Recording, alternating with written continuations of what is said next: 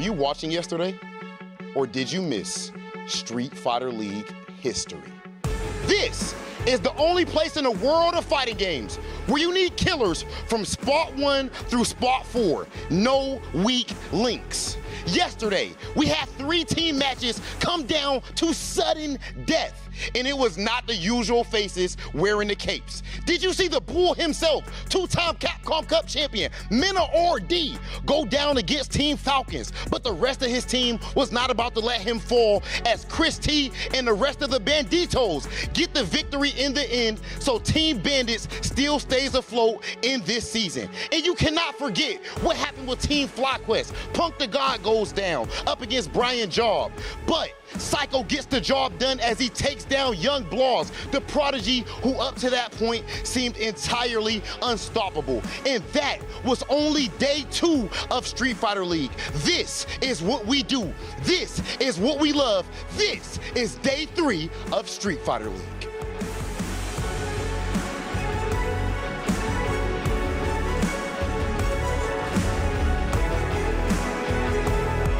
This right here is where legends are made of. We got Street Fighter League US Day 3 coming in hot. And of course, you may notice a little something different. We got Tasty Steve back into the studio. What's going on, man? How you feeling, brother, man? You know me, bro. You know me, bro. Look, one more time for the one time. You know how we... Look, if you guys have been watching Street Fighter League, like how I've been watching Street Fighter League, first and foremost, shout outs to the boy Wrench, Vicious holding it down. But there has been major developmental changes when it comes to the world of Street Fighter. And look, I'm going to start it off, and I want you to know right now, and I dare you to answer me, find me better Street Fighter, because the games have been ridiculous, and I cannot wait to get into what's happening. We saw Rob break it down. Mena's team looking ridiculous, but not so strong as they did yesterday. You know what I'm saying? That was kind of crazy. Even more so, looking at Punk, the FlyQuest team. These teams it's very shaky when it comes to the first 2 days, bro. It's crazy. Some of the capes are being hung up out to dry, right? Like some of the heroes have been brought down to mortal level. Yeah. It feels like every single team has been completely even in terms of skill level, and we like that, right? We don't want full-on blowouts. Funny enough, we did experience that with some of the rookie teams. 2G, I'm looking at you guys. But as it progressed into day 2, it has been unshakable and also undeniably unpredictable. It has been so sick. Let's take a look at how we've gotten to day 3 at this point in regards to the team standings. Ooh, look at the standings. You can see 2Game up there, 100 points, holding it down. The Banditos at 90 points, 2nd place. Shopify Rebellion at 3rd place. FlyQuest in 4th place right now. Falcons holding it at 5th. Red Rooster at 6th place. And then 7th, you can see it right there, KuaiShou Gaming down at 7, which is crazy, especially when you look at the roster. We talked about their team composition, and that's just one of the teams you expect on paper to come out and be the leading factor in this entire thing, and they're at the bottom of the list, 7th place. But we're only, 2-3 days in if you count today. But look at that battle record, because like you said before, man, a lot of the players that are on these 2 teams or on all these teams could definitely switch it up in either way, shape, or form, especially when you think about the caliber of players that are on each team spread. Right, and as it stands, when you take a look at this graphic, you see the remaining home and away positions, how big that number is. There are so many games to go through for the entirety of the roster here today. Although you see some of the guys down below, we're only looking for the top teams to qualify into the playoffs. Although there's still so much time to make that catch-up happen. There's still going to be that second half of the round robin to get the runbacks, to steal points away, and that's where we're going to get into, right? Talking about stealing some points away. The first match, Red Rooster versus Shopify Rebellion. A lot of history in comparison to what you saw last season. Red Rooster, these guys were the ones that stopped Shopify Rebellion from making it into the playoffs, stealing those last bit of points in a last-ditch effort and clutching it out for their team. Although they were playing mostly spoiler for a lot of the other teams, they did it for the most imperative team to make it into the playoffs, and that was Shopify Rebellion. So seeing them at the start of the match, start of the day, that's going to be a pretty heated run back. I mean, look, but also it's a brand new year, brand new league of Street Fighter for the U.S. side of things. So look, either one of these teams could really kind of take the charge, especially to be a winner that could come out early on. This very beginning spot of Street Fighter League is super important. But of course, Falcons, Red Rooster for match 4, and then we got Shopify Rebellion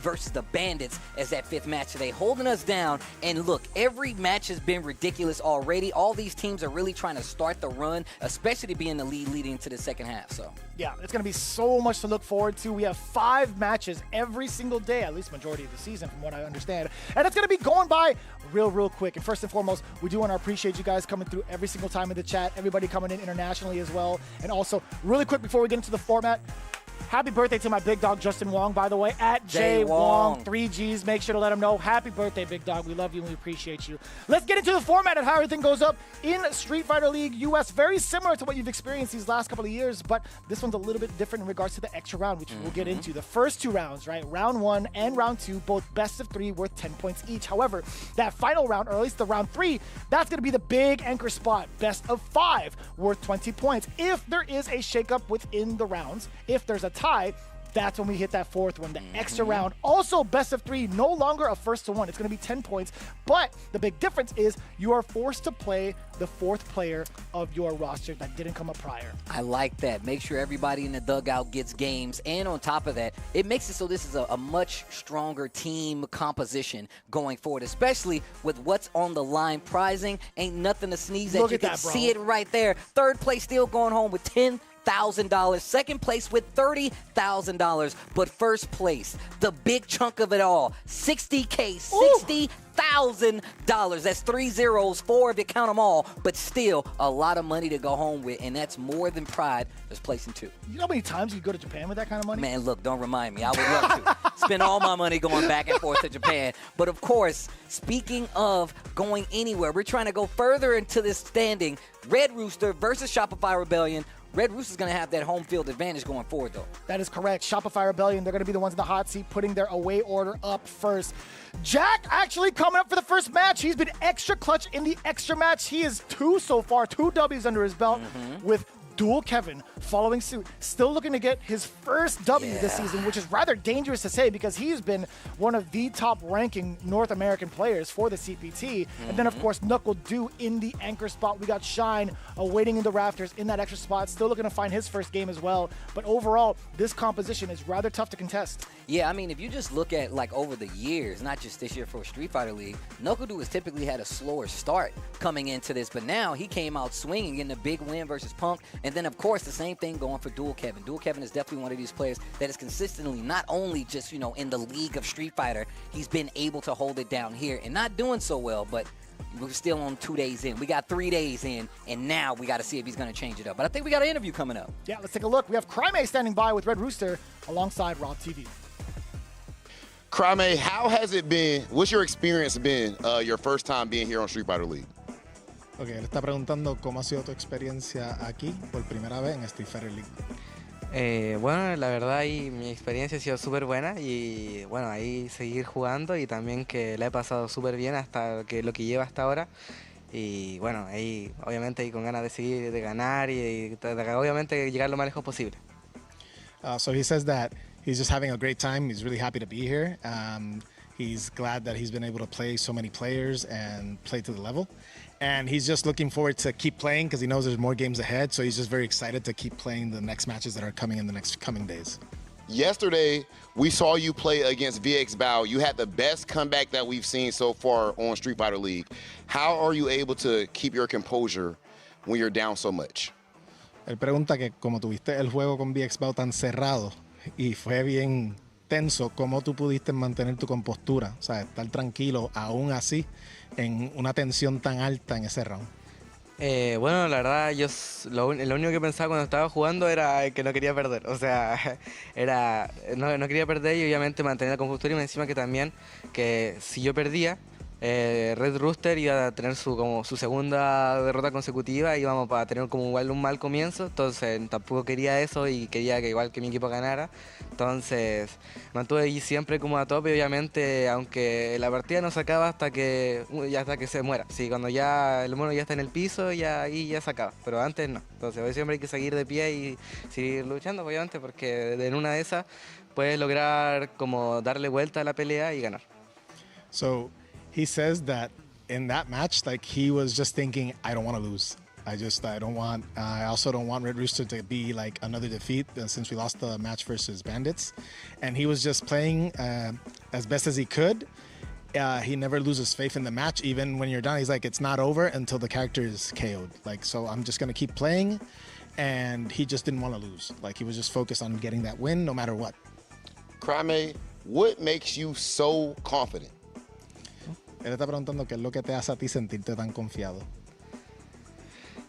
La verdad, yo creo que es como entre inspiración antes de la pelea y entre las ganas como de ganar. Eso.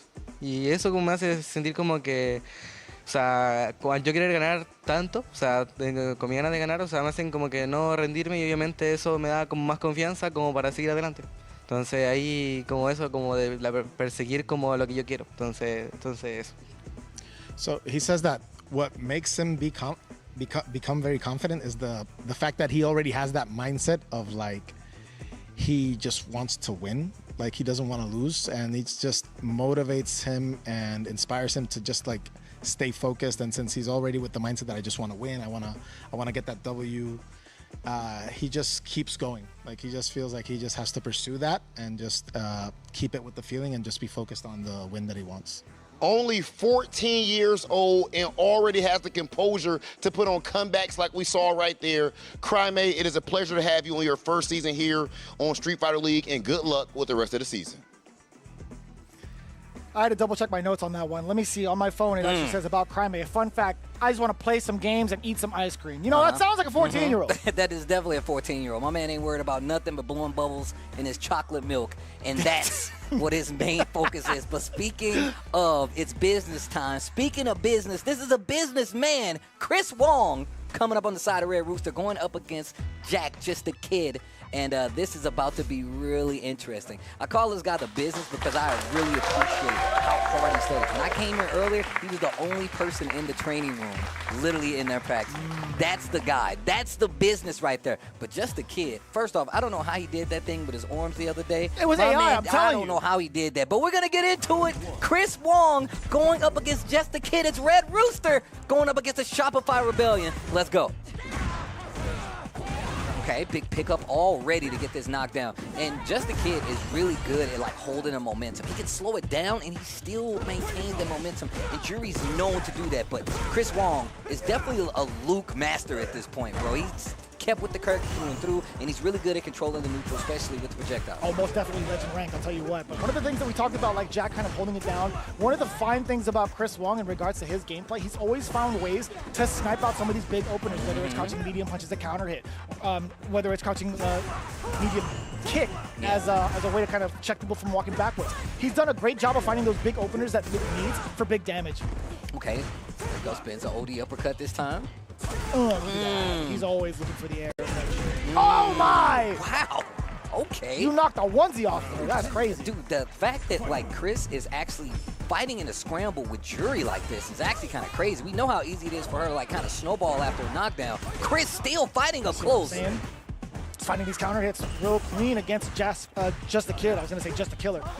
I mean, he needs to be one right now because Chris Wong ain't going to give it to him. I can tell you that. Okay. Great series here, ending with the fireball, back throw, big punish counter too. Wait a minute. Like that, very close to getting that drainage. Just a Kid also taking a ton of damage into this level 3. I like the dump out right. It's not to kill. It's definitely in the hurt, and it's going to be that way with that burnout now. And on top of that, he gave Chris Wong a little bit of that drive bar back too, so he can actually go for a drive rush mix if he needs to. I like just backing away too. Yeah. He doesn't want to be overzealous with the possible chip kill. He wants to make sure he doesn't get put into the corner. But Just the Kid finds the mark either way. Now we're going to get the burnout on the other side. Chris Wong, he ain't got no bar to spend either. Just the Kid, he might get his drive back just in time. Yeah, just a man. And burns out Chris Wong. Dashes up. Knows his... Dude, it's Capcom Cup all over again. And look, it's literally Capcom Cup all over again, dude. God. It's the Oma effect. Yo, Just a Kid did not get the closeout though, and Chris Wong is still alive. Chris Wong is still alive. The beep, the throw off of the DI. What a play, Chris Wong. And the fist bump too. He's like, yo, not again. You can't hit me with it again. Brother, I was terrified. Bro, I was scared for him. Literal grand finals moment, final game, final Flashbacks. round of the first year of Street Fighter 6. Even that guy in the back. Is that Defeat Lee? I forgot he's here now. Yup, Defeat Lee's in the building. I totally forgot. No, man, this is super interesting. And look at, like, Chris Wong, like, just calling so he can hear the words of encouragement from his team on the sideline. That is what I'm talking about. This team composition, regardless of the language barriers, still there. I love it. It's so wild seeing Patrick here just sitting there, by the way. It throws me off. I'm like, what the hell? Are you from the East Coast? I forgot he moved. I forgot he moved to SoCal. But, no, I mean, there was a lot of mental stamina coming in from Chris Wong, right? Like, you're thinking to yourself, it's all right, I have to just chip him out. I got to find a way to, like, land this extra damage, a punish counter. I'm near perfect in terms of health. Although I'm burnt out, I have some pretty good resources at my disposal. Just a kid coming back almost all the way through. What's up? Almost. I just saw Crime back there being a kid making faces. It was so funny, but here we go. I missed it completely. How did I miss that? I was looking at the right side of the bench. Okay. He's on the left, right? Yeah, he was on the far left. Yeah, gotcha. Oh, and like I said, just using the projectile to make sure just the kid isn't comfortable getting in. Okay, he gets the knockdown in the corner. Here's a throw. Momentum on his side. He's only got one bar. And Chris Wong, that crouching medium kick, you talked about it. His placement on it is so good. I'm telling you, he be waiting. Oh. He's waiting in the brushes. He's got the scope on. Pull. He'll get it. Oh, that could have been a big one, too. Target scope on. Oh no. Both of them in burnout, though. Both of them looking thirsty.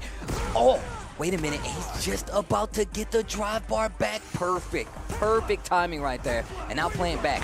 Oh, the suppressor! Keep it to yourself! I don't want to hear it! Snap the net! Oh, the Catch DDT! That's what I'm talking about! Yo, the DDT, the OD extension? Okay. Ah, damn, Christopher Wongington. That is quite sophisticated of you to go for the DDT. That's a businessman, bro. He know what it takes. Got to subsidize these loans. Got to take advantage. Oh. You knew that was a tech throw attempt, right? He already had it implanted in his mind prior to seeing what happened off of that jab. Counter hit. Oh, make him pay the price. He just jumps out of the corner, starts with a jab. Just a kid, gets the counter hit, but didn't get the combo. 3 bars on both sides, pressure on the side of just a kid. Here's the knockdown. What's the guess? Give me that back throw. All control now towards Chris Wong. Checking with the standing light kick, by the way. But he still gets stepped as well. Just a kid taking some of the tactics. It's Chris. We can get the level 3. But we know this isn't the end. We saw how Chris just straight navigated the end of a round and fought through it. Let's see if he does it again. The check on the jab into the level 3. Mr. Wong. The look on his face, though, he's like, man, could I have cashed out a little bit harder? Could I have spent that last bit of drive gauge, perhaps? Because we know just the kid is a wily one. There's no space for regret now. Can you close it out being on match point against Just a Kid? Just the kid has gotten, I mean, he's always been clutch, but now he's used to these situations where you know he can fight it out. One more hit. No way, you're gonna leave him alive with the pixel? Okay, drive rush in. What a bait. He didn't get anything big from it, though. He's getting really close to burnout and really close to just being dead. The drive rush, you can't check those. The time freeze is going to make sure you don't have enough time to do that. And that Red Rooster team excited on the bench knowing that each one of these games count, bro. Obviously, it's only worth 10 points. But this season, you guys have already kind of touched on it. Yeah.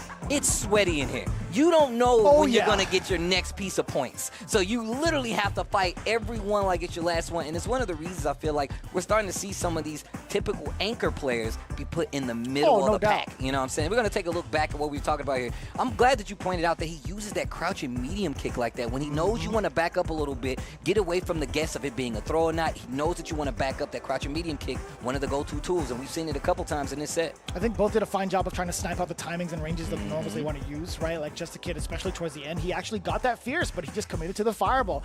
But oh, I see. Yeah, I saw the replay. But Chris Wong did a job of like counter-adapting towards Jack. You saw that suppressor come in from the drive rush, being able to check whatever normal that Jack decided to put out there. And just in the nick of time, too, and especially towards the end. Now that he understands that Jack was trying to go for these drive rush checks a bunch, right? That's it's been a real hot, necessary thing in the meta. He changed it up from doing a suppressor to avoid the move initially, down to doing the fastest move possible on the way out and caught the counter hit. So really well deserved. For Chris Wong, right? We've been waiting for him to get that W on the board for Red Rooster being one of the new cats for this team. And this is going to be, hopefully, signs of, like, a similar kind of matchup in regards to what we had last season, being able to take it down against Shopify Rebellion, but we'll see, because Crossover, dude, he was looking crazy yesterday. It was kind of shaky in the first game. He consulted with the bench, and he came out full swinging. Look, we saw the interview. He said, look, y'all need to be careful. I'm feeling good now. You need to watch out. And look, I know you guys already kind of touched on it. Seeing Crossover be here for the first time, finally getting the visa issue squared away. We've been watching this guy for years Thank at this God. point. We've been watching this guy for years at this point. We've been over to DR seeing him play, and I'm so happy that the world at large gets to fight against a player like Crossover. But he got his work cut out for him, because Dual Kevin, another player looking to get that first dub, is who his opponent is. Right, and that's going to be so difficult to manage, right? Dual Kevin hasn't necessarily found the success he wants, but it's still, so many games to play. Yeah. And once Dual Kevin gets started, it's going to be quite dangerous for the rest of the teams. Like Rob TV was breaking it down earlier. It's like, if Shopify Rebellion is doing this all right now within the first 2 days, or at least up until day 3, and Dual Kevin still hasn't gotten a W yet. Imagine if he has. Once he gets on, he's gonna start imagine kicking. once he started. You know what I'm Yeah, saying? yeah. Like how many extra points this team is going to be getting. So we'll see if Crossover is going to fall victim to that, or if Crossover will kind of like continue on his hot streak. Well, I mean, look, even just switching sides, right? Red Rooster, this is definitely the best season start they've had since the conception of the team. Agreed. And just looking at how well they're playing, I don't know if it obviously has something to do with them switching up the roster, but this team is so much stronger. And even you pointed out, which I really wanted to touch on, you touched on how Mono is here as more as a coach more than anything, and having that tactical mind to be like, actually, matchup-wise, this might be better for you. Matchup-wise, this might be better for you, and everything in between. Having him there is very strong, because a lot of these guys, it's their first time in Street Fighter League. He's a vet at this point. He's been here multiple times, and he's been scouting these guys like he's talked about. Yeah, so I think he's got a brilliant mind. He's got like the real veteran experience in regards to like how to dissect certain strategies, certain play styles, going in from major to major, and even running his own major. Shout out to First Attack, by the way, a lovely event. Loved it out there. We were just there. Hell yeah, we were. It was sick.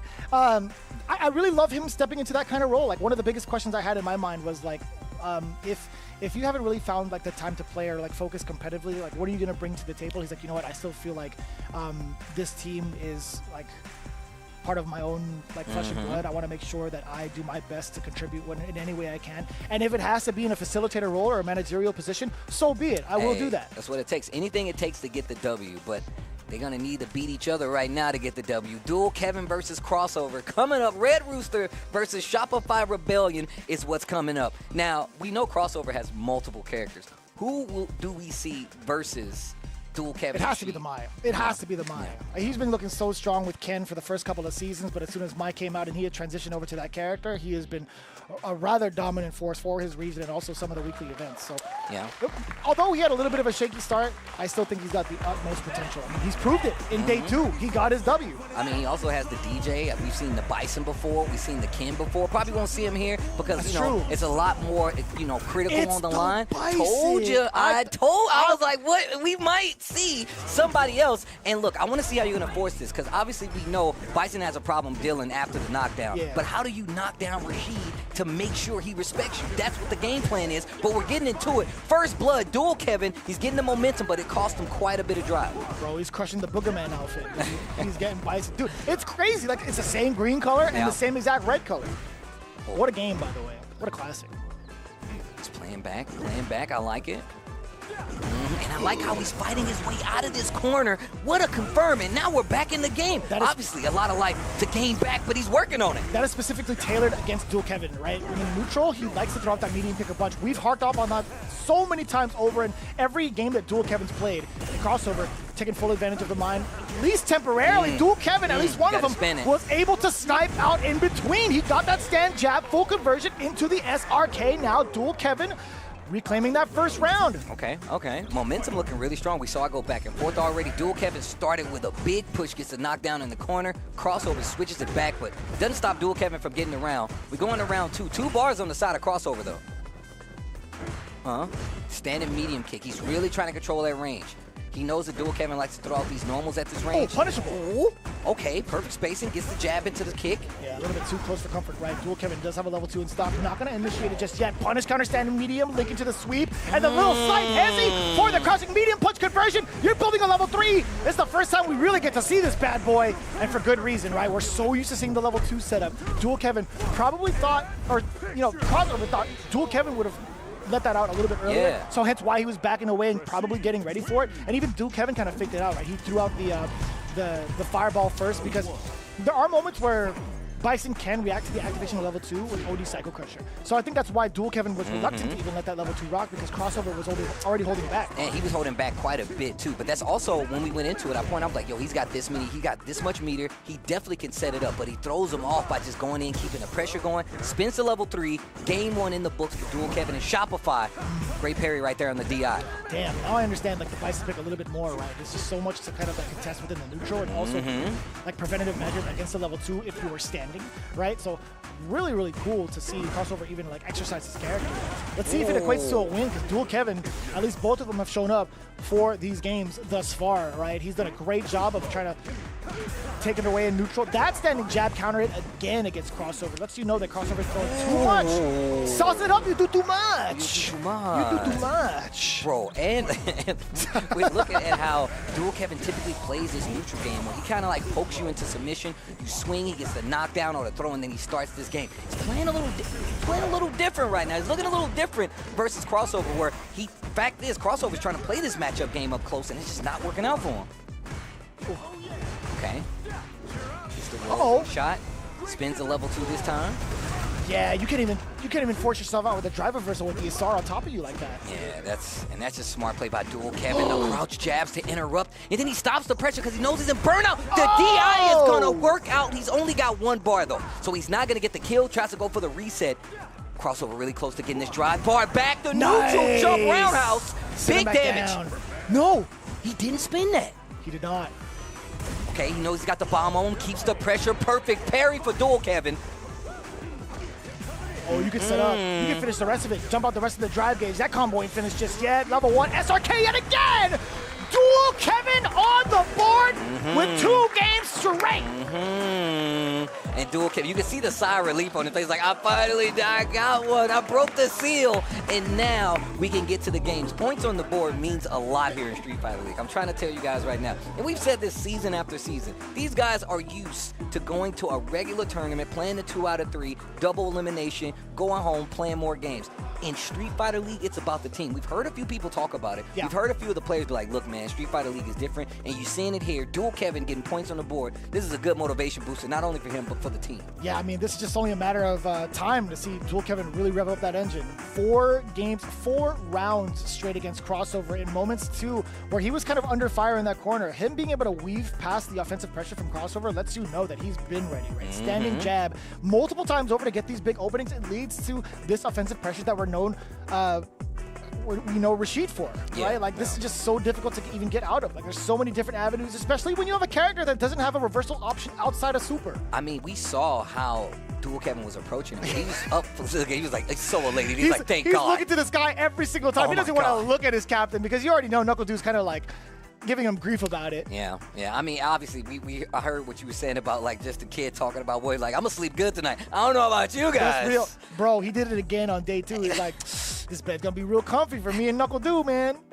Well, here we go, though. You see Red Rooster got 10, Shopify Rebellion with 10 on the board. We're going into round 3 to see who's going to get the largest chunk of these points going forward now. Yes. If it's not 1C, it's another Crime, the 3rd C of the group coming in as the anchor against Knuckle Dude. We got the Mai coming back, and Knuckle Dude's been doing a phenomenal job. If I was looking at his record prior, his last couple of games, especially against Punk, was a nail-biter. I know for sure you were watching that one, Steve. 3-2 in the final moments with Knuckle Dude's Mai. And the call-out. So every time he's let the fans rock, he's actually gotten a pretty decent setup off of it. Most of the time, I feel like some of the Mai's that we've seen thus far here in Street Fighter League haven't really been able to get like some of the big game times going, revolving around the fans, because a lot of these players are already used to that part of the meta. Everybody's been practicing against it.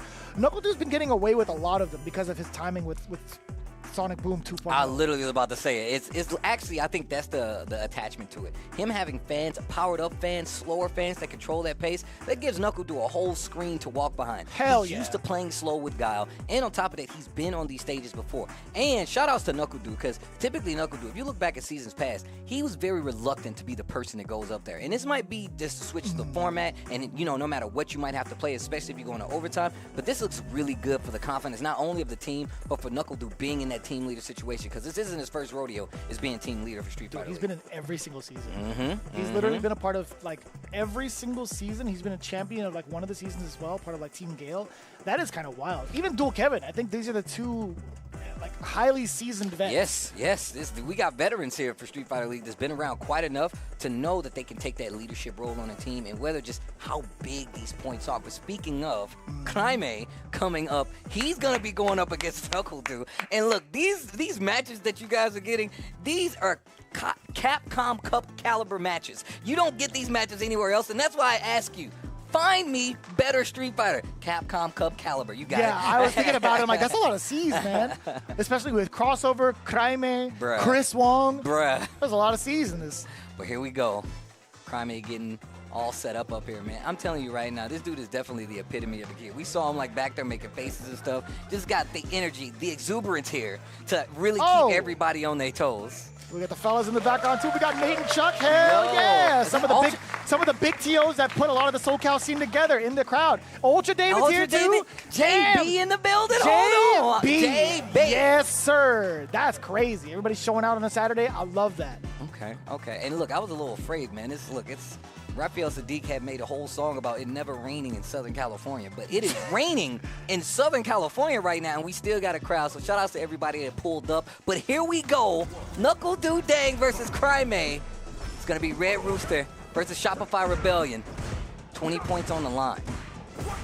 Oh, stop. Nice interrupt. We talked about Knuckle Dude being able to control the pacing, not only with just, those fans, but just create normals. What a challenge with the uppercut. You like that one. Okay. What a time to throw out that DP. Now, Knuckle Dude has to be cognizant of it. It's going to be in the back of his mind. It's like, how do I approach the next time I get that exact scenario? But do get the back throw. Very brazen approach to deal with that fan pressure, especially in the corner for mine. It wasn't even I don't even know if it was like a perfect parry initially. I actually missed that. But either way, I think it was DP after that. Speaking of DP, Knuckle Dude checking the neutral jump. While you're in burnout, now you're allowed to get your setup and follow-ups. Or so we thought! Consistently. Chip is an issue. Oh, I love the perfect play. And the pacing with Chip out being on the table from Knuckle Dude, perfect. Okay, Ashogeki, and look, uses the drive rush to throw off the timing, and Knuckle Dude, big leads right now, and he's getting the powered up fans. Forward throw, could do it again. Now you tempt the delay. Oh no, it's OD. Okay. Looks like he was kind of waiting for him to react to the fan after that. Puts himself in the corner, but still fires a hit. Knuckle Level Dude. 2! You're dead! Hella damage. Perfecto. I love that he went for the side switch to punish the recovery frames, rather than just like pull back and go for a DP for control. I love that. He understood that KuaiShou was going to press a button on the way down at an attempt to possibly cross over, or the cross up, and Knuckle Dude went for the appropriate punish, the lethal punish. Using those long range normals to make KuaiShou block a lot earlier than he wants to, keep that block pressure in his favor, and now he's already in the corner. We've seen him deal with the fans and almost got himself in trouble. What a big jump. Oh. Man, that standing medium kick is doing some work right now. Ooh, and now the crouching from Ryu coming back and tenfold, excuse me. Okay.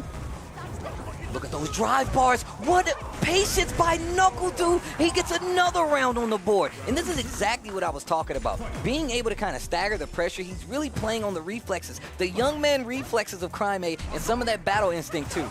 Yeah, this is the first time we've really seen KuaiShou bleed against any of the buys, right? He actually played off against VX Bao yesterday in that anchor spot and forced VX Bao off of the character to go into Ed. But right now, Knuckle Dude really giving him a hard time with some of the ways he's been kind of conducting his fireballs, right? Okay, going for a powered up fireball of his own, but the fans beat it out.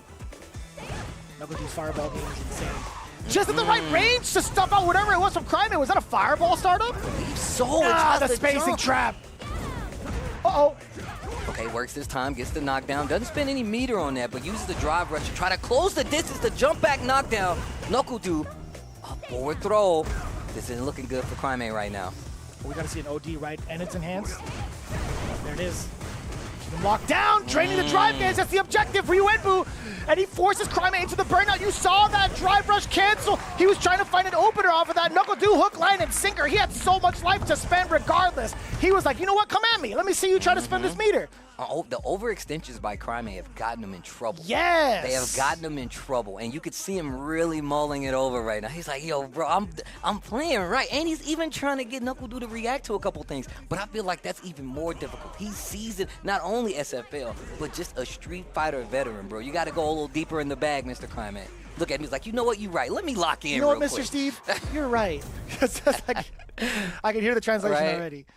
Oh, all right, here we go. Last chance, last match in this game here for Crime to turn this around. You see him using these fans. Once again, he's trying to control the pace, and it's making Crime be a little reluctant to throw fireballs. I don't blame him. Fireballs has been really difficult to even try to initiate against Knuckle Dude. He's been trying to swing within the mid-range, right? Even some of the solar plexuses haven't net any sort of significant frame traps or any sort of pressure afterwards. What in the hell was that? That was sick. You delayed it? He came back down. Made some special work in the corner, and this might be it. His punishes are so good, Steve. Punish, counter, crouch, jab, low, medium kick, spend the drive gauge, and he didn't have to go into the super. No super? That's crazy. Shout out to Jay, man. Every time. No super? No super. Oh, there's the first solar plexus to land, I think. Stand light kick, perfect parry, and once again, Knuckle Dude taking his time to take the momentum back. Parry, he's holding it too, and now he's stuck in this corner again. Man, when I say he did the thing that he did to end the round last game. Oh, man. He gave him the micro walk shimmy.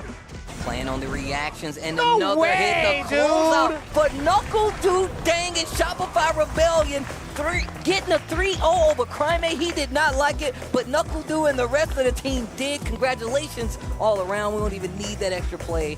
Shopify Rebellion getting the dub, feeling good out here. Somebody get Knuckle Dude a booster bundle right now, Stat. Somebody needs to celebrate. Come on now. Someone get him an ETB, Stat. Don't do that to him, man. What do you mean? Look, he's out of the game. Let him keep playing the game. Don't let him. I know what you were doing right now. He talked to me earlier today. He's like, I'm feeling real good, except for the fact that Punk gave me a booster bundle. And it's just like, I'm trying to stay off this stuff, but it's in my bag right now. I took it graciously, but man, it's tempting. It's like the Jumanji game, just beating in his backpack. You could hear it. That's calling for him. That's the crazy kind of warfare. He's like, yo, you're playing a lot of Street Fighter. You deserve it. You're playing a lot of Street Fighter. You played real good. Take a break. You know what I'm saying? That is the most strategic, heartwarming gift at the same time. Yo, Punk the God, I see where you're at, man. It's real slick.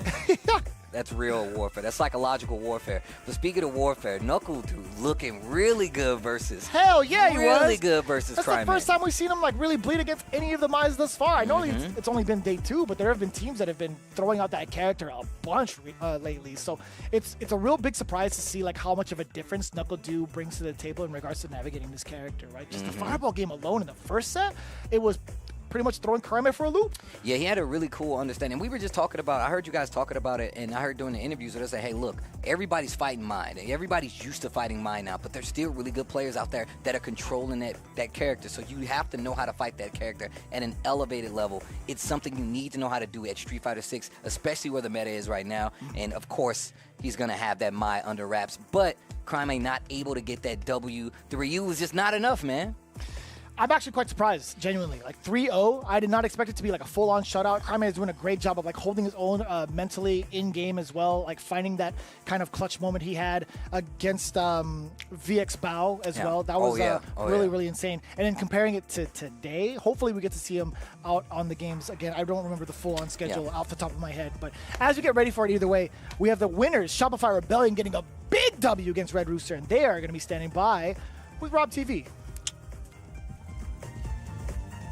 And now, Team Shopify Rebellion, yet again, showing dominance in this match. Duel, Kevin, you are back. We have seen you as the most consistent player in North America throughout this entire CPT season. How does it feel to be back to your normal self? Oh man, I think that one dub is all I needed. I've been on a good losing streak as of late in Street Fighter League. But you know what? I actually have to owe it to my team too, because even with the losses I took, they were like, nah, you still play a vital role. So we need you for this guy and that guy. And even though it was it was killing my confidence with my losses. Like, they were uplifting me heavy, so I appreciate them for that. I noticed after you got the dub, you go over to the team, to all your teammates, you giving them hugs, looking up into the sky, thanking the Street Fighter gods, looking up there at Daigo. So when you got that win right there, and you're getting those hugs, what's going through your mind? Take us through just the emotional side. Bro, it's just like a huge weight lift on my shoulders. Like, y'all probably see me pop off like maybe a Common Breaker or something, Evo France, whatever. I make top 8, and I'm just walking off the stage all excited, stomping my feet. This was just like, oh, finally type of feeling. It's like yeah, just about time. I got to win. So it felt good then. All right, let me talk to my man's Knuckle Dude now. And until you just described it, I never know. You do pop off like a 3, or you said stomping my feet. That's Now, Knuckle Dude, I would say that this is your most dominant season of Street Fighter League, maybe even ever. I mean, you were amazing also in the Team Gale seasons, but dude, you on something else right now, man. How does it feel? And would you agree with that as well? It's probably your best season so far. Yeah, I mean, last year I felt so guilty. I let Kev know almost every loss I took. I just felt bad that he was just carrying me. And yeah, I told him next year I'll do it right. I stopped the Pokemon cards, and I, do less alcohol, do less drugs, and it's good. It's good. It does good for your career. So I'm glad I did the right choices, because it's paying off for our team. Ladies and gentlemen, spoken like a true leader, true captain. My man's Knuckle Dude Dang, Dual Kevin, all the Shopify Rebellion cooking up right now, having an absolutely phenomenal season. Let's go ahead and send things over to our commentators. Congratulations, guys. Listen, I know you guys are listening to the interview, but the blood-curdling no that Jeremy, no! He just screamed so loud once he heard that. And this is exactly what we were talking about. The fact that, he's put his priorities in front of him. He's put his priorities in front of him so he can do better here at Street Fighter League. And I was just talking about the fact that I feel like this is Knuckle Dude's most successful opening when it comes to a Street Fighter League season. As much as I love to see it, I still hate to admit that he's right. He's right. He had to put it down. I told him, I'm like, hey, man, if you need someone else to help, rip some of these packs for you, that, I could be that guy. I'll take the bullet for him. Just so you know, I'm that friend. I'll help you out anytime you need it. He is. And don't fall for it. And do not fall for it. He's got me, too. What do you mean? He's got me, too. Don't fall for it, all right, guys? If you see Jeremy and he's like, yo, guys, just buy a couple of them, don't do it. He's that guy. He's that guy. But if you're going to get anything, man, make sure you support the people that support us, and that is Asus. Asus has definitely held us down, and elevate your viewing experience with the Asus ROG monitors, featuring stunning visuals, ultra-fast refresh rates, and ergonomic designs. They're perfect for gamers and professionals alike. Visit asus.com to find your ideal display today. Or you can just hit that QR code if you really want to. You're right. You've been my wingman for a long while, ever since, season 1 of Street Fighter League, and I appreciate you. I appreciate it more so in my peripherals. Coming in with Brook Gaming, the Wingman FGC2, you're able to play your way. It's seamless on PS5 and PC, support for over 150 wired controllers. And you've seen those wired controllers a bunch of times over for some of these championship-winning players, and you can do so as well. Just plug in game. No limits, no hassle. The armory is open.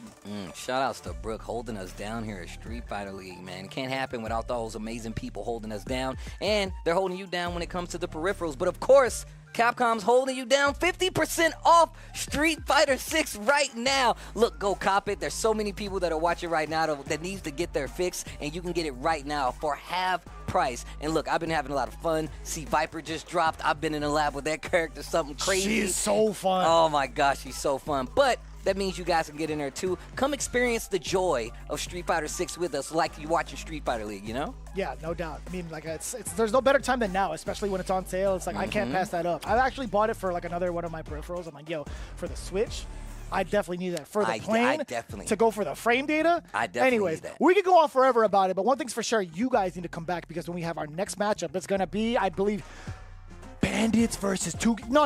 It's going to be OD. Bandits versus 2 game right after this. Don't go anywhere.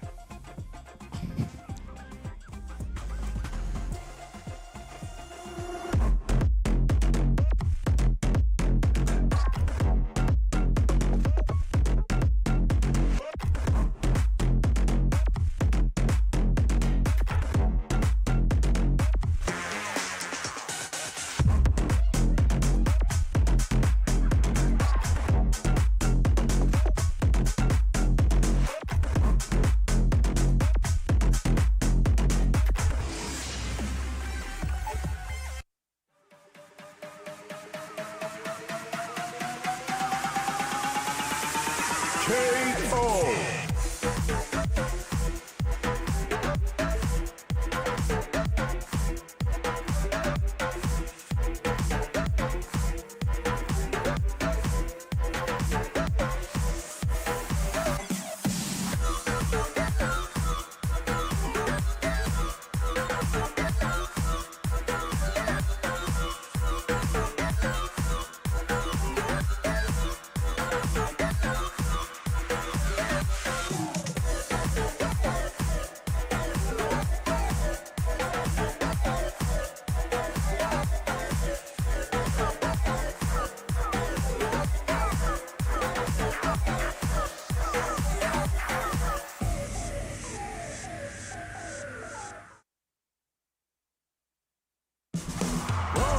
You ready? Top player, repeat. Preview on the scene. With there's poisons on the menu. No mercy for you. Ready? Then show me. All right, let's get it. Game over, yo. Too easy. Beast mode, baby. Sure thing. Let's dance. You know what they say. If you rock the boat, prepare to get washed. Let me play. Make way for the ninja star. Domo arigato. From Limousine. Behold. Watchino. As I command you stage. I'll make you proud. When poison prevails, it's a wonderful feeling. I have you. Another mission awaits. Do you plan to fight us all? Targets acquired. I'll show you the power of my kung fu. Now you understand. Don't underestimate me. Are you ready yet? It's go time! Good night. One of a kind.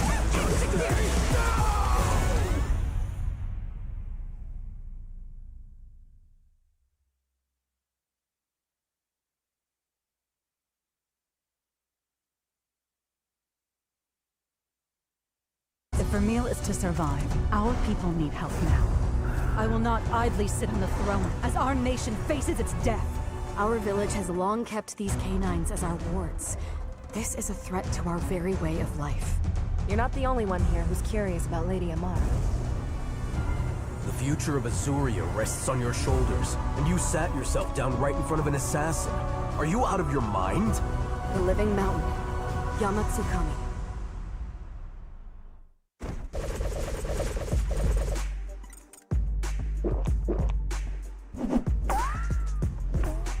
Red Bull gives you wings.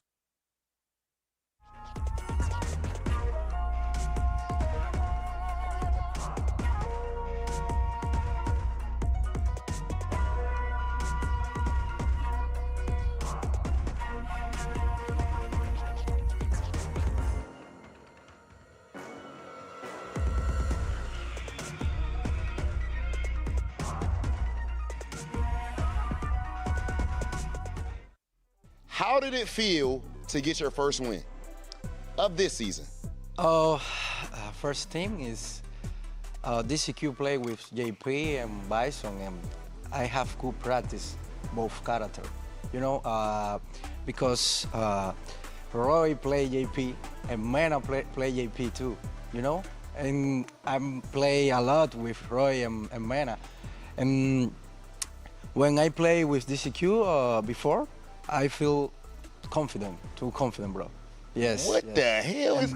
And Bison, we have Mena, two strong Bison, and crossover in the air. You know, I feel very good right now. I feel so happy because not only me win. You know, Christy and Boost is amazing, and the match of Mena versus NL, you know, was too close. I think it's okay. Mena rest and our team, you know, guys, won.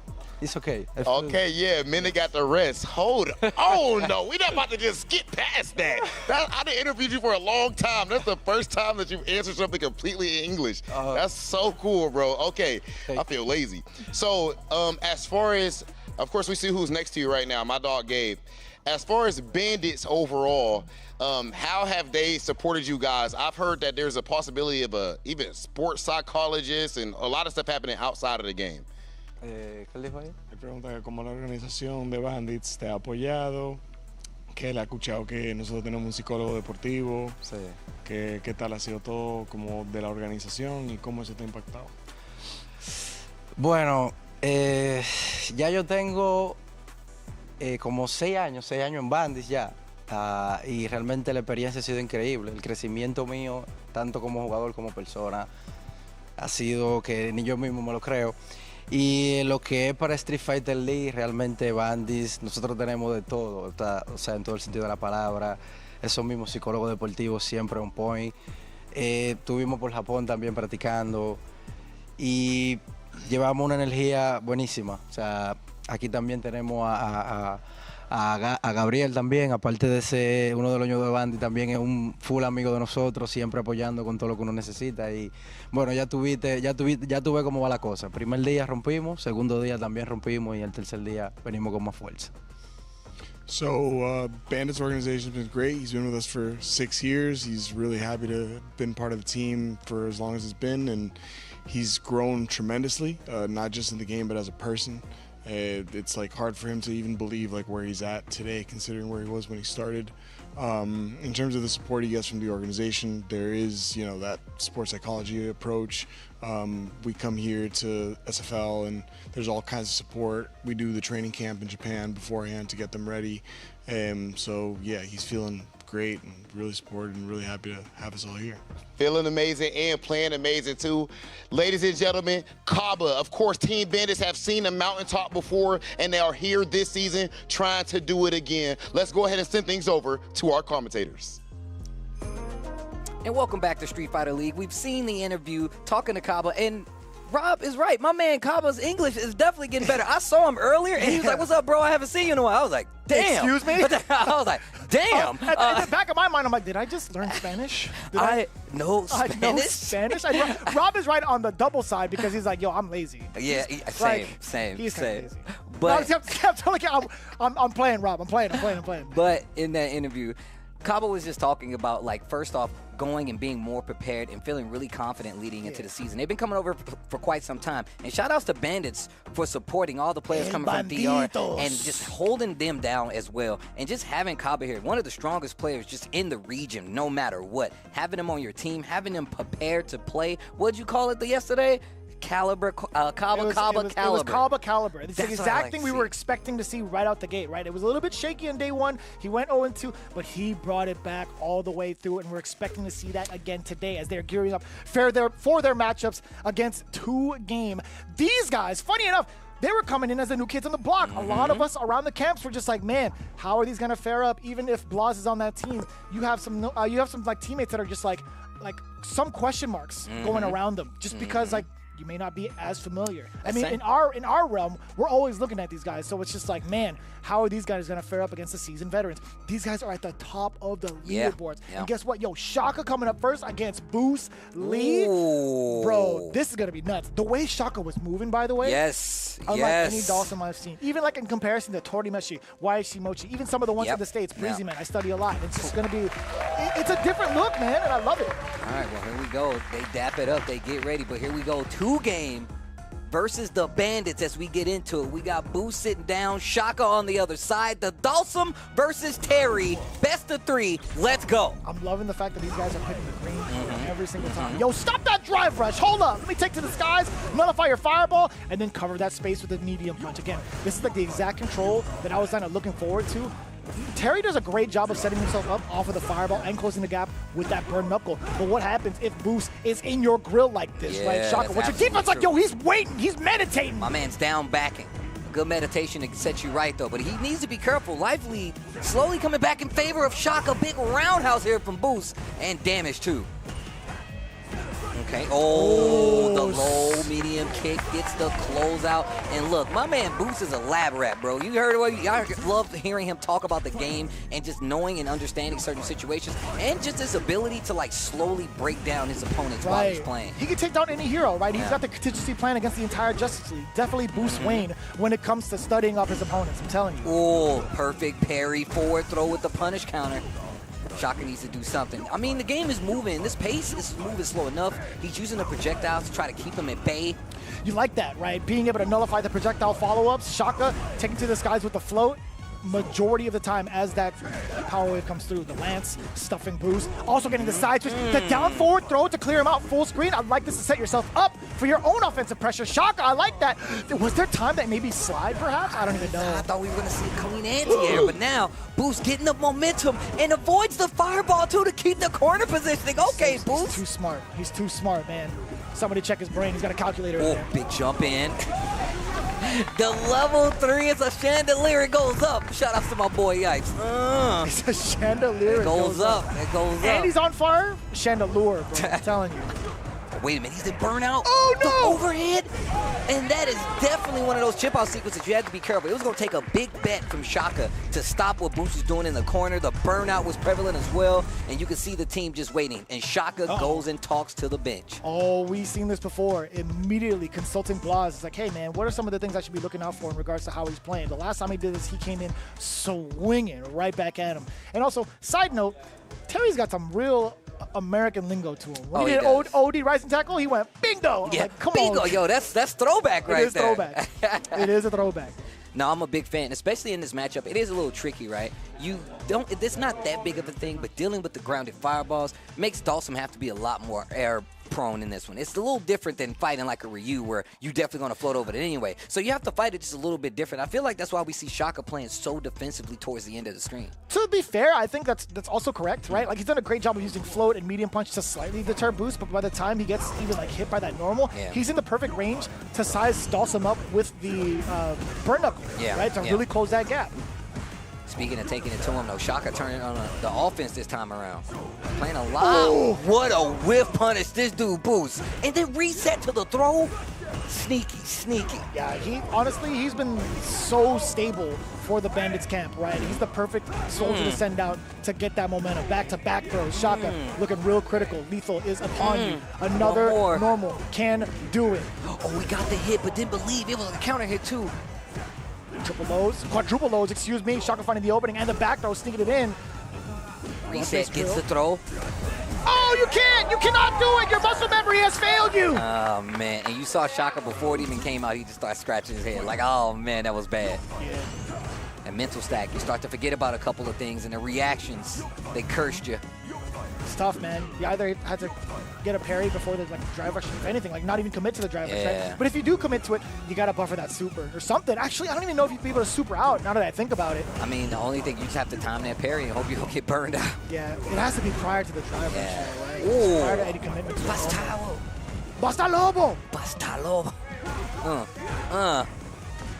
Ooh. I forget the whole sentence. Que lo que? Basta Lobo! Yeah. Oh, the forced knockdown! What a reset off of the slide, too. Okay, Shaka getting a lot more active here. You see that float. Now he's resorting to using meter for meter, band for band. Spins it all straight to the level 3. Not going to get the kill. And he's also on burnout, so Shaka's really got to be careful after this. And you know Boost is already scheming. He's got 3 bars. If he gets this round, it's over anyway. Oh, you saw the startup with the burn knuckle. Clipped him out of it. Playing back. That's plus. Plus. Oh, the throw. But he's about to get his drive back. The throw again, and now Boost has an opportunity because he's getting really close to slide out of the corner. The jab from Shaka. What a challenge. What defense as well. You were under fire until you got that drive gauge back. A little bit of a relief on the side of Shaka. Getting the big punish counter now. Out of range is Boost on the side switch. Getting the noogie. Set up a little bit of the Spitfire. No, it's going to be drive rush. Baits out a parry. Another set of noogies. Oh, wow, I saw a little shimmy there. Tried to get Boost to do something. Almost got the whiff punish there, but commits to the heavy, and once again, cashing out with the level 3. Big life deficit, though. This level 3 is going to bring it a little closer, but you know Shaka's trying to close this out. Does he have enough resources to get a single hit into any sort of fat conversion? I don't think so. The overhand ringing true, though. Boost. Now with that momentum, important tech that was so far away, slightly delayed. Shaka spacing himself out with that medium punch, sending out the comet. Now the regular fire. Is the arc coming? No, it's roundhouses. Like a ton of normals coming in now from Shaka. I mean, that's why I like him doing the OD fireball, because that way he at least has to hold that parry, keeps it back a little bit further. You know he's trying to fight to get out of this corner. Boost ain't gonna let it happen though. Counter hit, not able to make anything happen from it. And the OD fireball actually clipped him and put him in burnout again. But it doesn't stop the momentum boost with another burn knuckle. My man said, let me in. He ain't even trying to knock on the door. He ain't even trying to knock on the door, bro. This is a FedEx delivery. I got to give it to you personally. You got to sign for this. Yeah. You got to sign for this. And if you didn't hear the sign, they're going to leave a note on your door. It's going to take like a week to process. There's a lot to think about when it comes to delivery packages of FedEx. But I'll tell you what, man, Boost, bringing the W's consistently, man. I mean, look, in all honesty, like, I heard when Minna was talking about the team, but I think, like, Minna does like his own little scouting when it comes to like people that he's played with, people that he's familiar with. I mean, just Chris T being on the squad, being one of the like prominent players, and we know Chris T's one of those guys. Same thing goes for Kaba. He's always been in this space where he's gonna play really well. And then you have Minna RD, and then of course you still have somebody like Boost. Like I said before, man, this dude's a lab rat, and he really likes fighting out some of these matchups, just finding what he can do, you know. And he's so meticulous with how he organizes himself in regards to like planning out certain matches, conducting his offensive pressure. Everything went right for him. Most of the time we see a lot of players from like a intermediate to even like advanced level kind of struggle up against Dawson, but not Boost, man. Yeah. How often do we see Shaka on the defensive end? To be fair, that's going to be more, you're inclined to be on the defensive end more often than not as Dawson. You're trying to be like, as proactive with like some of your normals, but this is the first time we've seen Boost really being able to suppress somebody else like that. Well, first points on this game going to go to Bandits. 10 points. Shout-outs to Boost starting and leading the charge. Now we get to this round 2 of gaming, still worth 10 points. I'm interested to see what Bandits is going to send up here. Yeah, I mean, like, looking at 2-game overall, I think it's going to be... I remember, like, Junior Ross was in the last place in the extra spot, right? So it's going to be Brian Yob who's going to be coming up as DJ. Ooh, honestly... Yeah, who do you send up? I like asking you this. You always have really good picks for this. My picks are always terrible. I don't want to send up Minna RD because of the potential points. I'd much rather send up like Kaba for this matchup, but I know for sure like even Knuckle Dude doesn't really like playing against this matchup, playing against any sort of DJs. But if I had to, I don't know if Chris T would want to go up against this either. Actually, no. With the way he played off against Cien, let's put Chris T up there. Oh man, it's gonna be Kaba. Okay, it's gonna be Kaba. It's funny enough, like. I did have like a full-on conversation with Knuckle Dude about this. It's like, how do you feel about like even if like trying out Guile versus DJ? He really does not enjoy it. Yeah, I feel like as much DJ that we don't see out there in the wild anymore, he really does kind of throw a wrench in everybody's plan, especially because I feel like before, like the cast is getting so much more rounded out, and you're not seeing that many DJs. Shout-outs to Brian though, because when I tell you, he is crazy. This dude is actually ridiculous, and a lot of times you see people get put in these positions, especially for Street Fighter League, especially when it's so much on the line, and they kind of fold or they shy away from the limelight. Yeah. My man Brian was like, nah, bro, put me on. We got this. I'll handle. One of the best things too, like we are so used to watching individuals like play out whatever they can in the CPT, right? He puts his ego aside as an individual. He consults the bench. The one time he actually talked to Juninho Ross against the Punk matchup, Juninho gave him like a really solid piece of advice in regards to the throw game. Guess what, Brian? He implemented so many of those throws, and it got him so far to get the W against Punk. And not only that, he knows what to do with it. You can't just tell somebody to throw it and they'll fully understand the concept of what you want implemented. Brian had it to a T. He just said, implement one strategy. He's like, all right, I'm going to work my game around that. I'm not going to just use the tech. I'm going to work my entire game plan around that. Super smart. That's super smart. Especially when you fight against players like this, and like it's really easy to get kind of overwhelmed when you're like, man, I'm not doing a lot of stuff. I just lost. I need to do something. This is a great way to look at it. Brian Job coming up versus Kaba as our next match. The DJ versus the Guile will be the matchup. And look, we know Kaba can definitely down back with the best of them. Yeah. We know he can. However, you're going to have to deal with this DJ who is very willing to shoot the plasma and run in behind it and see how you react to it. It's not as easy to kind of check it when it's a character like DJ. So let's talk about it, right? I think there's a lot to really consult in regards to like what can happen in the matchup. Like one of the big tools that Guile does have is being rather annoying with those sonic booms. Like DJ can sort of alleviate that and also mess with your timing. He could throw out like a medium shot just for a single projectile to nullify your first one, or if you have a proper read, although the heavy shot has like a significant startup to it, it comes out in twos, right? And even so, you can fake somebody out if they decide to jump or try to anticipate your timing. You have access to the feint. That's just one of the many aspects of DJ being able to disrupt the timing against Guile.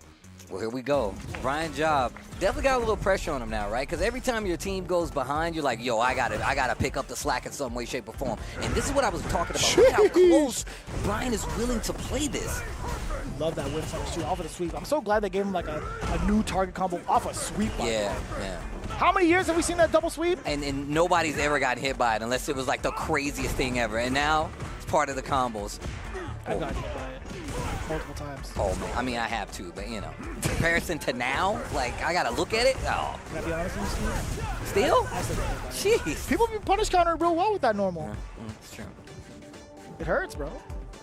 Makes me feel bad. So you got to down back and back more like these guys right here. Why does he have a double sweep? 2 times, bro, just in case one don't work. He's already on the ground. Right? Yo, -5. Heavy defense on both sides. Okay.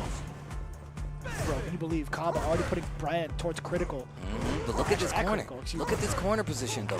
And he was chipping away. I was actually going to say, there's no way you're going to use this jump lead versus a character like God. It's so much harder. You really got to set it up if you're going to make something work. He's got too many options to deal with it. And Kaba didn't even go for the most serious one. He took the normal. Playing back just a little bit. Knows he has to work to get his way in. No punish on the landing frames, though.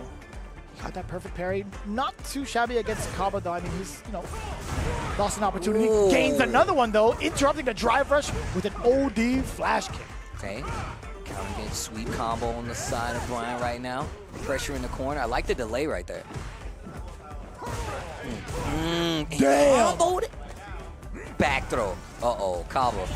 This is where you get to the fortress, where it's harder to close out Kaba than anything. Damn! That trade-off even better for Kaba. We still get that burnout. And just what kind of timing is that? The slight walk back, piercing him with the crouching jab, the full counter hit, gets the flex on him. Oh, you already know the punish is coming. Yeah, the punishment is definitely coming. Kaba coming in, full swing. El Bandito. I wonder what you do as Brian job right now to switch it up. Kaba looked really strong in that match. Hell yeah, dude. We were just talking about like some of the things that could go on within the matchup. The next thing you know, Brian's already at yellow health. As soon as you said that, he was like, man, he's already in danger zone right now. Kaba still locking in, though. Man, so many other teams went over to Japan to get that extra practice, that extra XP, and it was such a smart move, man. Brother. Such a smart move. Just seeing Kaba sit, wait, and contemplate about what to do in the next match. This guy's newly reformed, brother. Little funky sway there. Trying to get something out of Kaba. We know he's good with the normals. Better placement right there on that bazooka knee. Oh, okay. Stand light. Uh-oh. First big punish coming in from Brian. Double fierce to start it off into the double jackknife. Hella damage on the board. Oh! Almost had the bait. Had the bait, just didn't have the punish, I should say. Just not time. Shot over the boom. Kaba! Getting smoked again. A couple of fierces, a pair of them. Brian spending the rest of the drive gauge. You already knew. If it ain't one, there was another one coming. The jackknife finishing off the job. Brian on the board with a perfect. Dude, this guy scored more perfect than I've seen anybody else. Right? It's not easy to get a perfect here in Street Fighter League. Okay, wait a minute. Drive rush after the knockdown. He's trying to keep the corner position. And he baited it out and the punish again. This dude, Brian's job is ridiculous, bro. This guy's actually OD. Yeah, bro. You need a job, talk to Brian, B. Steve, you got it, man. You got it. Put the fries in the bag. Put the fries in the bag. Don't drop this combo. I forget the guy also has a McDonald's fit. Bro, he spilled mustard and ketchup all over his pants. That's what it looks like. I'll hold these booms. Welcome to the parade. No Thanksgiving. Anti-air. Almost. Perfect. Keeping him in the corner. Burnout just the same. Didn't even need to use that last DI. He can close out with this. You didn't even need the level 2. You got the parade right here. No Luda running down the street like a parade. Maces. Kaba. Damn, son. I saw what you did there. That was nice. Nice. Bars. Here's the forward throw. Brian on the board, though. Little stagger pressure. Finds him a jab. Big jump in. No anti-air. Big punish counter. What do you do about this lockdown, though? And look how much better he's gotten defensively. And the neutral jump. And now he's in the corner. Kaba. Lots of meter. Kaba, another one. Another throw. Overhead. Another throw. Yo, give me something. Give me something. And he still waited. And now he's got the back throw. This is huge. Trying to bait. He's so weary of Cabo's reversal options, dude. He's so meticulous. Oh, he ran into it. He got Street Fighter 5. He got his dash check. Oh, let's go. I'm him. My man said, what did you think? El fuego. Oh. El okay. Diablo. That boy hot. Yo, Boost, he brought him back in. He's like, nah, hey, bro. man, give me this hug, man. I'm a hugger. GG's though. GG's though. Brian did a great job trying to rebuttal there. I love that he is, you know, a lot of people, they get in these situations and they like to get a lot more active on offense. Brian was like, you know what? I'm not going to go too crazy. I'm going to like just inch my way forward into this. And he didn't steer too heavy away from his game to where it would not get him around. He kind of just adjusted his game. Just like you said before, he just adjusted his game to make way for, you know, all the good stuff that could be there, all the punishment that could be there, but still not able to take down Cabo, who did the same thing in all honesty. Once he sees like, oh, you're on the board now? Okay, I need to switch it up just the same. But we're going to take a look back at when he got this big, momentous round and a perfect just the same. Yeah, it was a little bit different though. Like right afterwards, Cabo had actually taken notice to when Brian was anticipating either like a super wake up OD flash kick. He was willing to sit down back for a minute. He's like, you know what? I got a life lead. I got to play it out. I got so much time on the clock. Why not just kind of rest up? And that's exactly what we saw in Game 3. He was waiting forever. The fact that Brian tried to sneak in a dash and Cabo was ready for it. Insane. Double up. Yo, my man Cabo was popping off. The next movement was crazy. Ugh. Dude, Boost was locked in on that handshake. He definitely like zoomed in on the hand placement of Cabo, had his tongue out. He's like, I'm hitting this one. I'm hitting this one. He hit the Michael Jordan handshake, tongue out and everything. But another 10 on the side of Bandits. That's going to take us to round 3. We do have an extra game scenario if 2-game, and what it looks like Blaz going up there, he needs to clutch this out. It's the only way that it's going to work. Cabo said in the interview that they wanted Mena to rest. Is it because they knew what was coming down the pipeline? Is young Blaz, the Sagat, nonetheless, versus the Blanca is what we have coming up. And I love that we're seeing, you know, this discourse happen because Blaz is here playing some Sagat at this level. You can't, I mean, look, you can't make these stories up. I'm happy that he's doing it. He's making the king look great, by the way. Dude, it's kind of inspirational. I'm definitely picking up some of the pieces that he's put down for like the foundation of like how to structure like your whiff punishes within your ranges, throw out some of these projectiles as well, and also what your pressure looks like, right? He'll even go down to the basics and throw other people off guard. Well, he'll go standing medium punch 3 times over. That being +2, it's just so difficult to even want to press a button. And Blaz understands when he wants to steal turns away from people and drain out that drive gauge, right? It's just so intimidating. And I gotta say, like, even though we know him for his Ryu, like, fully fleshed out in the CPT, he's made some really significant changes. He said, you know what, like for certain matches, contextually, I think Sagat's better for me rather than Ryu. I think that his fireball game is what we really need to talk about because I think that's another thing. From Ryu to Sagat, one of the similarities is the fireball game. True. Blaz versus Mena RD. To an extent, I'll agree with that. No. To an extent, I'll agree with that. Being able to duck the fireball is kind of interesting because now you freeze an opponent in place and can probably encroach there, like kind of walk a little bit more. But also, I love the Tiger knees that can close that exact gap. If it's plus enough or if it's in the right ranges, you could get it to be plus. But I like that. Also, baiting Mena RD into parrying. Okay. Use the OD ball this time. Gets the knockdown. We've seen Cabo run away, Mena run away with rounds after getting a knockdown with Blanca. And Ren said this, like, and you did too. Having him stick to the Blanca like this, it really does show just how good of a player he is. I love that he switched his game up to make the Blanca work even more so. Dude, and he was on a tirade. He was on a rampage in Japan, taking body after body against a lot of the Street Fighter League Japan competitors. Oh, the pickup. Well. Now this is a good. Take him to the toy shop. You only get 1, maybe 2 if you don't die. Jumps out of there. Oh, is he still there? He's off screen though. Yeah, he's gone. But it's either way. He's still got Lightning Beast available. Perfect parry on the way in. The jump in. And hell, is that you? No, it's Blaz this time, baby. Target combo knock him down for the Tiger Knee for that safe jump. Look at the damage to the drive gauge alone. You saw a flash of that parry. Blaz getting the punish counter off of the throw. And he baits it. And what a punish afterwards. Standing roundhouse, hitting him with a Billy Blanks. Oh my God. Not the Billy Blanks. All right, here we go. Round 2, game 1. The Nexus. Playing back. You hear Cabo in the background. Vamos, vamos. Low Tiger shot, and look at how he's controlling this neutral game. And look, he knew it wasn't gonna hit, but he just wanted him to keep him there. He baits out the uppercut for Blaz, and now Mena with the corner control too. Brother, that was so smart. Even that jump in, it was just like a wild jump in. There was no normals behind it, so he wouldn't get anti-air proper to the point where it would be a juggle. So that was actually mad smart from Mena RD, anticipating that roundhouse coming in. Oh! Just a jab. Big likely to favor Mena RD this time, just scouting with the crouching strong. That should be it, and that's gonna be a round on the board. Mena answers back. 1 round apiece. Oh, it's sweaty. I love Kaba just spitting bars back there. I can't tell if it's really him or El Alpha. Same tone, same cadence, same bars.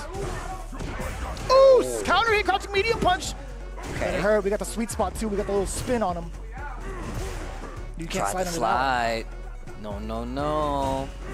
Tough, really tough. Blaz, weary enough to like hold back on the Tiger shots when Blanca's in a certain range, right? Definitely a character that can jump over these bad boys, especially with how much recovery a low Tiger shot has.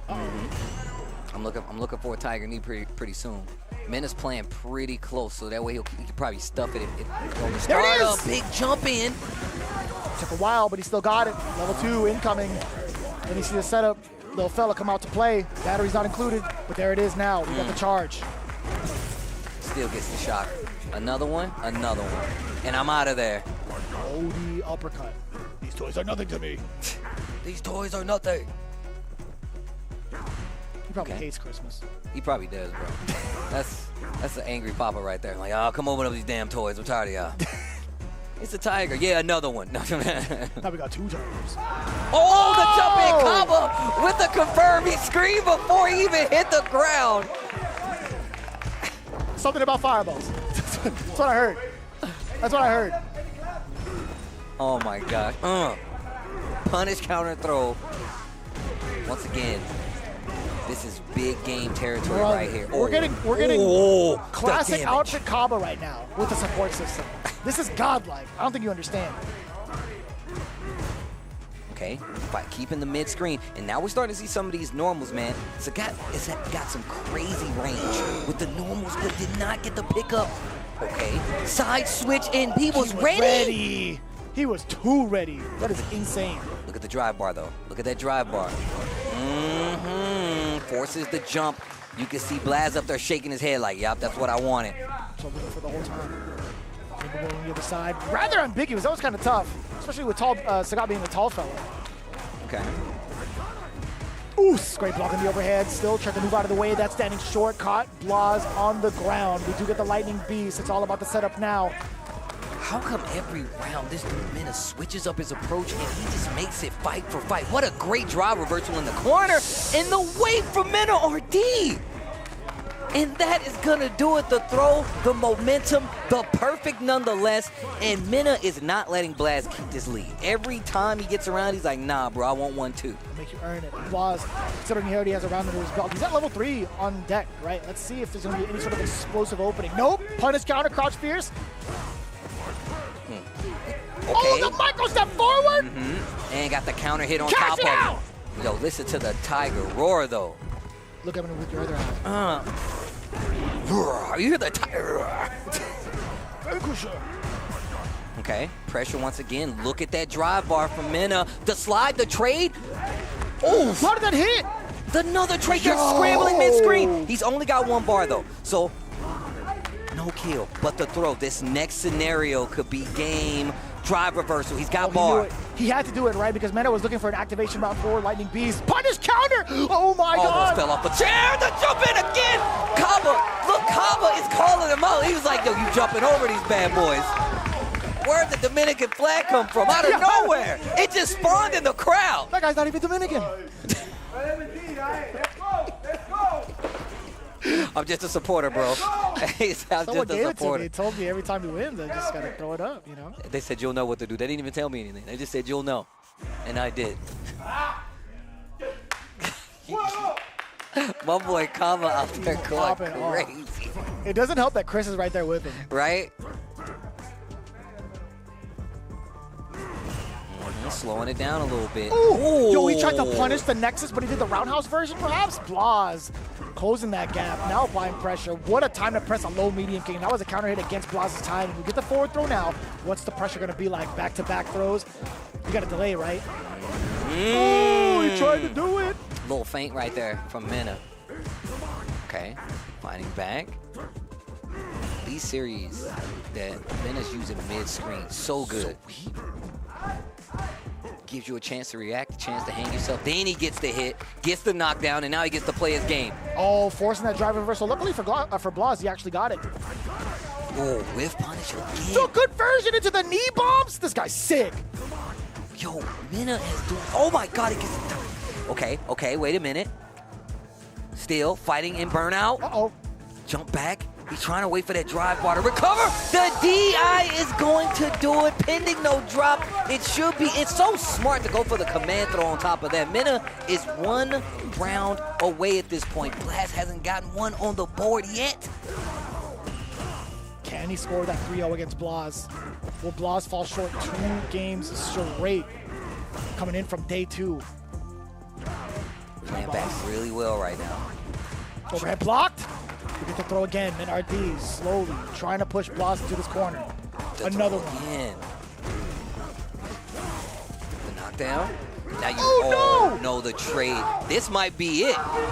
Bandits in the charge of Mena. RD gonna take it over 2 games. And wow, what a set to behold, especially with this Bandits team. You heard Kaba say we wanted Mena to get rest, and he came back stronger than ever. That's gonna be a dub for the Bandits. A full 40 bomb game for the side of Bandits. Boost 2-0. Kaba 2. They didn't drop a game. They didn't drop a game. They didn't drop a game, ladies and gentlemen. You're looking at the Bandits team that we were expecting. Yeah, bro. This is what everybody was looking at. Especially, look, you know Mena's on the squad. You already know. And look, oh, bro, that's real salt. When you got to tell him exactly, I was actually trying to do the blah, blah. He's like, but if you did this, I would have did this. I love that, though. Yeah. The fact that, like Mena is even talking back to him. He's like, you know what, if you have a question for you, I'm glad to answer it. Like, that's the kind of humility I love to see in all pro players right there. Like, Blas might have asked him about the low tiger shot, and he's like, you know what, this is what I was looking for, this is what I was anticipating, this is why I countered it the way I did.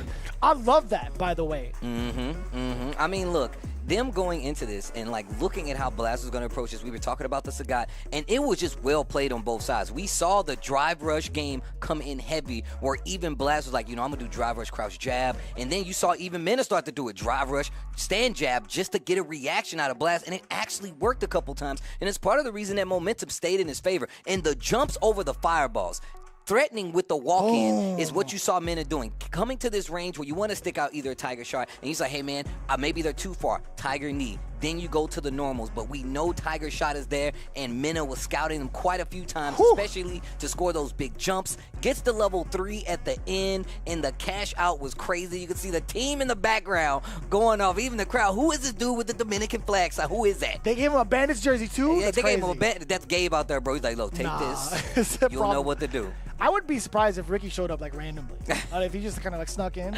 No, he's always invited. Ricky's always invited. Come on now. Damn. 40 points for the side of Bandits, knocking 2 game a notch below the belt, son. They were coming in with 100 points into this matchup. Bandits, I think they were coming in at a close second. They had definitely, 90. I think they're at 120 points now, if my math is correct. But either way, I'll figure it out. Oh, no, they're at 130 points. 130. Damn, son. Damn, son. Where'd you find this? We make it look easy. Right, bro, I'm just saying. Look, nobody expected Bandits to come in here and sweat as hard as they already have, but looking like a raw return to form when it comes to this Bandits team. Everybody getting the W. Didn't drop a game. That's a 40-point game that we just saw there versus, what, at the head of the pack. 2 games. That's right, man. They were looking rather unstoppable this first 2 days. The first time we really saw Blas bleed against Psycho, nonetheless, being able to get that counter pick going and then trying to pretty much like erase all that doubt that they had from day 2, get into a brand new day, only to have to face off against a newly reinvigorated Bandits, right? We talked about like their camaraderie. They talked about alleviating the pressure from the head boss, from El Toro. They wanted to make sure that he had nothing to worry about. And I'll tell you what, Ringe had said best earlier. after Chris T had won his extra match game, that's the most I've ever seen Mena smile. And he's like, that right there is an assurance. It's like, you know what? I know for sure my team is ready. He knew he got a good team. Yeah. My faith was not misplaced. I mean, and that was one of the things that I think is one of Mena's strongest things. He's so strong at just picking up a team and knowing who is going to succeed and what those teams players need to learn. But I believe we do have an interview. Rob TV down on the set with the winners. Yeah. Ladies and gentlemen, Team Bandits, first off, much love to our live studio audience out here in Los Angeles. Okay, we seen 2-game dominating every other team that they went up against. We seen all kind of 40-0s, but we also seen Team Bandits sitting right here in these seats, looking, studying perhaps. What did you learn, or what was the process getting prepared for them? It seemed like y'all had a counter. Look, first, after thanking God, today I was a little bit nervous. I was sharp, but I'm fighting Blast. He's a killer. But then I come into this room and I see the boy that helped me prepare for Sagat, Enzo de Hokage. When I saw him here, I was like, you know what? I gotta make him proud. Yeah, I know I didn't do the parry drive rush for the Tiger Knee. I know I didn't do it, but that boy, he got me prepared. He gave me the confidence, thanks to his dad too. And I know I just felt ready because of it. Okay, and at this point, I'm pretty sure you guys have to be our #1 team leaderboard-wise. Yes, sir. Right? Because you were only 10 points behind 2-game. And you took down, so far, what has been your biggest competition. What does this say about this Team Bandits team? And actually, more specifically, of course, you were there when you guys went and won the World Championship. Does this feel similar to that season? It feels similar, it feels similar. That season, I also lost the match to what's now Team Falcons. I had the same confidence. I was looking the same way, the same sharpness, and my teammates were picking me up the rare moments that I fell down, and that's just what they did yesterday. So it feels pretty similar, and hopefully we have the same result, but it's too early, Job's not finished. I still want a lot of more 40s, Okay, and a lot more 40s might be on the way. Can we please make some noise for Team Bandits, ladies and gentlemen? Bandits, the big-time 40-0 right here at Street Fighter League, looking unstoppable. Let's send things over to our commentators. You're damn right. Job's not finished. The Mamba mentality. Always sharp, always ready to strike. And that's going to be pretty much well held between the entirety of that camp. I love seeing that energy and that mentality across all the players. Kaba, Boost, Chris T, all being led by Mena RD. At this point, honestly, these are looking like the top dogs. I mean, look, I always like to go back to this. I harken back to this, man. Like Kaba, Mena, Boost now.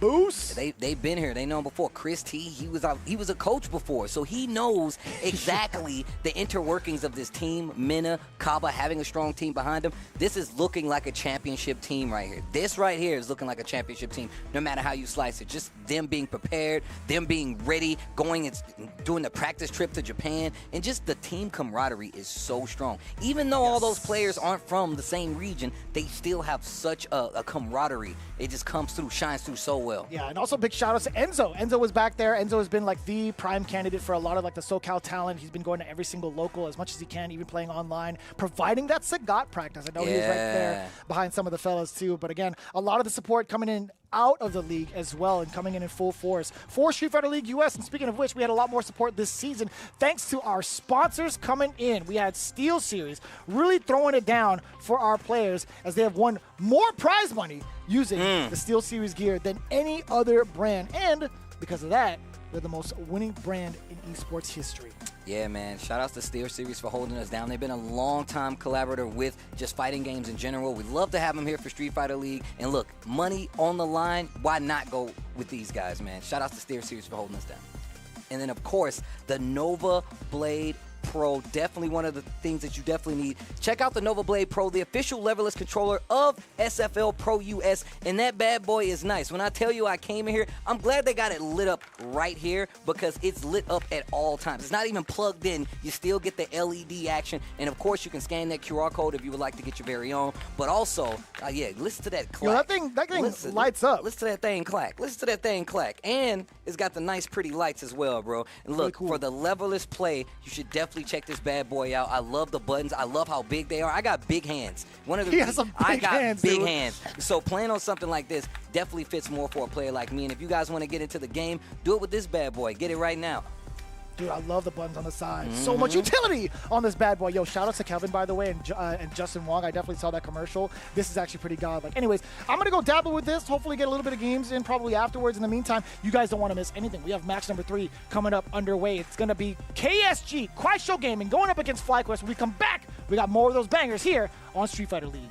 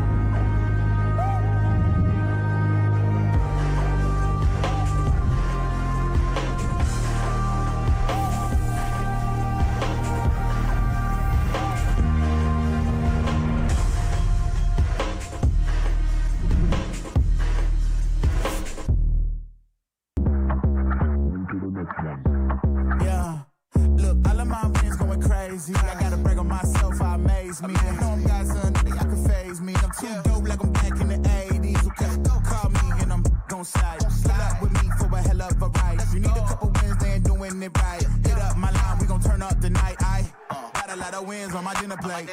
Ain't coming down, gotta levitate. I know my next win is the best one, so I tell them that I'm on to the unplayed.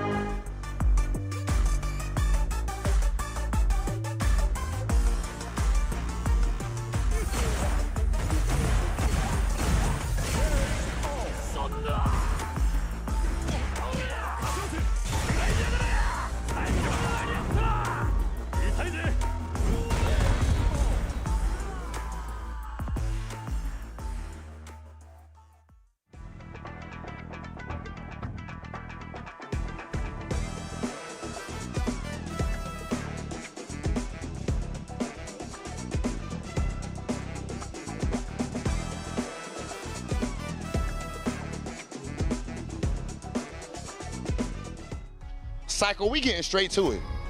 That last match that we saw, you versus Bloss, first, us even getting to that spot, don't lie. Were you a little nervous or what? Yeah, I mean, for sure. You know, the natural, the nerves kick in Street Fighter League, bro. You don't want to let your team down. You're playing for so much, but, you know, I'm so trusting in my preparation that I knew I had blast. I wanted that from before, you know, we even got out here. I already told Punk, I need him. I'm ready. Yeah, and clearly you were. Now, your energy, man, where did that come from? Because we see that, I would say, every season that you're on Street Fighter League, but even when it comes to the singles tournaments, you know, where does that energy come from? Hey, man, I'm from Brooklyn, bro. Yeah, it's gutter over there, bro. Everything, you know, we always play with a chip on our shoulder. You know, I'm from the Guard Crush era. If y'all know, y'all know. But, yeah, man, that's where it comes from, bro. It's in my blood. Okay, and I feel like this last year, maybe even over a year, we keep seeing you rise. Like, you do something amazing and then you level up again and again and again. What has that whole process been like for you, and how do you feel about it where you are right now? Yeah, I mean, I've just been grinding crazy, bro. Like, you know, I got a baby on the way, so that's a huge, you know, a huge motivator right there. And, you know, I want to make my friends proud. You know, they've accomplished so much, you know, Punk, Smug, there's so many dudes that, like, I want to get to where they've been, you know, and to create a legacy like that for myself. Was that the official first time announcement of a Little Psycho being on the way? Okay, Little Psycho, I'm having a son. Yo, crazy. Congratulations, Psycho. And we just saw you son a player yesterday as well. Shout out to Psycho, absolutely on a tear up to this point, and we'll see what's up with Team FlyQuest the rest of the season. Congrats, bro. Thank you, bro. Psycho talking to the guy, Rob TV. And look, I like to say Psycho, deranged just a little bit. No, man. you forget, you went crazy. Crazy. Deranged. That's the one. That's the one. I've been taking notes, bro. Okay. But no, man, Rob TV talking to the boy Psycho, another player that has always stepped it up every time he's returned back to Street Fighter League. And just judging by his results yesterday, looking just as strong, man. It makes a lot of sense. When you talk about crazy and deranged, he's also crazy in the range. Like, he's so versatile. He's got either the front, the middle, or the anchor position to carry it all the way through. There's just so much faith in his playstyle and also the way he downloads his character or downloads his opponents. Yeah, I mean, look, I remember when he came back last year, I believe it was, and he was with Punk, and he was like, nah, bro, I play with Punk a lot, so I'm always going to be up to kind of like sharpen up to take out the best players, not only in the region, not only in the country, but in the world. That's the kind of pedigree you want, man. But coming up as our next team, we got FlyQuest. Hit me with this one more time. I'm always going to We got KuaiShou Gaming. KuaiShou Gaming. I think of it this way: they got quite the showing ahead of them. I'll tell you, know what, that's gonna work. They got a lot to look forward to, man. It's a very talented team. I'll tell you what, they're gonna be the home position, but this is what the order is gonna be from the side of FlyQuest. Psycho to go up first, by the way, on the hot ticket. Then Nephew followed suit, and Punk the God back in the anchor.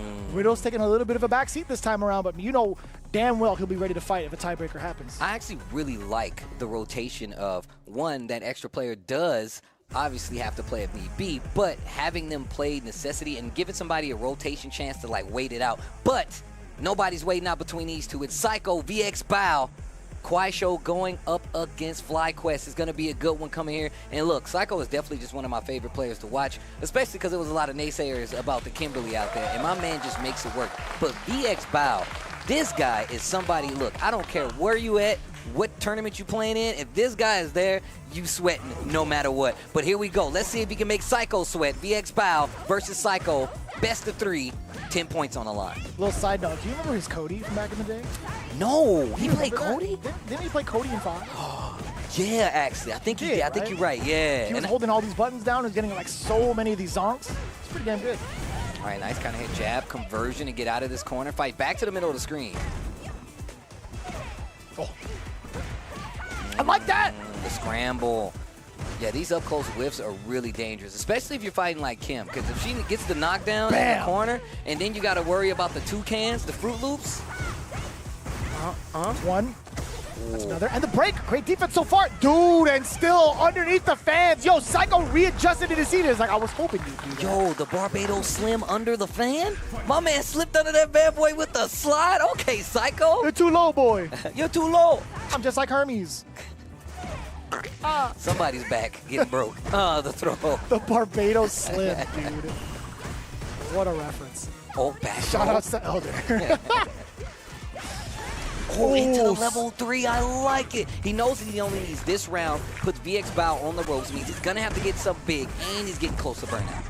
huge. Psycho's still going to be able to apply pressure. Nope, not going to hang this time. We get the burnout, we get tons of damage, and we get the reset! Kimberly's just full of so many tricks. Psycho, first game, and you know these guys on the bench. Look at Nephew's face, bro. That's how you know something cheap just happened. When you see him back there cheesing, looking all goofy, like, yep, that was cheap. That was kind of good, not gonna lie. You know, I feel like Nephew would say something like, I don't think I would have blocked that either. Like, exactly. He'll say something like that. Yeah, he makes it far worse. That guy's a troll, man. He is. He's a super troll. He's never stopped. Thought that was going to be elbow. And just trying to see how VX Bao is going to react to some of this pressure. And Psycho reacting with the checks. My man said, I'm ready to leave. Get my jacket now. Trying to close out the tab at the bar. Okay. Oh! Using that run to close the distance fast and make VX Bao play off the back foot. And, man, he is making every one of these count just in time. Brother. The stand light kick to time it. Can I be honest with you, man? Nobody's ready for this caliber of Kimberly. I tell you what, Psycho is probably one of the... No, you know what? Let me rewind back a little bit. He might just be the best Kimberly in the world. Yo, I'm just saying, bro. Sticking to the character, plays it in every matchup. You know me, I'm a character specialist. I'm a fan of that. I like having in Street Fighter, it's a matchup game, so you're gonna have to outplay if that bad matchup comes up. And Psycho is looking to do just that. Brother, he has just been harassing VX Bao in every avenue, right? He's been putting up roadblock after roadblock. You trying to throw fans? Slide. You trying to hit me with medium punch? With punish. Yeah. Oof. Okay. Taking the powered up fans, I don't blame him. But you got to be careful because we know Psycho's looking for it with the slide anyway. Oh, no. Level and 2. Gets the 2, yep. How long? All day. Every day. Dunked. What a sick character. She's so cool. Yeah, plus on plus. He's doing the math out here. That is 2 games straight. He was applying plus frames for days. A blowout against VX Bao. Oh my God, yo, VX Bao goes down. I believe he hasn't won a set here yet. It's been kind of tough. He has not been able to score a game, at least if I'm not mistaken. I'm going to double check that statement as you progress. No. I've been paying attention, so correct me if I'm wrong. FlyQuest looking sharp already, sending up Psycho to deal with VX Bao. I lied. VX Bao did beat another Kimberly earlier, actually. He beat Shine 2-1. My mistake. Excuse me. But yeah, just a reset in the middle of that drive rush string. And look, that's how you know Psycho is playing in his zone. That's how you know he's a psycho. That's how you know he's a psycho, man. Put him in a padded room. No pictures, strap over his arms. We know it's just the Kimberly going crazy out there. But well played no matter what. VX Bao, just these last 2 games has not been really able to play his game. And I feel like that's just part of the homework that's coming from these teams, man. You know they did homework to try to, fight it out. On top of that, Mai is one of those characters, once again, that you need to know how to fight. She is so prevalent in the meta. You need to have an understanding of that matchup. Yeah, man. 2-0 quick in that nature. I don't think you're going to have time to adapt, really. Yeah, even if you do the homework against him, how can you anticipate him kind of going for some of these resets and applying set pressure, drive rush, crouch jab, into another set of plus frames with crouching medium kick, and then going right back into the jab. These are layered pieces of offense that is very hard to contest at any range, really. And still, just making sure one of the strongest things, one of the things that people complain about the most, those fans, completely took him out of the picture. My man VX Bao was getting the power-ups, but the fans did not make a difference. He literally could not put a stop to what Psycho was trying to do, and you can tell with just how that 2-0 played out. Dude, insane thus far. FlyQuest right back into the shape that we expected from them, being the returning champs of Street Fighter League US in the previous season. But now they're sending up Nephew for the second match. That is a jury coming up the stage now. It's one of the characters that I feel like hasn't really been showing up as often within the CPT range, whether it's in World Warrior, whether it's in some of these premieres, and even sometimes during ranked play, even when I see it within Ultimate Master, even some of the Legends, CFNs, we don't get to see it as often. 100%. And my ranked games used to be littered with juries, right? But now, people are starting to, shift around a little bit more. And I used to say that, Jury is one of these characters that, we see and she just takes away way too much drive bar. See, Viper now takes that cake. But still, it's one of those characters you expected to see a lot more. I can agree with that. Nephew going up against Zen is the choice with the M. Bison. Interesting. Now, these last couple of times we see Zen kind of go up in, the front runner space and also do a pretty decent job for himself. But fact of the matter is, I feel like he has been, I think, the most competitive out of like all of the KSG group thus far in regards to like how he's been playing this Bison. I mean, if you just remember, like from his previous Street Fighter leagues, like they were putting him in these positions where he was last. Like they was like, "Yo, we need you to clutch it out." And now this KuaiShou Gaming, they have a team that obviously they can already close it out, but it's a lot scarier going up into these matchups now because every team member can definitely get that dub, and they're playing so much harder. Definitely, and I said this all the time, definitely the hardest season of Street Fighter League US that we're watching right now. Every year, bro, it gets tougher and tougher to have somebody come up and be like, we know you're going to score these 10 points. We know we need these 20. We're going to put Punk there. You can't do that anymore. It's a sweat fest, but here we go. It's a full sauna, dude. It's a full sauna in there, bro. You see the lights? That's heat. 24-hour fitness, eat your heart out. I'll tell you what, man. So Jen, the reasons why I kind of like really praised him was his first performance over in day 2 against Dual Kevin specifically. Yeah. He shut him down 2-0. That was his first game, by the way, right? A fully warmed up Jen is a pretty viable threat against the rest of the teams. I mean, I'm really interested in the dynamic of this KuaiShou Gaming team. Like, I really want to see like how these guys like actually practice, train, and what the communication is like. But here we go. Zen coming up versus Nephew. KuaiShou Gaming FlyQuest Game 2, best of 3. Jury versus M. Bison. Let's see if Zen can get this team back on the right track. I still forget that his walkout involves Rosinante the horse. Yep, every time, bro. You gotta say the full thing, Rosinante the horse. Bro, you actually killed me. You actually killed me. You was just like, my man got his memory back. Like, oh, I got a horse? Where'd I get a horse? Yeah, when did I get a horse, dude? Okay, there's a throw. Keeping the pressure up. And on top of this, like, if I'm Bison, I'm terrified. Because if I get knocked down, I got to hold the jury pressure. But, of course, he's playing with that in mind. And then there's nothing but pressure on the side of Zim right now. Oh, big jump in, and that should be the first round pending. No drop. First blood. Even the Tiger back there, he's like, I remember you. Hey, I remember you. Yo, Bison, dog. Bison. Me. Oh, man. We cool. We know each other. Yeah. Level 1's going to get parried. Nephew sniffing it out. Coming in with the Renko, down heavy, finishing up the rest with the axe kick. Level 1 coming through. Hella damage. Damn, son, you're already at 50%. Zen doesn't even have to hold that pressure. He finds a way to weave through the offense. Crouch and jab. Wake up, crouch and jab in the corner. Got the conversion fights back to the middle of the screen. And look, covers his approach with the Psycho Crusher. Knows that the mine was there. That was kind of tricky. I thought it was going to hit to like proc the explosion, but it was barely off the mark. We still get another set of mines. Uh-oh. He missed the timing again, not the first time. I mean, I got to commend the defense for Nephew right now because he's definitely on the ropes, but a bad bet on the wake-up uppercut and instantly takes his headphones off. Nephew looking back at the team. So is it.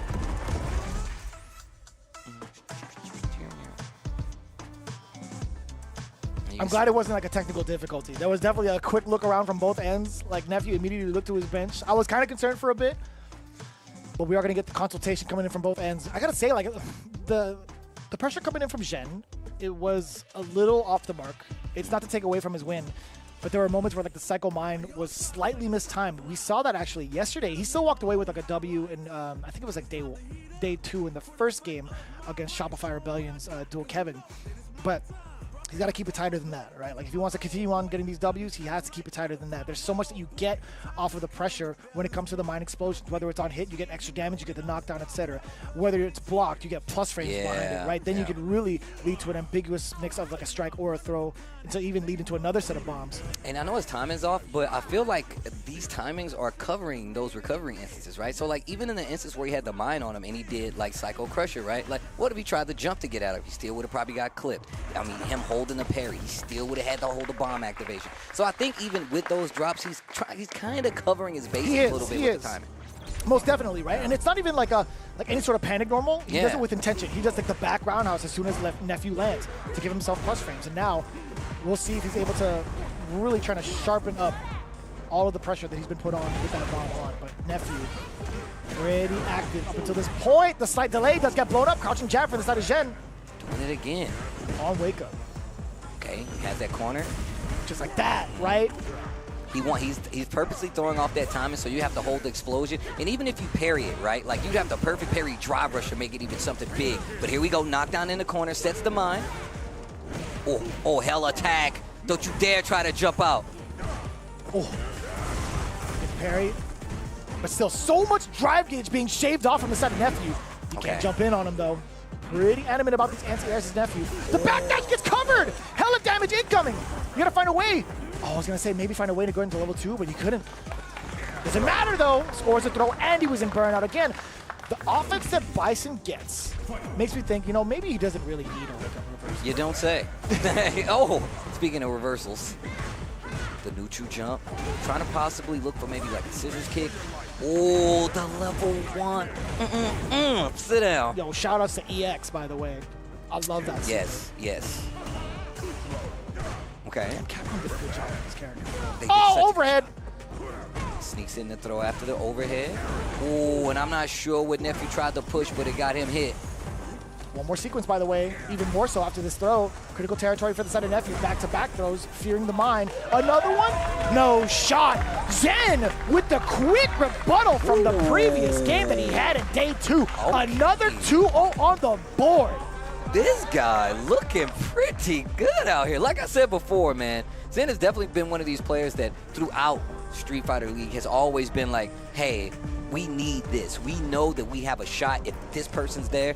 Zen's always been that kind of player. And on top of that, he's just got the technical know-how to do so. And this is exactly what we was talking about. Like, when it comes to the pressure that he was keeping on with those kind of off-time bombs, especially using the normals behind it or the Psycho Crusher or jumping behind it, really made it so Jury never got a chance to start her game. And she's typically running amok across the stage, running back and forth, making you hold the stocks, but he never allowed that to happen, whether it be him just playing this range or just making sure Jury never got comfortable at the back of the screen. Yeah, I think there was a couple of moments where like Nephew was a little reluctant to pursue offense off of like drive rush, hence why we even saw like these counter hits against Zhen. There was like delayed normals. I think it was more so in preparation for the level 1. And funny enough, the one time Zhen decided to do it, he actually clipped him with it. There was just so much precaution around that bar. Yeah, bro, the finally he tried to get out of there and then he caught the backdash. But of course, FlyQuest getting the first 10, that second 10 going to KuaiShou. So 10 points across the board. We're going into round 3. 20 points on the line now. And of course, this is going to be an extra game set, so these guys are definitely going to hold it down. Brother, do you see who the captain is of KSG and who's in the anchor spot for FlyQuest? It's Punk at the anchor. Who do you think is coming up next? They sending up the big guns. Let's go. Here's a side note. It's not that they're sending him up. They're not sending up Xiao Hai by intention. Yeah. Punk specifically. We are getting this from the production room. Punk specifically called out Xiao Hai for the anchor match. Really? Dead serious. And funny enough, KSG happily obliged. Y'all are crazy. First off, this is Street Fighter League. I don't care who you calling out. I'm trying to win. And this is you. They're playing on the pride. They're playing on the pride of each player. And if you remember what happened last year at Street Fighter League, are you nervous? If you remember what happened last year, and obviously these guys have come back to an agreeable peace, but them running it back, especially now, especially to oblige a call out, ridiculous. It's madness. The match is still going on, though. I mean, like, we had EWC and their engagement there. We had the slight what are you standing up for moment. Punk, much more disciplined this time around, by the way. But we still, again, the saga, the drama, it continues between Xiao Hai and Punk. Well, a long-standing history between these two players. Xiao Hai, accommodate. Steve, your grip is getting stronger, by the way. Oh, I'm sorry. There's definitely like some like residual damage. It's like Aki poison, dude. Once you grab, it's like damage over time. I feel where your thumb was here, and I'm like, why is that lingering? I'm sorry, bro. That's crazy. It's these games, bro. They're crazy. Look at the crowd out there enjoying some Street Fighter League. Bro, like I said before, it's a rainy day in SoCal, and we still got people pulling up. You know what? You guys are cool. I like you guys out there bringing the family. It is a family affair, bro. Street Fighter being played at a high level for the kids, for the family. For the kids, man. For the kids, bro. Oh, man. Punk going up. Definitely one of the best players in the world. We've seen exactly what he brings to the table. We've seen it even head-to-head versus a player like Xiao Hai. But here we go. A tale as old as time. Xiao Hai versus Punk. Oh, man, you got me. Good, dude. You got me. I was ready. You had me so hyped. I was over gritting my teeth like, let's go. It's so funny. Double button check. They let you do it inside the game, but they check it outside the game anyway. There's a test setting there. There's a test setting. Why do you do this? No, understandable. Completely. I mean, we're understandable. not in the hot seats, right? True. Like, I want to make sure like True. these guys are at maximum potential when it comes to playing these games. You know, take all the time you need to. I mean, but don't. But take all the time you need to. Exactly. Nah, man, it's a lot on the line right here. And like I said before, these guys got a lot of history, so I don't blame them. You don't want to have the. That's what I'm talking about. Dap the fist it up. bump? Dap Hell it up. yeah. I mean, they've given each other like a hug. You know, there's definitely like a video floating around on social media. They've definitely hashed it out. But this is right here, the real deal. Mai versus Cammy. Xiaohai versus Punk. It's the anchor spot, baby. All right, here we go. Already in the fans. Perfect parry to start off the approach. Punk looking real ready for this. Jabs to stop the approach. Knowing some of these normals. Not the fastest from Mai, but still. Trying to get into this range where the jab and that stand medium punch isn't going to be that big of a threat, but the big first blood and the knockdown in the corner. Xiaohai. Forward throw. Very aggressive thus far. Back-to-back throws. We saw Punk rather susceptible to that against the Brian Yob match. Yeah, we did actually. He ate a lot of those throws. Oh, the backdash on the dive kick. Xiaohai. He's like, you wanted this? You asked for this? Okay. I hope you wanted medium rare. Yeah, playing Damn, back. nobody's at the beach today, huh? Nobody, bro. Except for that one dude. My man's always at the beach, bro. Yo, spin it back, man. Yo, run it back. He knows what to expect between Xiaohai and Punk. He's pointing at you, Steve. Like, that's my man. That's my guy. My man. Big pickup. Oh. The mailman. Oh, Jesus. Anyways. Getting out of harm's way, really. Like, Punk trying to go for a tip throw. Xiaohai's just really clearing that space. The big jump in, clearing the OD fan. Oh, wait a minute. Gets to pick up with the crouch jab, too. Xiaohai fighting out of the corner. Back to the wall. What are you going to do, though? The tick throws and just those opening up crouching jabs. Has a big life lead coming on the side of Punk. The next interaction could do it, especially if he wants to spin so far. You get to spin all. No, you had the critical art. You could have just gone right into it. He tried to do Ryu Enbu to secure it, but he drops it instead. That was definitely supposed to be Xiaohai's game. And he had those 3 bars. That would have been the end of the first game on top of it. Hell yeah, he was in critical art. Okay, well, those perfect parries. Coming on in. No contest against the jump, and Xiaohai not ready. From that angle, I feel like you should be pumping up the DP regardless, right? I mean, he's looking at the fact that Punk is playing back, and he's trying to, like... Fair. He's looking at the fans, and he's looking at the jump angle. So this is how you kind of, like, wear down the top player like Xiaohai, man. You never let him know your next move. Great anti-air. That's the exact one we were looking for on the way up with that level 1 install. Now even more pressure. If Xiaohai managed to get that initial hit, the uppercut. Punk not even going to sit and wait for that pressure. First time using it to bust out this match. Not close enough, though, to make anything happen with it, but he puts himself in burnout. Tick throw again. Punk playing a dangerous game. Help me, the overhead! You got 2 bars, and he's enhanced, by the way. Double Ryu Enbu, level 2 for the damage, extra 300 on the board. You already know it. Xiaohai with the first game exclamation point. Damn, that turned around in a blink of an eye. In the blink of an eye, that turned around. Slow-paced game, looking the way of Punk. Xiaohai looking like he didn't know what was happening. All it took is one interaction. We saw the drop on that air confirmed last time, but it didn't stop him from winning the game. First blood in this game, too, though, round 1. Punk with the positioning in the corner and the knockdown. Oh, back throw. Tried the shimmy. Xiaohai didn't fall for it. Another throw. Oh, it's 200 extra damage. Excuse me. I don't know how to do math correct. Either way, 3,000 damage coming in from that boy? It's kind of nuts. Oh, wow, the loops. The loops. Okay, finally text to throw. Drive rush goes in Punk's favor. And getting that side switch. And the level 1. Oh, he's waiting, too. Xiaohai knows it. Good call to just kind of, like, show back a little bit. But that medium punch, hell of recovery on that bad boy. Punk being able to get another clean jump in. First round of game 2. Oh, to get through? Are you serious? Brother, okay. How did you react to that? Like, I know your reactions are godlike and whiff punishing. Started off with the crouching heavy punch punish counter, spent another bar, double up. Look at the damage he put out right there. That was so smart for Punk. Oh, he's whiff punishing the hell out of this guy. Oh my God, yo, this dude Punk with the P on top of it. Yo. Not on top of it. That, you can't just put it on top of it like that. That's crazy. Oh my God, okay. Like I said, they're sweaty out here.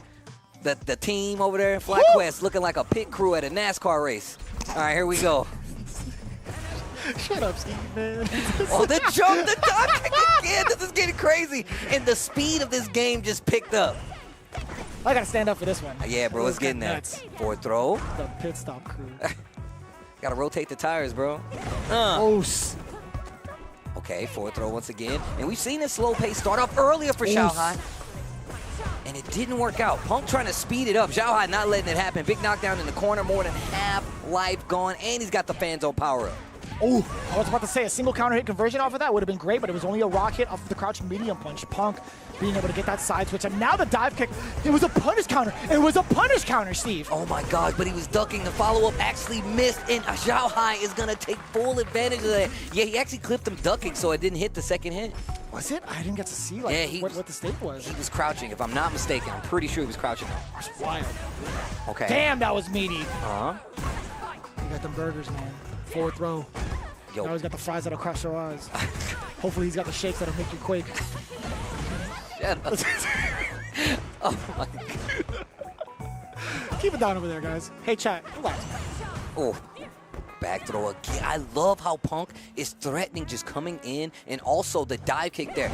He's having a hard time making a decision. Is it going to be fan? Is it going to be a button? Is it going to be anti-air? And now he's got the powered up fans. Xiaohai, what you going to do with it? We got 5 of them bad boys, by the way. The counter hit! Jesus Christ! The timing against Xiaohai. Punk is on it. Level 1 is all you need, baby. And that's going to be the end of the round, and it's 1 game apiece, 1 round apiece. And both at 2 bars. Damn, son. Stock looking very similar. And the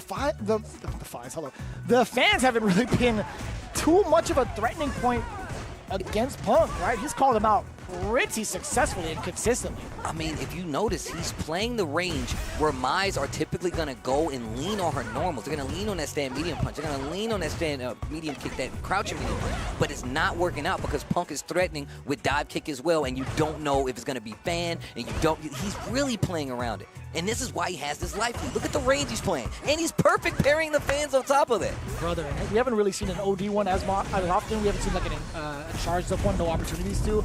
But Xiaohai dumping out the damage now to possibly get that burnout. He could if he lands a hit, unless he goes uppercut. He does. He does get that hit. This is the first time we get to see Xiaohai. To really dictate the pace. He's already spent level 3, so not a lot of damage. Punk, a good reaction. Excuse me. Yo, he looked over to his teammate. He can get big damage. That's raw level 3. That is gonna hurt, but it's not dead just yet. Critical art, excuse me, and then Punk closes out. Oh my God, I literally was about to say, I was like, all he needs is a good. He's looking at him. He put the water bottle down and he gave the fadeaway look. You want to ask him? You don't want to ask him again. You don't want to ask him He again. put it in the holster. He's like, you don't want this smoke. That's crazy.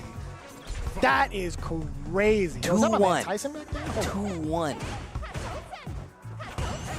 Okay, and the perfect drive rush on the fans is definitely making Xiaohai think. Oh, didn't stop him this time. Drive rush in to cover the ground, and now he's got the corner in his favor. Didn't go for the throw, goes for the jab, and now Punk is on the ropes. I take that over blocking that fan. Especially because you get some meter back from it, too. You definitely ain't wrong about that. A lot of the drive gets being shaved down. Punk with a very clutch throw, by the way, against the parry attempt from Xiaohai. And now a huge difference in disparity when it comes to the drive gauge. Already Xiaohai looking rather underneath the threshold. Again, getting thrown out of that parry. Wake up, we doing buttons, and now I got wake up super of my own. Okay, pressure with the crouching fears. Oh, the burnout and the instant recognition from Punk. He's trying to close out the round. He doesn't even need a bar to do it.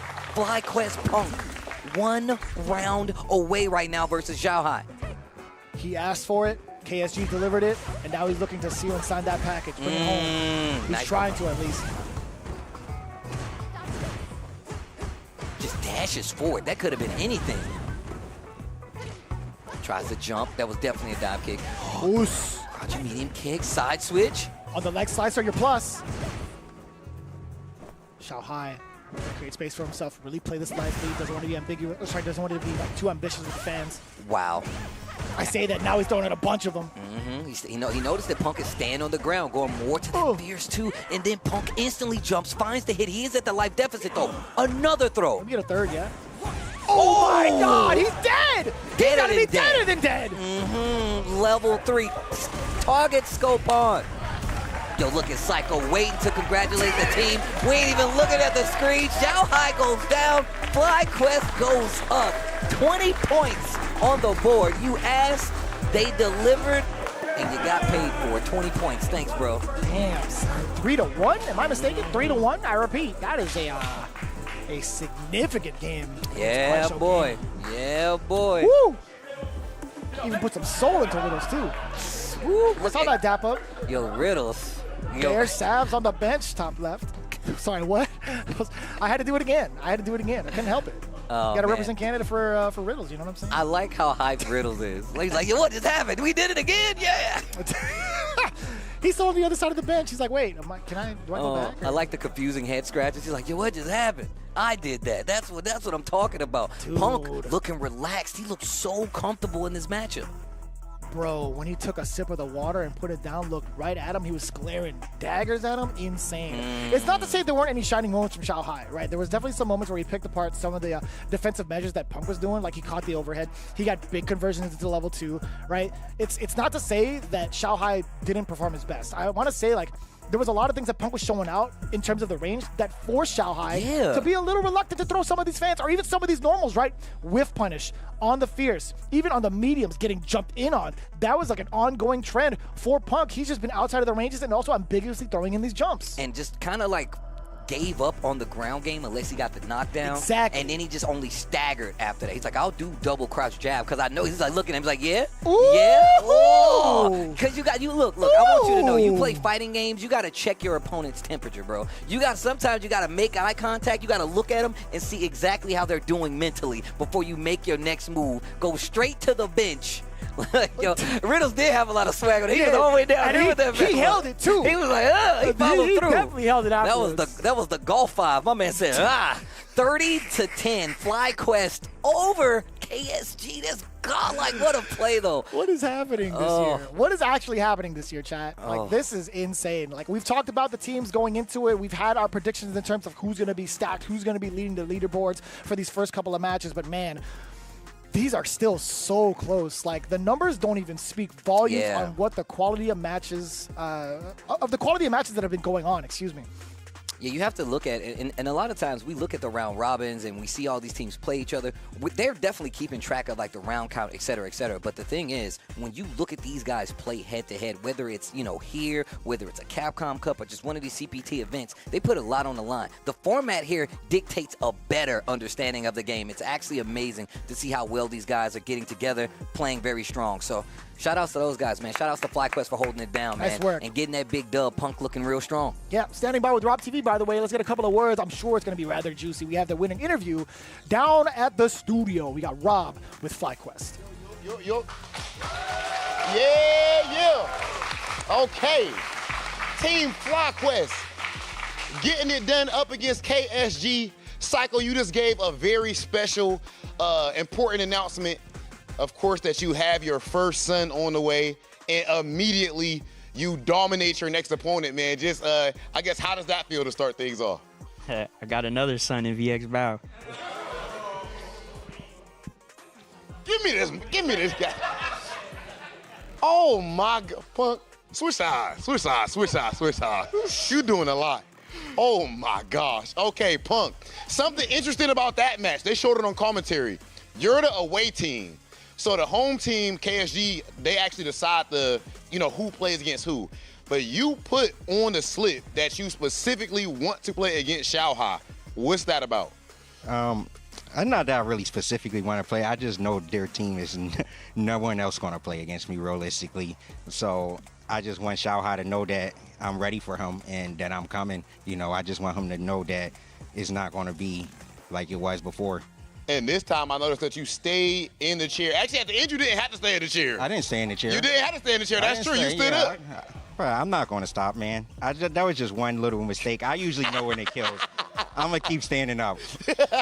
Okay, and so far, Team FlyQuest has been standing up to the competition. Everybody here in LA Street Fighter League, turn up Team FlyQuest. Let me hear y'all. Yeah. Team FlyQuest looking phenomenal so far this season. Another big win. Let's send things over to our commentators.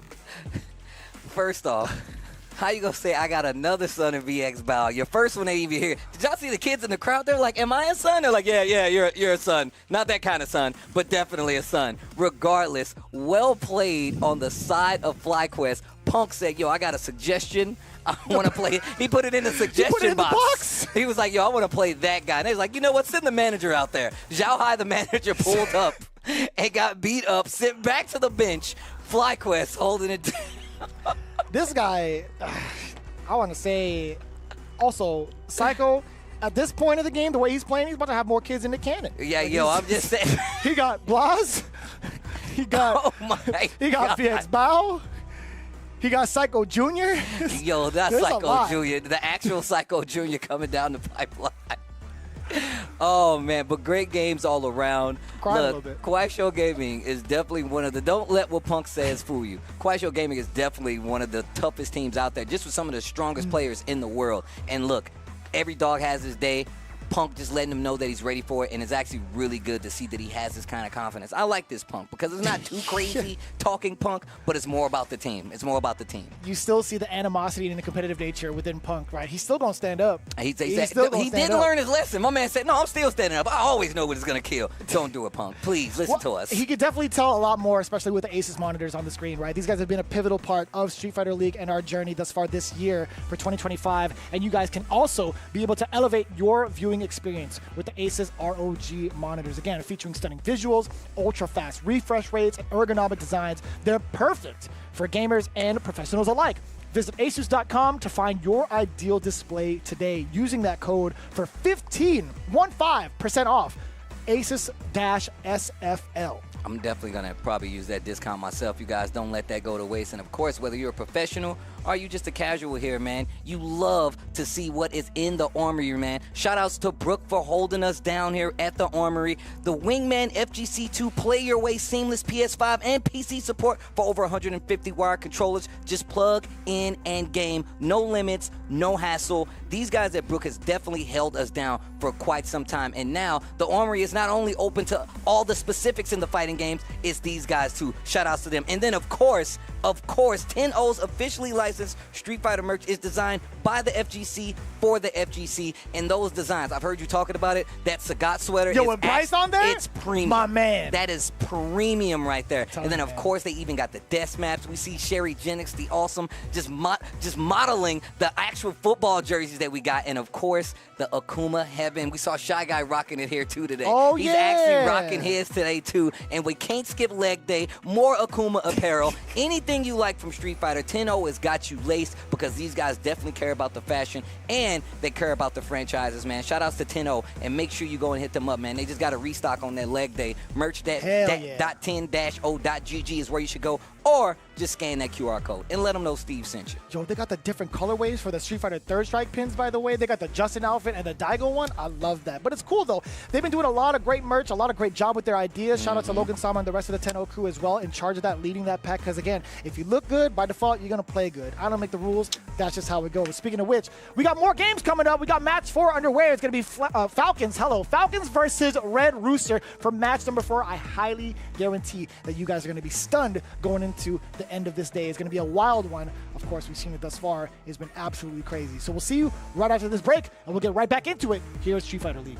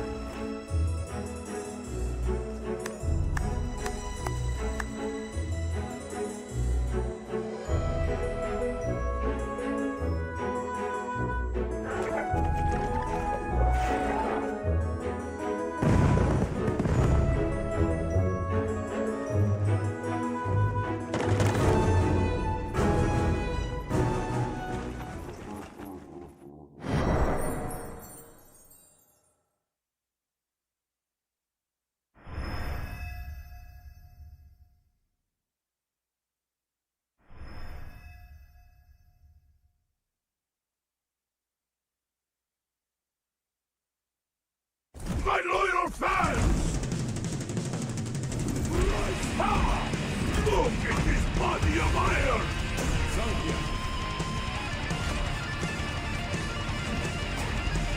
I'll take on all of you! And it's time to run down! We're gonna fight! Take over my tracks! The sky burns, and it strikes alone! The hammer feels the legs! It's time to get serious! This is your last ride! Let's go! Holy joy, Pamir! Fire driver!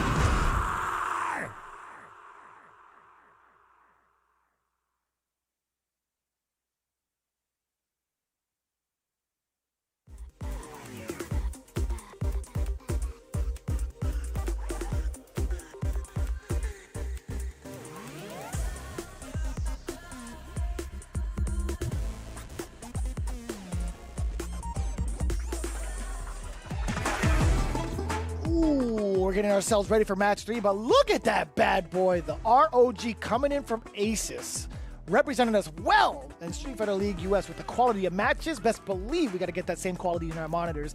And again, they've been doing a great job alongside all the other sponsors, but we got to kick it into gear. It's time for match number 4. The Falcons versus Red Rooster. It's an all-bird affair. Yeah. That's pretty good. Yo, Red Rooster versus Falcons. Look, Red Rooster, we said this earlier, probably having the best showing that they've ever had in Street Fighter League. Free! Easy. Let me double up on that one. Hold Yeah. on. There you go. We had to make sure it made noise. And shout outs to Falcons as well, man. Having a very strong team, and we've heard what, Oil King has said about this team already. Like, bro, we got a championship team. We don't need to switch it up. But it's getting a little sweaty. I ain't gonna even start. Look, and I'm the biggest fan of Oil King, but like every year, the teams are scouted. They're looking at these guys. And now we have the lineup. Mono taking off the blazer, joining the fray. He's getting down on the field. He's going to be going up first. Then, of course, we got KuaiShou in that middle spot. And then we got the business, Chris Wong himself. And if it gets a little greasy and we get to the extra match, we got Crossover waiting in the wings to take on whoever may come out from this other side. But Falcons definitely has a work cut out for him. This team, this Red Rooster team, man, oh man, they definitely gonna wake you up in the morning, I'm telling you. Every single morning, I'll tell you what, I've definitely lived next to a rooster in my neighborhood, and it's not too pleasant, I'll tell you what. But coming in with Falcons, dude, we got NL, DCQ, Shen, and Oil King. This is kind of tough, right? They have access to some of the Aki players within not only their region, but also within the region of Japan, right? They're not too far away to get these kind of sets in, although Aki's just been a big anomaly, I feel like, in regards to who's playing this character. In NA, we're blessed with guys like Carson, who's doing a great job of leading the pack with that Aki. So it's really hard to tell how much practice they have going up against someone like Mono, who hasn't shown off his data just yet. But one person who doesn't really need to feel that type of pressure, or even feels that type of pressure, I should say specifically, is NL. Specifically the way he played at yesterday's game. Oh, yes. In that anchor spot, best believe he's ready to throw down. He's also ready for this interview. He's actually standing by with Rob TV as the Falcons representative. Let's take a look at what he had to say. NL, we just seen the match that you had yesterday with Mina RD. Who are you practicing a Blanca matchup with? How are you so good at it? Before I losing many games about Mena, so I study about him, but still very close and very hard. And in Korea, I have Costco, so I know the matchup, but it was very close. Okay, and right now, the way that you guys started out this season, how is Team Falcons feeling about the results? Now we think not too bad, but little bad. But it was only 3 games, so not half so okay. Maybe we will more stronger. Yes. Okay, and how about you personally this season, NL? We saw you at CEO when you qualified for Capcom Cup. You beat Punk in winners, beat them in losers. How have you felt about your season of CPT overall? As a result, it's good for me. CPT qualify and SFL is so okay. But for me, pro character, Akuma is very strong, but I think it's little sad about Nup, but okay. 9,000 health make me little very scary in tournament, but okay, and I just only want a little mind up. You want a little buff? Oh, you want a little Akuma buff in there? Oh, okay, you greedy. Yeah. All right. Okay, but I do understand 9,000 health. Now, this next match that you have coming up, how confident are you? How do you think Team Falcons will do against your next opponent? Next opponent is Rooster, right? First day, we already practiced with them, so we know how they play. So the order is very important, but just I will do my best. Okay, and your best has just been good enough, even up against the bull himself, Mena RD, NA, one of the best players on earth. And we're going to see how Team Falcons fares. Let's send things over to our commentators. NL, the machine, a.k.a. the robot. We've listed off some of his accomplishments, taking out Punk, him studying and just being ready. He has always been that way, and you know he's getting better at Street Fighter, but he's also getting better at English. They're out here. This Street guy's Fighter, phenomenal. This is crazy. Like, every time people come here, and look, it's been years we've been seeing these guys, so they are learning the language, and I don't know any Korean. This is crazy. So it's crazy to me that we need to get better. We need to get more languages under our belt so we can talk more with these guys. I'll just hit him with annyeonghaseyo, just to be like, proper and just say what's up, and then go right back to English. That's right. all I got. Yeah. But no. Going into it, right, like there's a lot of contention between the two spots that they were at. They were coming in at the top of the day between like a 5th and 6th. Falcon had the lead, like a 10-point lead, a short one at that. Yes. But we saw Red Rooster play a little bit earlier today against Shopify Rebellion, so they have an extra 10 points under their belt. As it stands right now, it is 50 points apiece for these two teams. But Oil King being the first one to step up against Mono, I know for sure. I saw them practice against each other at day 1. So NL, not only for never lose, but he never lies. Too. Yeah. He's talking about Akuma buffs. That's a little bit much. That's crazy. That's a little bit First much. off, Capcom, don't listen to that. Akuma's okay, bro. I'm not trying to die and then still have to fight this dude Akuma even more so. But here we go. Mono, Oil King, Terry versus the Aki. Someone's dogging and having the background too. I know. Not even in the stage. IRL. Okay. I do like Oil King, and I don't know if you guys touched on it, but like his switch to, sticking to a character like Terry, where I feel like he is a little bit more oppressive on the offense because of the fireballs and just being able to just stay in your grill. Very reminiscent of old school, perfect Oil King, of old school Rashid Oil King, how he really likes to stay close to you, really likes to keep you in the mix. But now he's doing it with Terry. You get the extension. We did have that poison applied a little bit earlier ago. Mono still trying to keep that poison up and also see what he could do to kind of extend, but no, the OD fireball coming in from Oil King gets rid of the poison, the perfect antidote. I like that. Tried to actually get over the fireball, but still, you got to be ready about that. That Cruel Fate is something a lot of people you see just, they drive reversal it just to alleviate the pressure, right? And I like that the target got to give him enough time to get the DI, but unfortunately, he isn't burnout. You going to spin that? No. Oh. And a setup for the burn knuckle. Mono actually just got hit by a raw. Definitely trying to fight the option. The fact that he is very close to a burnout. He's hella spinning. No! He's not going to spend it. That 4 roundhouse being able to catch any sort of delayed button, that was actually kind of slick from Mono, but he hasn't taken advantage of some of the strongest points that Aki has, being the queen of burnout, being able to enforce all of these frame traps. He wasn't even close enough to get a conversion off of the roundhouse, or at least he didn't have his opportunity to convert off of the roundhouse. I mean, playing back a little bit can really get him in trouble. Oh! Dash to get out of the corner, and now he's going to spend it. Game 1 is going to go to Oil King, the level 3 cash out. He knows it better than us. Brother. And, oh, man. just the vocal points coming in from the voice actor. It sounds like Yusuke Urameshi from like Yu Yu Yo, Hakusho when he goes, Rising Right? Fang! Like, it's so sick, dude. That Rising Fang is so sick, brother. Look, man, I'm just a fan of Terry Bogard, bro. I'm just a fan of the Wolf, dude.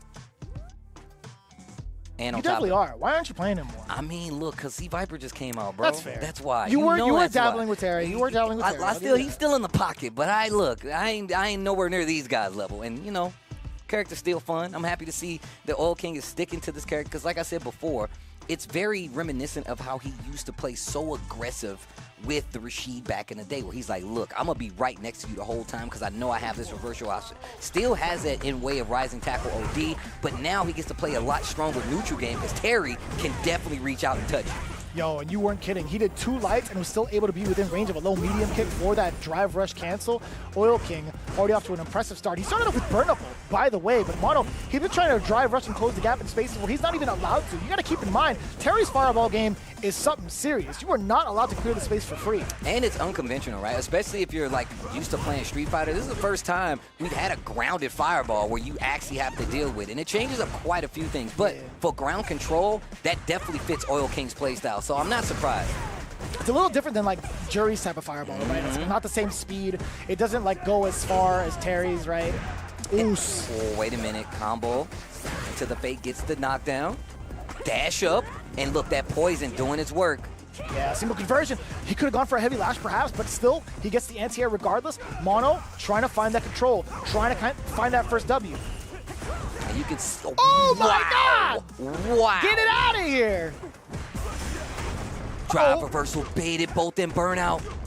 They both looking dry. Get him some lotion. Go upstairs and put us some lotion right now. Oh, gets the hit.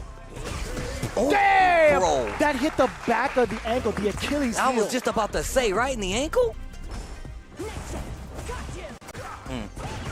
Wow, I love the normals here. Kind of obstructing where Oil King wants to play at with these long-range normals from Aki. Brother, this pressure is non-stop. Quick burn after quick burn as well. He gets the perfect parry against the down heavy in the air, by the way. Bang. Uh-oh, that's going to be parried. Drive rush to get it all. And he's got level 3, but he's going to use the Bastille Wolf. And the burnout is there, saving 2 bars. You got to hold this.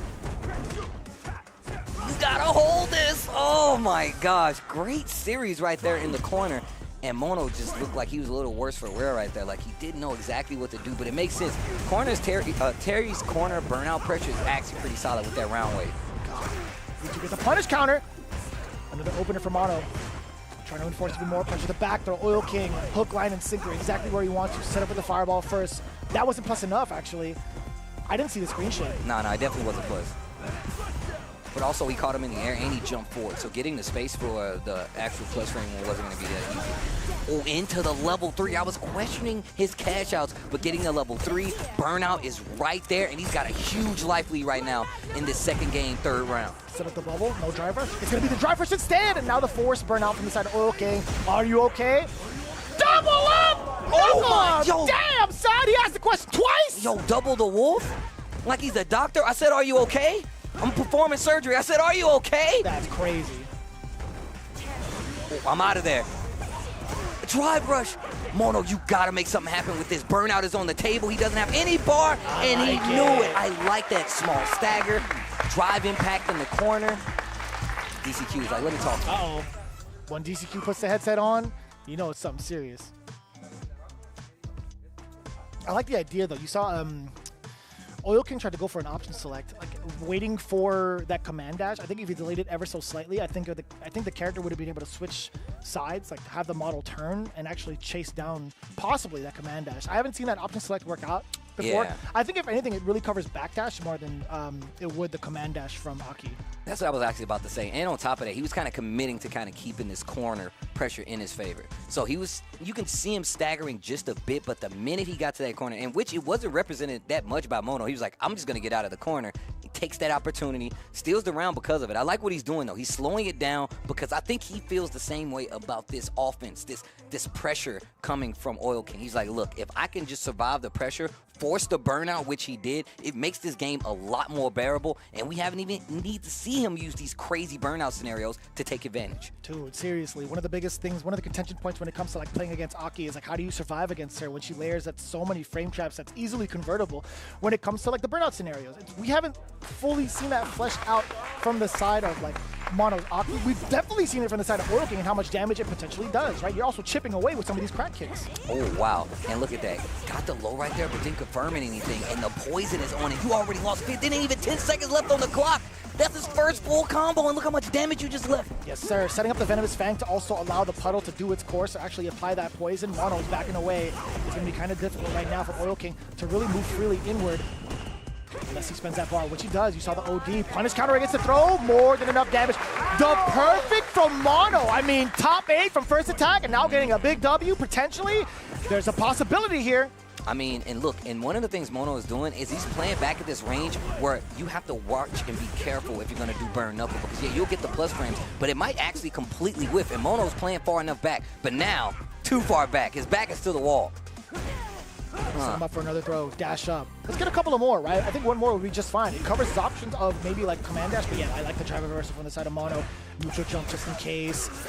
Zooming on in, that's the big drive rush opener for the side of Mono that he was looking for a ton of rounds thus far. Oh, lets him get away with the jump in. Small attack there by Mono, but Life Lead still in favor of Oil King. And now he's taking the more defensive approach. He knows that he can't overextend because Mono is waiting.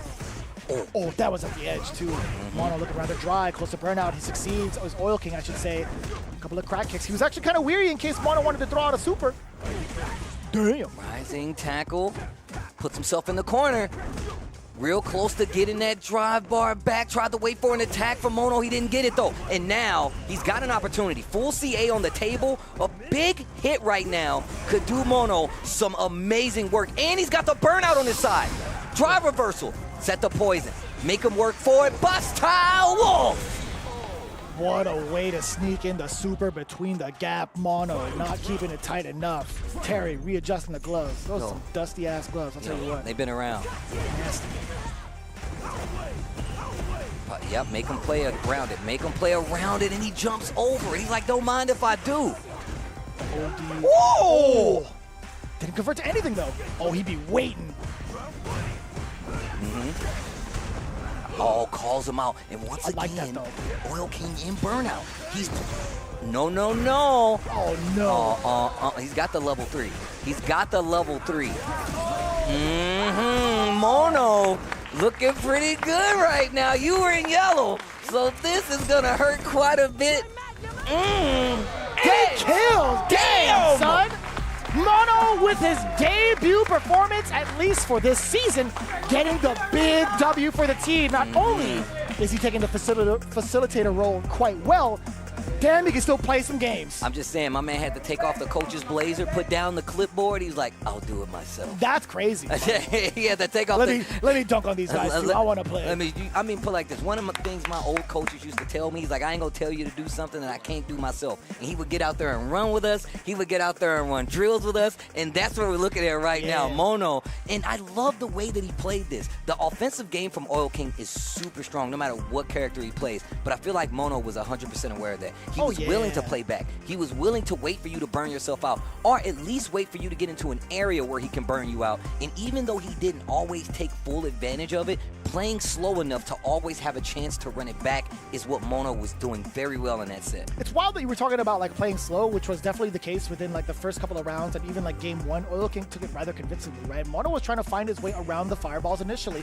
When he got into a closer space to either Cruel Fate or actually jump in and punish accordingly, it was much better off. But even in so, this part of it all, Oil King with the spacing trap off of the fireballs, Mono was just trying to adjust for the spacing. He's like, all right, where can I actually jump against this guy? And some of the big openers came from those moments. But one of the biggest things we have to highlight, Oil King, his usage of drive gauge put him in danger more so than it was an advantage for him. Right? He's been in burnout so many times, often against Mono. Sure, he's stuck in a couple of supers, but there were some erroneous ones as well that caused him to lose the game. Mono, look at the damage. He was at 50%. He was at 50%. And if you go back and look at that round, because of the poison, he took off so much. He took off more than 50% life with poison before it even hit the 50% mark. Like, it was so much damage. Before it was 90 seconds on the clock, 50% damage was already gone. 10 points for Red Rooster, waking up Just like I said before, against the Falcons. Falcons, we're going into round 2. Let's see what happens now. Telling you, man, as the bald eagle, this bird match, I approve, man. Exactly. What'd you say, bitches? What a call.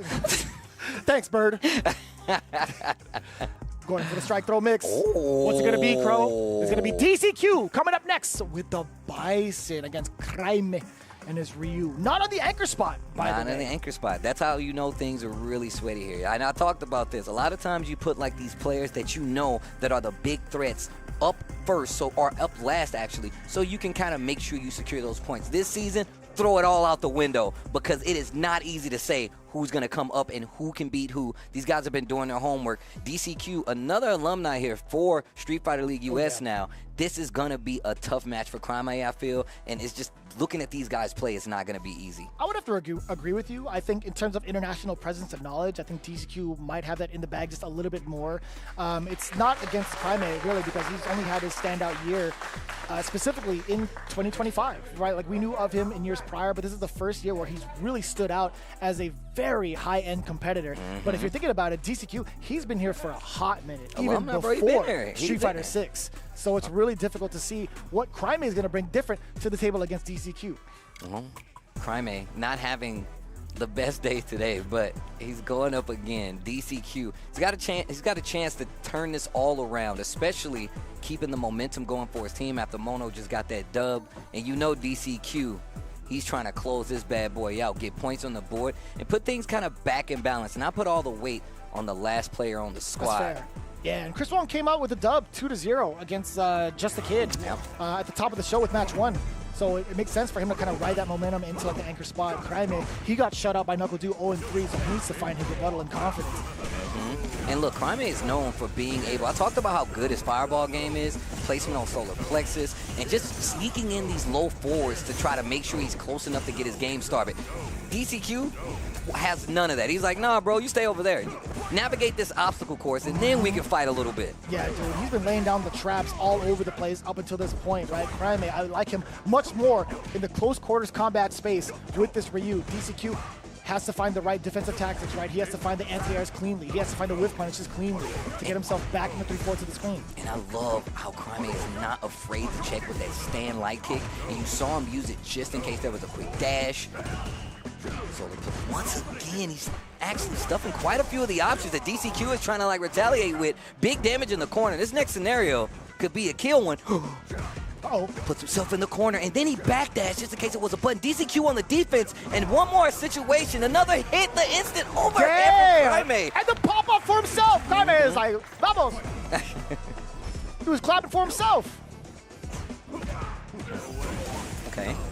It's the knockdown. Welcome to the obstacle course. Ninja Warrior. Make him hold the frames. Drive rush with the roundhouse. Ooh, too far for the rest of the link. Oh, it's that medium kick. Ooh, give me that. Classic. I was literally about to say, he's trying to bait a reaction out of DCQ, and as soon as I said that, DCQ dashed forward. There's a fireball game. Very strong game. And you see him mixing in those Hashogekis, so he can try to get a big response from DCQ, that low forward. Look at the drive bar. Uh-oh.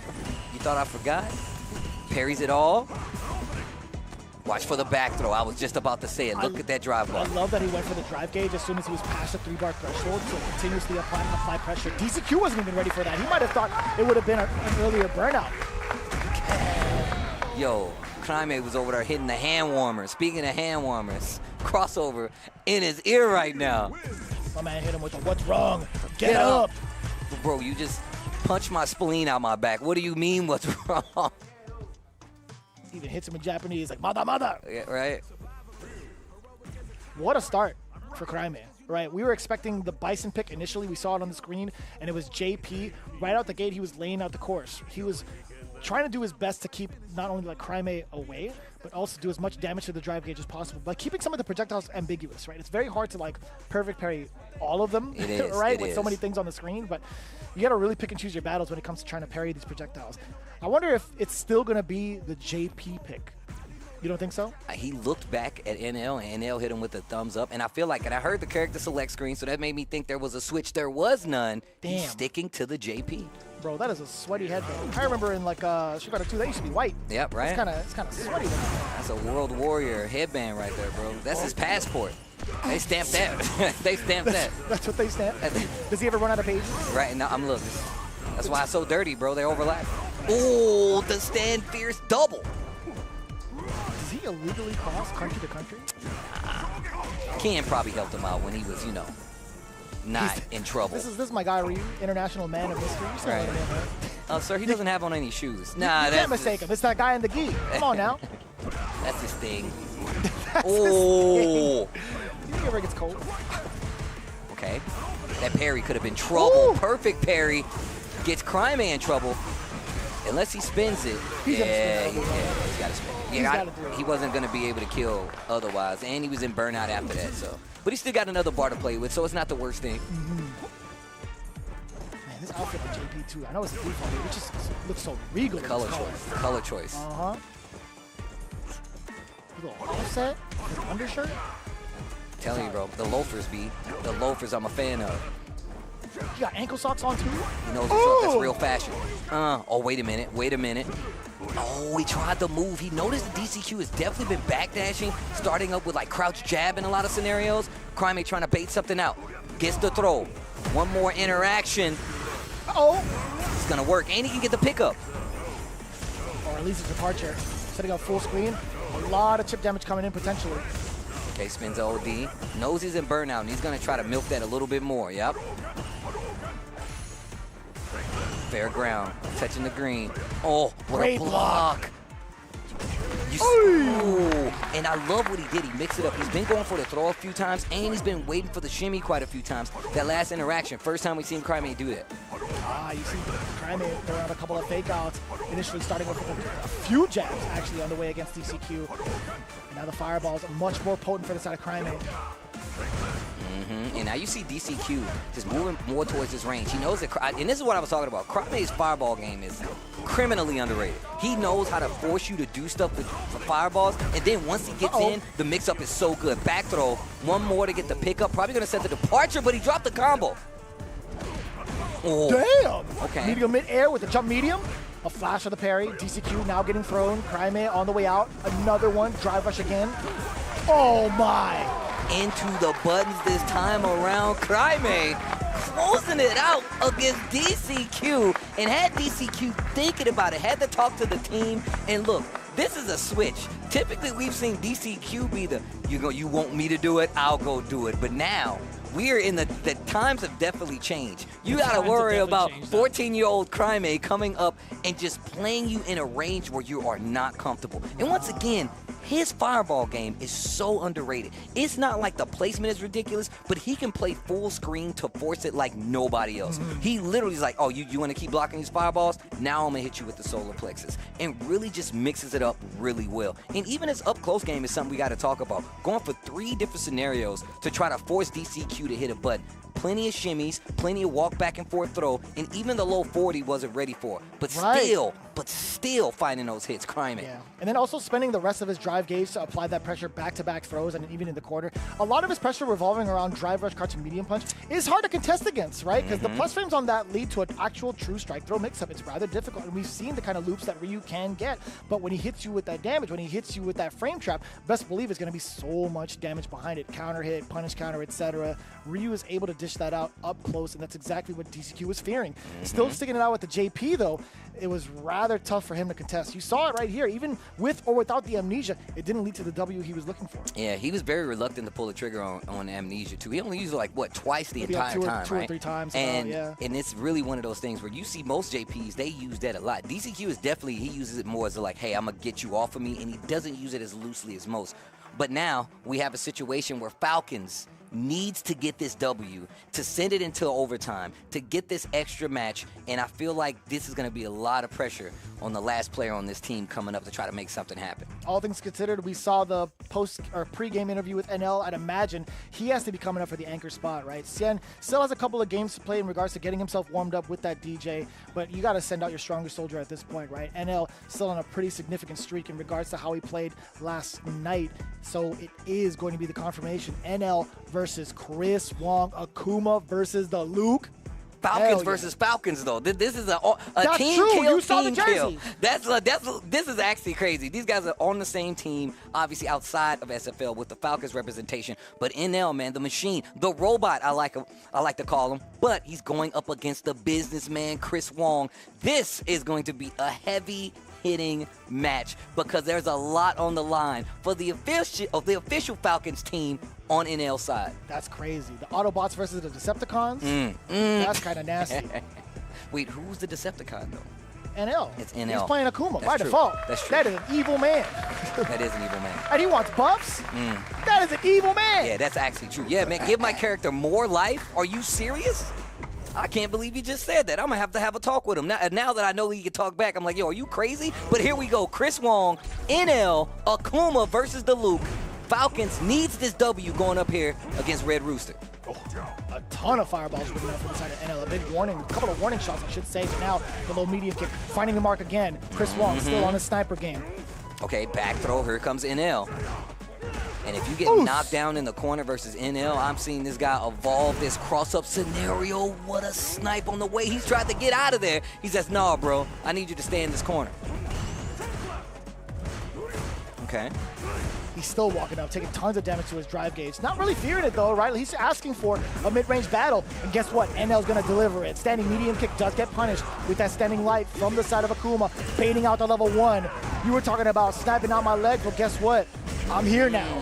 I'm right in front of you. Take your best shot. Oh, man.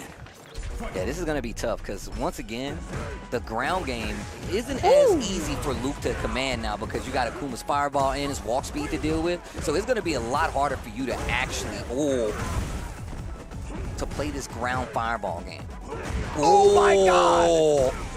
Band for band when it comes to damage conversions. Chris Wong, look at the damage he took off a huge chunk against Akuma. And look at him playing at this range where, he's going to have to perfect parry a fireball to actually make this happen. And I love that NL is just using that adamant flame to literally just be like, you know what? I'm going to drain that drive bar. But speaking of big jump in. Dead afterwards. Chris Wong calling out the defensive DP from NL. All tied up. Nearly 3 bars apiece. Chris Wong's just about to build his. Any sort of hit that leads to a combo, best believe he's going to build that 3! It's going to be the perfect time to get Akuma to the corner after the knuckle sequence. We get the charge for the frame kill. Background also catch a delayed butt. NL looking rather dry. He can't convert any of these hits into drive rush unless he wants to put himself in the burnout. Finally start to show that demon flip. And still just slowing it down because he knows he doesn't have as much meter. No way. No way indeed. Oh, he's going to spin that. Oh, he's going to spin that. As you should. You're finna get hit by a car. Sounds like a SoCal driver in the rain. Bruh, right now? Right now. Yes, right now. Okay. Single hit. And the thing is, Chris Wong, he really doesn't have as big a problem fighting in burnout. Wow, drive rush just to see what you're going to do with it. NL taking the first game. But no. Makes sense. I don't think he had a lot of life left to even try to salvage a DI back, right? He was in one of those situations where you couldn't. But yeah, I was going to say the fact is that NL is really making it where Chris is really second-guessing some of his approach. He's typically one of these players like, I'm going to get to this range and I'm going to make you play. NL making him second-guess all of these things. It really feels that way, dude. NL doing a great job of managing both of his resources, whether it's the super, whether it's the drive gauge. I will say there was a big error from the side of Chris Wong coming up with that wake-up level 3. There are so many opportunities for Luke to actually get these big openers, whether it's the counterpoke game, whether it's sniping out the lows. And he's been consistent with that. So him coming up with the idea of wake-up level 3 against NL was quite a surprise. I was really, really shocked to see him even resort to that tactic. That's how you know somebody gets to wits end, right? They get the wits end, and they're like, bro, I got to do something. And NL, definitely, like I said before, that's why the walk speed of Akuma, those fireballs, they make a big difference in a matchup like this. Right. You really have to, like, pay attention to it. And Chris is just having a hard time navigating it all. NL going back in. Those faces are really uncomfortable. We got to get DLC faces. DLC faces. I'm telling you, man, that'd be kind of sick. Oof. Little step kick, check the toes. Oh, my. Yo, little mini shimmy right there. Walks out of the range, and he catches him. Trying to backdash in the corner, I believe, with the crouching strong. That is correct. Yeah, man. Still being able to catch him grounded, too. Okay. Oos. A little light conversion. We get the roundhouse Tatsu. Big Roll damage. do it. -2, it's fine. Chris Wong's still safe. Oh, the perfect, the overhead chop. He was looking for that bottom brick. Bottom brick. Bottom one. Hit him with the blood sport. Let's see if Chris Wong can rebuttal. Brick don't hit back. I guess neither does Chris Wong at this point in time. He's not hitting any buttons. NL in full control right now. And this is just becoming a landslide kind of matchup for him. No conversion either. That would have put him into burnout, though. There it is. I mean, he puts himself into burnout regardless. You got to spin one? No. It's going to conserve the meter, gets the back throw. I like that, though. Serving the meter, having a little bit extra in the tank on defense. It makes a lot of sense, but right now he's trying to deter NL's approach. We do get the fireball. Neutral jump also just in case the forward fierce comes out. Block on the overhead, excellent. Gets his drive gauge at the cost of a throw. That's totally fine. In the corner, how do you keep up with the offensive pressure from NL? I don't think you can. Not in this game anyway. The level 3 to close out following the perfect. The level 3 consumption dead. That's going to be 2-0 right now on the side of Falcons. And the doubt slowly creeping in on Chris Wong. You see it in his face. You see it in his expression. Whether it's like on the player cam and also post matches, right? It's the first time we've really seen him like not feeling too confident physically, right? Like, had to consult the bench. But also, the Falcons team, they need this W. NL definitely living up to it. They need this W. And Kraime coming in with the coaching. Mono with the translation. Once again, communication is key when it comes to Street Fighter League 2, right? Because you got more minds playing behind you. It's one of the few times in tournament where coaching is super legal. You can legit be like, hey, look out for this. I thought you said super illegal. No, but for a split second. He's just breaking all the rules, huh? I'm 14, I don't give a damn. I'm 14, I don't care. Can't tell me when to go to bed, Mom. I'm a Street Fighter player. Boy, you'll get in this bed. Right. Street Fighters don't sleep, Mom. Shut up, Steve. You want to be a real Street Fighter? You'll sleep out in the streets then. Real Street Fighters eat their veggies. It's facts, they do. Look how buff they are. I don't know, man. Akuma looked like he's on an all-meat diet, bro. Probably. Oh, the DI! Okay, full extension here. He's got one bar to work with. Plus frames on the fireball with the charge. One more interaction, and the chip might do it. The OD fireball, one more round, and then we get the extra. We go into overtime. Oh, I like that. Going over the adamant flame, pumping the brakes just in case Chris Wong wanted to try to interrupt. Oh, wow. Good confirm with the combo right there after the kick. NL's just been too sharp right now. Gauging this before the medium kick. That could have been a big jump in for Chris Wong. He went for a neutral instead. The pickup after the OD fireball, I like that. What? I'm telling you, the robot. I can combo here. Oh! The interrupt. The NL 1000? That's crazy. We don't even have that model yet. He's chasing the car down the street, and the perfect to go into the extra innings.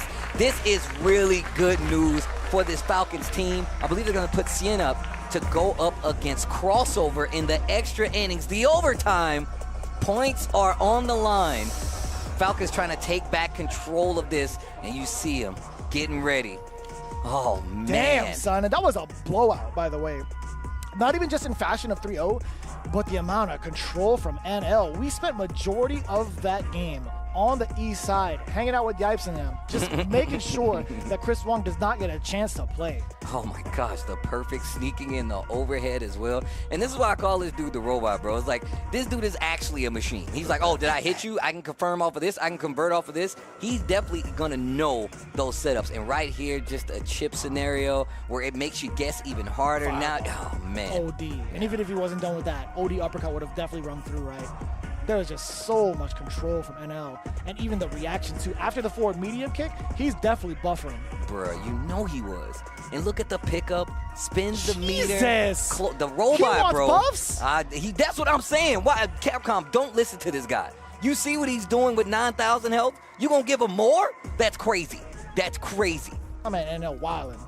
20 points apiece for the Falcons and the Roosters. Let's see who comes up. Actually, no, not who comes up. Let's see if Cien is able to ride that momentum into the extra match, and if Crossover is able to find vengeance.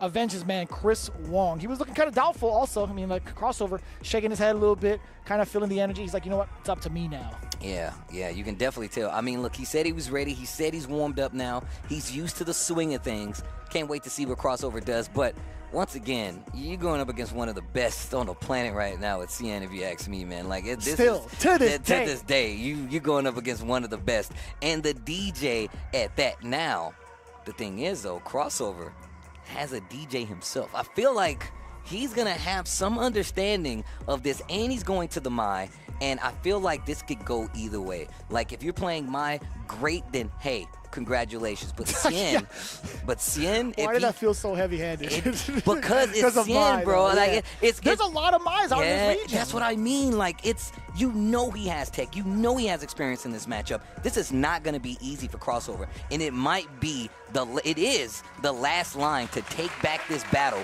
for Falcons. Red Rooster trying to close it out. Once again, this is a big dub if they can get over this team.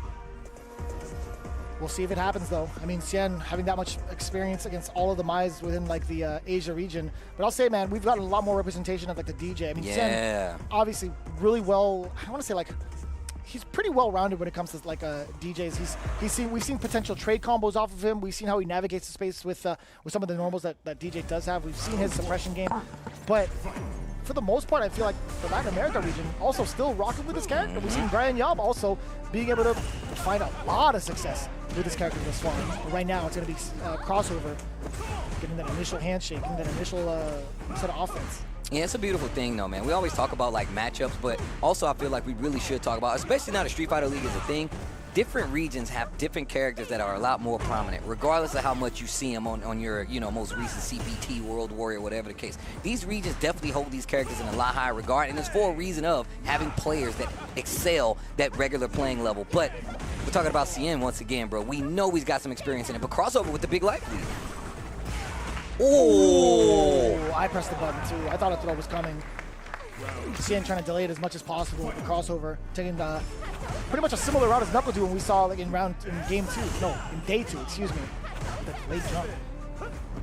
Oh, give me that. Oh, take it back. Take it back. Take it back. Jeremy. Oh, take it back. I take it back. The full level 2. I thought that was going to work. High key. Oh, nope. That's a safe knee. Oh, and the burnout, too. Not dead just yet. He's got one more interaction. What are you going to do with it? But the chip out is there. That is DJ. And he's got the meter, too. So I don't think Crossover was willing to spend any sort of bar, especially with how much life Cien had. So pretty appropriate for him to just go into the sequence, cause that frame trap to happen. Oh, my God! The two-stepper. Yo. Here come the out-stepper. Word up. He's a lyrical gangster. That's crazy. Oh, man. That's so wild that he got the punish counter off that. My bad, Steve. Good, bro. He's good. That's why I had to laugh it off. That was good, bro. Good forward throw. Wait a minute. Perfect. Takes the hit, not the back throw. He's going to take the powered up fans. Okay. Real scary. Hey, not a punish counter. Didn't catch it in time.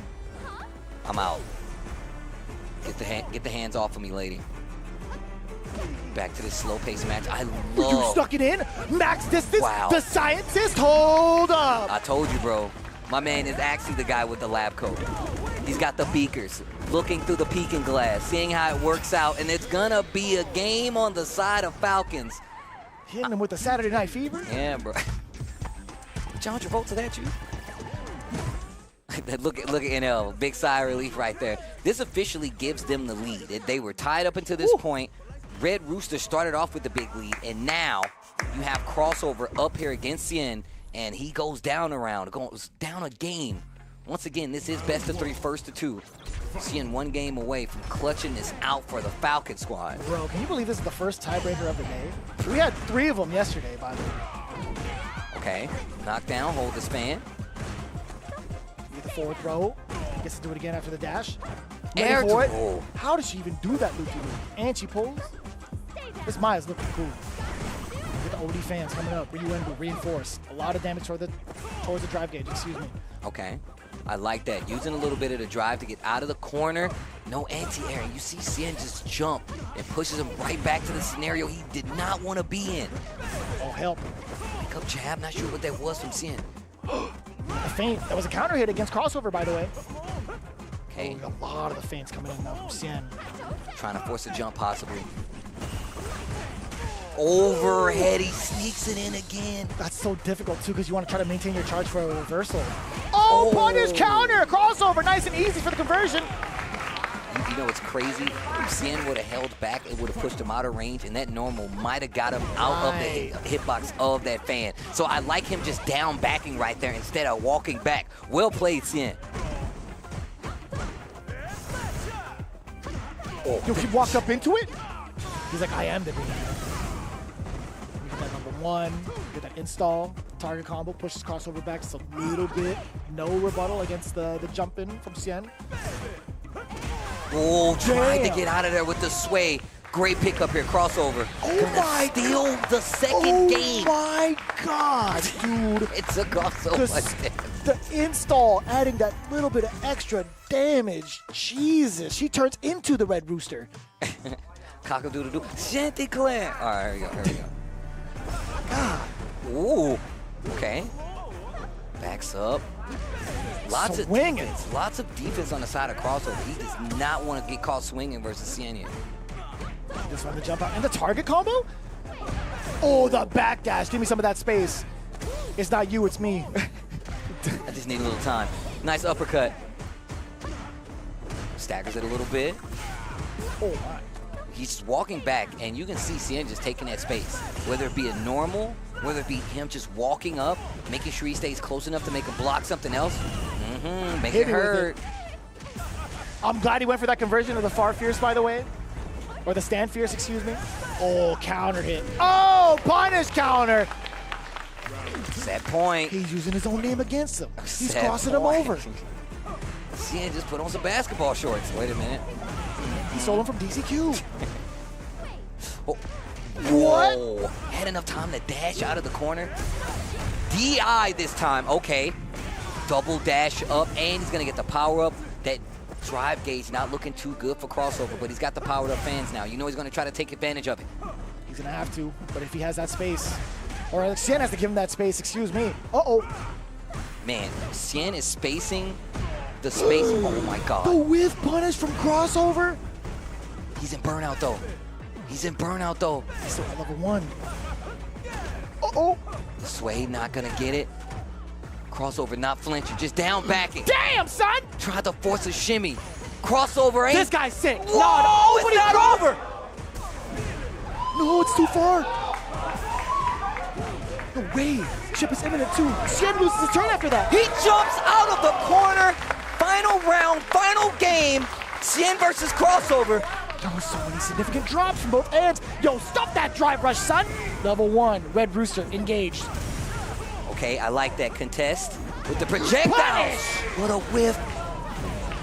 Okay, to the corner. This is not good. He still got 2 of those fans. I'm out. Oh my God, and the cash out to the level 3. This is perfect. He's gonna get some drive back, the momentum. This is really good, but he's still got 2 fans left, but burnout is imminent. You're about to run out of gas. That wasn't a safe jump. Oh no. No shot. Double crouching heavy. Oh no. They still got 1 more shot though, from both ends. A single hit. The corner.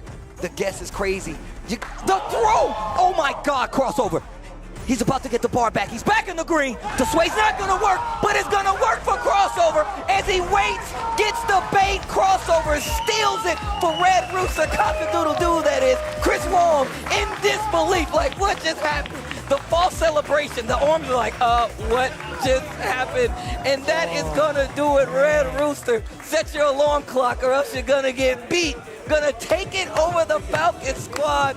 Well played. And man, I'm glad we were getting so many shots of the bench and these guys talking because it looked amazing. And once again, there is a barrier of communication, but still, you have somebody like KuaiShou who is giving intel, and then Chris Wong getting it by way of Mono. But then you got crossover come up, and you can just get coaching right out of the gate. You don't have to worry about it. This Falcons team, this championship team, goes down to Red Rooster. Damn, son. They officially take over in the leaderboard at 5th place by a 10-point lead against the Falcons. They were coming in hot, too. They had to play at the top of the show.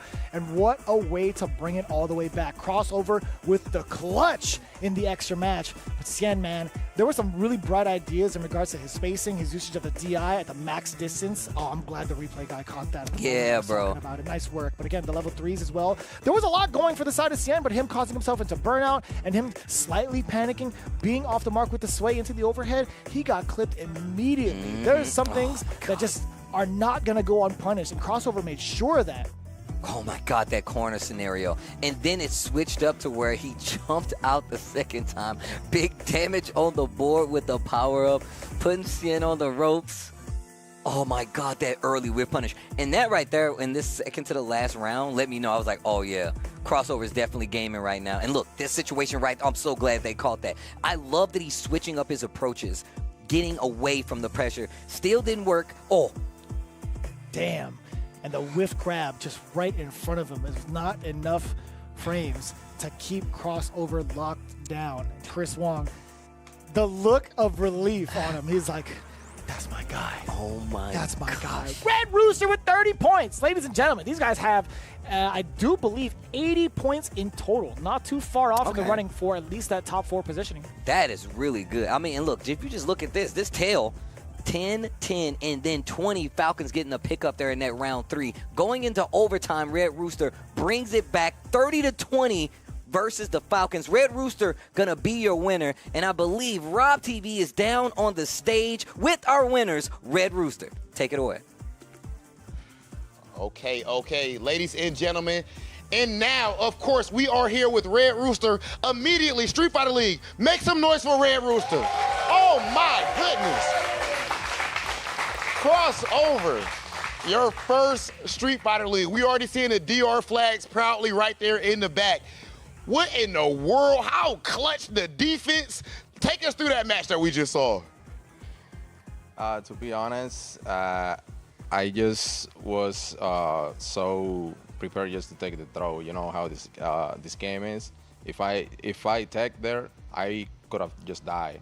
So I was committed just to take the throw. As many throw as I could because I have so much life, and yes, so that was pretty much what I did there. And then you threw at the perfect time when you reacted to the DI. You in burnout, back throw against the DI. Yesterday when you got your dub, you said confidently after the match that you were sending a message to everybody that you guys' team was unstoppable, that you were not worried about anybody. At this point, with your confidence, do you think that you can beat anybody that's here in Street Fighter League? 100%. I feel very confident against all the players. I have played them before and beat them too. So the only problem that I have is with myself with picking the Shatters. So against the other team that we lost, I actually picked Bison, but I'm not playing Bison. So that is what is that is my problem now. I need to be sure who I'm going to pick. Yeah, and clearly your problems, you showing me solutions right now, no problems. Now, please let me talk to Mono, who, of course, I look at as the team captain when it comes to Red Rooster. Mono, I know this got to feel good. Yeah. Just overall, tell me about the W that you got, how it feels to get your dub, and in general, does this vibe feel different than previous seasons with you guys having so much success? I mean, honestly, I'm just happy I could get the win. Like we've been discussing every time we have a team battle, like order, characters that we want to pick, and we felt that I could get counterpicked because there was a Bison there was a JP, but I play those matchups a lot with Crossover and with Cryme, and we felt confident. I played Mai versus Chris Wong. So honestly, I was just ready. I was ready to get the win to my team. I played Terry. I played Uriel Velorio, so shout outs to Uriel for helping me practice that matchup with Terry. And honestly, same thing with Crossover. It's just like, don't tech. I mean, there's no reason to tech to take half your life out, so. Hey, amazing play. Street Fighter League, one more time for Red Rooster. Phenomenal play. Y'all saw the comeback, and we still have one more match today. Let's go ahead and send things over to our commentators. Amazing interview. Crossover, look as strong as he said he did, especially after that win yesterday, and he's looking just as strong, if not stronger than ever. My man said, I can beat every player here. That's the kind of energy you need if you're trying to win here at Street Fighter League, because once again, the best players in the world. And once again, I was telling a lot of the players, it goes into the further understanding, not only here, because he's played these guys outside of it, and look how it's affected him here. Brother, I was actually kind of curious to see if Mono was ever going to step into the position of a player himself to actually take on some of these players in the teams, but also him giving the shout out to Uriel Velorio. First and foremost, I love that guy. Uriel, that's my guy. That's our guy right Hermano. there, dude. That's my guy. That's my guy. The fact that he's still able to rock it out with the big boys and score some really pivotal points for their team, right? Imagine if he had kind of failed in that way to kind of start this off in that fashion. It's like, damn, we wouldn't have seen this kind of momentum going into it for the rest of Red Rooster. And I love being able to get that coaching part of it to cross over after he'd gotten his match out. He's like, dude, don't tech. You got to remind him, don't tech. Yeah, no, that's absolutely true. And I'm talking about coaching. The only reason they can hear each other is because of the Steel Series, bro. Man, shout outs to Steel Series for holding us down here at SFL this time around. And look, the Steel Series Arctis Nova Pro is the official headset of the Street Fighter League. Enhanced with premium high-fidelity drivers and sonar software with the Nova Pro is ideal for any fight you take on, man. Shout outs to Steel Series. Once again, a longtime collaborator when it comes to fighting games and holding us down here for Street Fighter League. We've seen a lot of new kids on the block take some big W's. These ones especially coming in as a new sponsor for Street Fighter League US, Corsair. Be sure to check out the Nova Blade Pro, the official leverless controller of SFL US. And also get ready to witness the fastest inputs in the FGC, courtesy of this Nova Blade Pro. Again, you can sharpen your reaction times with this bad boy, and it's got rapid trigger technology. Not only that, RGB is kind of nice. It feels good to press the activation point. You already know. I'm barely touching it.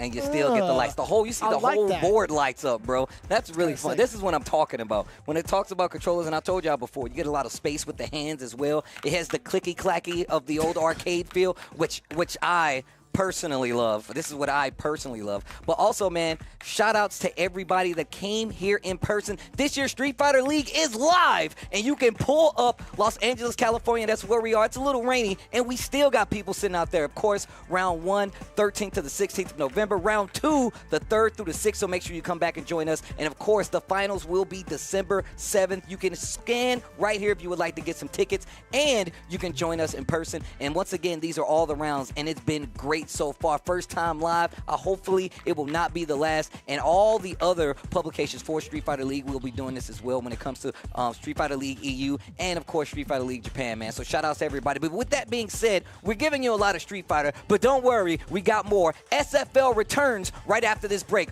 with more Street Fighter League.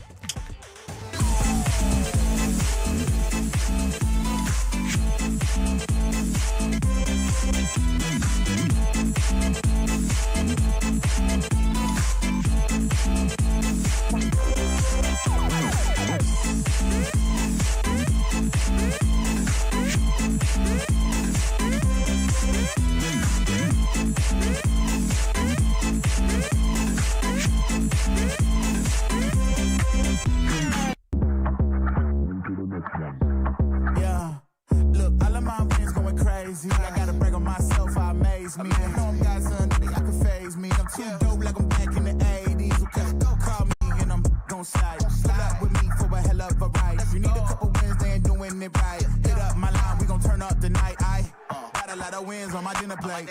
Ain't coming down, gotta levitate. I know my next win is the best one, so I tell them that I'm on to the unplayed.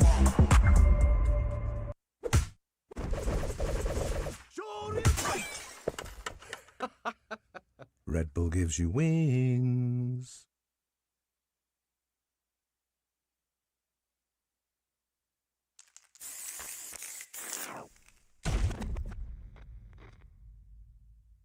Workaholic Director of Siren Holdings Research and Development Department. Grace Hill is nothing but a cover story. Crimson Viper. My code name. Stay out of my business.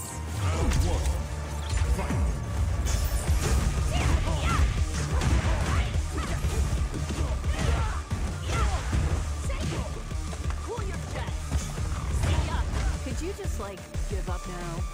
I have other work to do.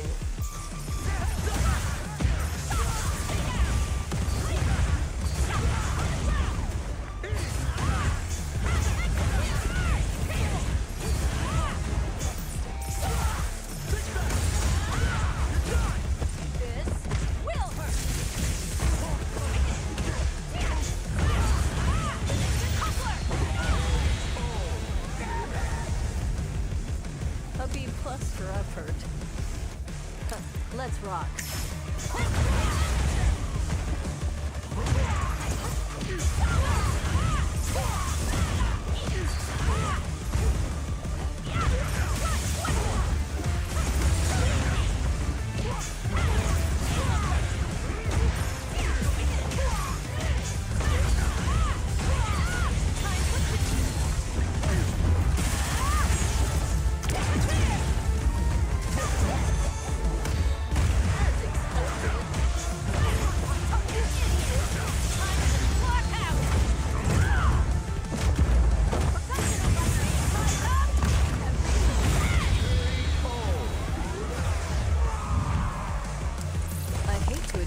You're not half bad.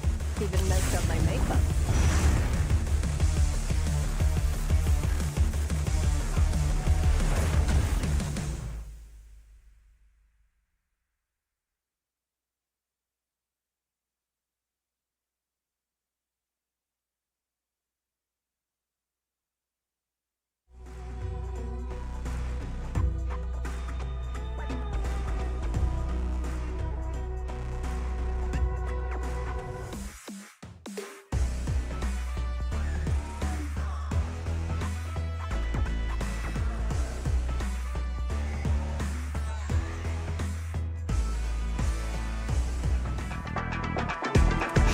Fighter League returns. We're at day 3, all live, by the way. These people came in person. It's raining, and they're still showing love to Street Fighter. So shout outs to you guys that came in person and everybody watching at home. It's a pleasure to be back. Vicious.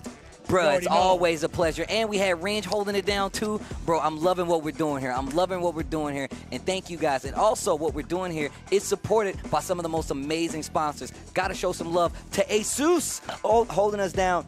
Unlock your gaming potential with the Asus ROG monitors. Perfect for both console and PC gamers. They offer stunning visuals, fast refresh rates, and ergonomic designs. Exclusive discounts available on asus.com to level up your setup today. I'm definitely going to use that code, 15% off Asus-SFL, and you can hit that QR code if you want to learn more. Shout outs to Asus for actually holding us down and just being a long-time supporter of what we do here in fighting games and Street Fighter League. And if you're considering how you're going to play Street Fighter 6, well, look no further. Brooks got you covered with their Gen 5X fighting board, the heart of your next-gen fight stick, fully compatible with PS5 and the Xbox Series. We got seamless performances delivered to you with low latency.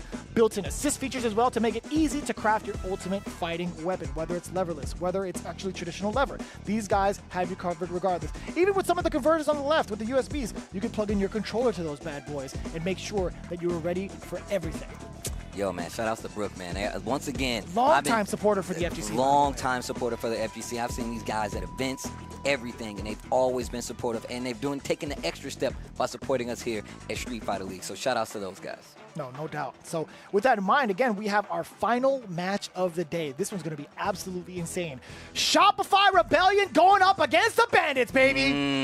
Bring it in. Come on now. This is going to be a heavy one right now. We've seen how well the Bandits have been playing. The well-rested, adjusted Mena, ready to play. But, of course, Shopify Rebellion, dude's been on a run, too. These are two heavy-hitting teams that are going to clash right now as our last match of the day. Can't wait to see this order, though. I want to see who we got coming up first. Is Boosie Badass coming up, going up against Kaba right behind him, and then we got Mena in that third place spot, and if push comes to shove and we need a little bit more, Chris T is going to be the last person holding us down for the extra innings when it comes to this next matchup. So quite the lineup. No matter what order you put these guys in, it's going to be scary, and they got a great character selection going forward. So we have the lineup established for the Bandits side. I'm kind of curious to see what Shopify Rebellion is going to be coming in swinging with. Like, we've seen already some of the folks get their big W. Dual Kevin got his first one right now in the previous game in the top of the show. What I'm really looking forward to is seeing where Shine's going to play a pivotal role within this home order lineup. We're going to see if he's going to be a counterpick material for any of these members here. And in fact, we are going to get those words and see how he's feeling going into this matchup. We have him standing by with Rob TV. Shopify Rebellion, if I'm not mistaken, currently sits at a decent spot on the leaderboard, even though you and Kev haven't got the results that you wanted up to this point. Look at you laughing already. So is that like a disheartening thing as far as the results, or is like, hey, we still way up this high regardless? I mean, you know, I can only speak for myself, but I'm pretty sure Kev feels the same way. You know, I'm proud of Jack and Du for being able to do their thing. I know Du wasn't feeling too confident as well. You know, leading up to, you know, some of his previous performances haven't been the best, or to the standards that he would hold himself to. So it's really cool to see him, like, you know, killing it in the anchor spot, right? But for me and Kev, obviously, we're not doing the best. So it's cool to see them do great, but we also want to, like, hold our weight and, like, you know, make everyone else on the team proud and, like, you know, really put our contributions into the team. So it's disheartening. It hurts for us, but they're kind of helping keeping us afloat as well. So, you know. Well, of course, last year we literally saw you win Street Fighter League NA, great performances in NA finals, and of course over there in Japan as well in the Ryugoku arena. So do you believe that this season you are going to bounce back? Is your confidence level still as high as it was last year when you won? I'm dead. No. If I'm being honest, like it's very difficult for me. Like my confidence isn't like the highest right now. However, it's a bit easier for me to look back and see what I've done, especially because last season I wasn't particularly in the best spot either. I had a rough start back then too, so I might be a bit more equipped for a bounce back. So, you know, I still think about that. It's very difficult, but I do still think about that, and it does kind of help me, like, put into perspective, like, hey, you've been here before. You know, I'm no stranger to this, right? So, you know, I'm working on bouncing back. It's a work in progress, and it's not always guaranteed, but I'm definitely gonna put, like, a lot of myself into this and trying to bounce back from it. Do you want another shot today? Yes, I do. Okay, you ready? You ready to throw them things? Yeah, but I am not. You know what I mean? Like, I'm a team player first and foremost. I always have been. I think that's why it's always helped our team make it to the playoffs. So I'm willing to put my ego aside if it means that it's better for the team. But you will see me again at some point. Maybe today, maybe tomorrow, but you will see me again. Okay, Shine, Street Fighter League US champion, and of course, we've seen him putting up clutch performances in the World Finals up against Gachi-kun and all them players in EU and Japan. Ladies and gentlemen, Team Shopify Rebellions, Shine. Shopify Rebellion Shine coming up against Boost himself, Boost Mobile with the Terry. Damn. It's going to be Kimberly versus Terry. Oh man, this is not going to be easy. Shine, obviously one of these players. We've been seeing him everywhere. You see him rocking the EWC jacket. I mean, we've seen him do Say Jam Slam, team winning at Say Jam Slam. I mean, he's been traveling around. He's been getting a lot of experience, and we've definitely seen Shine evolve over these years. Like you said before, he'll put himself on the back burner to make sure the team excels, and that's what you need to win here at Street Fighter League. But once again, Shine, if we 2 seasons ago, he was the guy who came off the bench and made sure his team got in there. That's what Shine is about, but we're about to get into it. The Chun-Li going up against the Terry, but I like this. The ground speed, the fireballs, you actually get to contest a little bit versus Terry here, and I want to see what his game plan is. It starts now. Yeah, within range of his on-shoot too. He wants to make sure that Boost doesn't get any sort of fireballs for free. Already initiating. What a time to counter poke. Jesus, Boost, that's how you feel? Bro, this guy. His timing is insane. Clock this guy's processing speed. Calculator going wild. Okay, playing back a little bit. The power waves coming through from the side of Boost, or at least just temporarily. Kind of weary about it, right? Because Shine's been encroaching on that space little by little. Trying to take a stab at it. You have to be a little more careful in this matchup. You're not going to be able to get a neutral game started as easy versus Chun-Li because, one, like I said, the walk speed, she's got great normals for keeping you at this distance, where Roundhouse is going to be a little iffy from Terry. Oof. Oh, but not the drive rush. Fierce, though. Damn, son. What a conversion, too. Now into the corner. Shine trying to counter poke his way in, but Boost actually not even throwing out any normals to get countered in the first place. Very minimal damage taken from Boost, although the side switch had happened. Shine, he's kind of backing away, right? He doesn't want to get put back into that corner. The jump doesn't get fully contested, but the counter hit now. Shine finding the proper timing. A little bit short on the drive rush, though. Overhead does get blocked. Tried to sneak something in. Oh, he just got out of range, but the forward throw. Boost, an interaction away from getting the kill. He can eat one more throw. Oh my God, the overhead. And he's going to go so sick. And it was OD. It was OD legs into the Hoyokusen. Oh my God, Shine. This guy is so sick. Okay. And this is what I was talking about, contesting up close. You're not going to be able to get away with that regular ground game pressure versus Chun-Li. It's not going to happen. And it's so difficult to snipe out people in the air with that roundhouse. Okay. He got caught trying to press buttons where he shouldn't. Boost actually in a little bit of danger. Shine, we talked about that confidence and how it can play a part. The little shimmy right there after the low forward crack kick. Oh. And look at him, forcing Boost to fight a lot closer up than he's comfortable with. Playing real close. Look at him. Playing real close. Down forward roundhouse. Does get the back. Sorry, does get the throw. Oh, I was gonna say I pressed the button too, but no punish surprisingly from Shine. Still with the momentum in his favor, just backs up, using that walk speed to just keep the corner pressure, making Boost use a lot of his drive to force it, but the plus frame burn knuckle really puts him back in the middle of the screen. I was waiting for it. He's definitely gonna spend it because he needs to take that momentum back, and it's not even the kill. Not the kill, not the burnout, even if it's critical, but one fireball away perhaps. No projectiles. Oh, what was that? No. He wasn't even near him. The drive reversal, fighting ghosts. I'm not sure what that was. Maybe just it was the drive reversal, baby. That's rough. Oh, man. And Shine. Really early. Swing and a miss. He actually shook his head off of that one. He's so far away, Steve. Okay. Chun-Li. First off, props to my man Shine running classic Chun-Li. Everybody takes the easy way out. My man said, I'm going to do it with my hands. Oh, back throw? Not the back throw. Totally fine. Boost coming on in. The slight hezzy into the crouching medium punch. His timing has been so well thought out against some of these top players. Boost stepping on the gas. Trying to put Boost to asses. I'm telling you, man, he does not let go on offense. He's always in this position where he can contest. He's got two of them. Oh. Uh-oh. Okay, spin it. You gotta spin that. You have to. Yeah, you gotta spin that. Not gonna get the kill. Gonna be a bit shy. But this right here is gonna be a bit, but he's in burnout. Legs. Watch for the Buster Wolf. No way! It's gonna be a lot of chip. He gets out of there! The jump. Shine with the read. Adjusts himself in the seats. Gets closer to the pixels. Yo, just a kid. You know how much is on the line already. Ooh, my man said, hold on, time out. Immediately going to the bench. You know, I watch Shine stream quite a bit. I be lurking. Big fan, right? yeah. Right? And I love that, he's taken to switching to other characters when the matchup doesn't fit.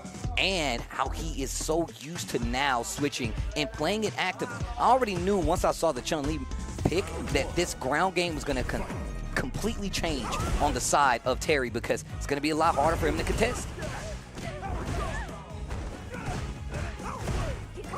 Oh, that is a hefty jump in. The damage to Boost. Okay. Look at him attacking the drive bar. Damn, son. That man is flexible with the roundhouse. Same with Chun-Li. Jesus Christ. Yeah. These animations are nuts. She says, like, yo, hands off. Wait a minute. Okay. Probably not going to spin anything here. Going to look for the mix. Empty jump throw. Okay. Another one. Give me another one. One more will be fine. Overhead. No helmet. And this No should be that last one. That's the doozy. Word. Just a reversal. Wasn't a safe jump. Burnout. Shine's in trouble, dude. He's just about to build a bar for himself, but he's taking so much chip already. Boost has got to be weary, though. Can't you? Is there a space to trade at all? Uh-oh. You cannot rebuttal with the level 1 at that moment. Boost shaking his head. He went for the OD uppercut to get past the level 1. That was sick. Super smart, bro. One of the only options you have in that scenario. And the burnout should tell you even more. He was looking for that for the longest time, but he finds it. Low forward confirm. Rising tackle. No, quick burn. Oh, jump in again. The jump-ins have actually turned this complete thing around. You need to be careful with the fireballs, and a little hesitation there means he's not going to get the punish. Boost still in control in the corner. Brother, he was waiting for that jump in years ago. And on top of that, he jumped out successfully a few times from that corner Shine, so Boost switching up the option to actually deal with it. Okay. We saw him last time. He actually baited out something with that. Quick burn, yeah. Burn, you already know, into the rest of the sequence. That was so smart. He did, was that OD quick burn? That was OD quick burn into level 2, that's right. That was really smart. And adjusting the route to make sure he got that combo as well. Because we saw it last time where he actually could have went to a power charge in the corner, closed out with Geyser. Did not do that, almost cost him the game. But I like this, switching up the route. Yeah, just making sure, like if you have lethal, you have that route for lethal, just go to it as quick as possible, right? Bruce making the right calculations off of that too. Would have been so much damage. I think he had an extra bar to him perhaps, but either way. Yeah. Okay. Fishing with the low forward. Bruce not giving it to him though. But when you put yourself in, oh, nice conversion. Dude, I love that spacing too from Shine, being able to snipe out that jump. And again, Bruce is really taking to that option a bunch to get around Chun-Li's fireballs. You got to be careful contesting at that range, though, because Terry's crouching medium kick. Okay. You see him just gearing up for it, trying to close it. I'm telling you right now, these Shines getting to this range where low forward is the only thing there, and it's starting to work out. But he's going to get 2 bars. Oh, get off of him. Burn as well. Oh, we saw this last time. But he's got to wait for it. He's got to wait for it. Getting a little bit more time back, DI, and I like that. Staggered the pressure. That way, when he did get to this scenario, he could potentially get the kill. He does have 2 of them. If he empties, oh my God. Yo, this dude Boost. He got the level 3 at the last instant. My man's watching the bar. This guy is sick, man. Well calculated. The very last instance, the rising tackle to go into the level 3. Right in the caboose. I'm telling you, man, he's doing an excellent job of finding these really lethal moments. I think he needs to, and Shine is constantly going back to this range. Boost definitely playing back just a little bit further. Damn, it just makes sense. CA plus Boost right in the caboose? That's crazy. I didn't even think about it till now. Damn, that was bars. Thanks for breaking it down for me. I'm usually good at it. You caught it. Oh my God, the OD burn. I didn't mean to mansplain it to you, Steve. No, it's cool, bro. We sitting on the side of the court. Talk to me. I'm listening. Oh, the throw. Woo! Okay. Needs to be careful, the throws. The throws are starting to stack up right now. Got the counter hit, but not close enough to make something out of it. Oh, no. He tried to do a drive impact right after? He knew he would have got the burnout and he would have got the stun in the corner, but now he's got to do it the old-fashioned way. What a jab. The fact that he went for a double crack kick. And the fact that Shine recognized it to interrupt. Okay. We're back in the game for Shine. Look at him just walking up, encroaching on that space. Gets the counter hit. No meter needed. He's going to hold all 3 bars going into this final round. Final round in this first player match between Shine and Boost. Who's going to take it? Plenty of meter on both sides. Boost just a bit shy of the level 3. The jump in not going to work on the fireball this time. The game's changing. They're rotating the options. Oh. Rotation on both sides. Real critical, especially in this final round. Shy trying to slowly walk it in against Boost. Full screen fireball to start off. In the back row now, Boost. Getting the support system from Cabo, you can hear it. What a stop to the drive rush off of that stand jab. Shine moving on in. Hoyoku-san, we want that corner carry. Okay, gets the one hit. Weak. I like that light punch, rising tackle. No. Oh my God, he's got so much meter. Oh no! What a drop on the side of Shine. And that actually cost him and his team that first player match. You can see Mena giving a quick look at Shine, thinking it over hardcore right now. He knows that could have been in the bag. Oh man. But look, obviously we know Shine needs this for the confidence. But luckily enough, he was the first player to go up there. Oh my God. That just means he puts a little more weight on his team. That's why they're there. They're going to lift you up.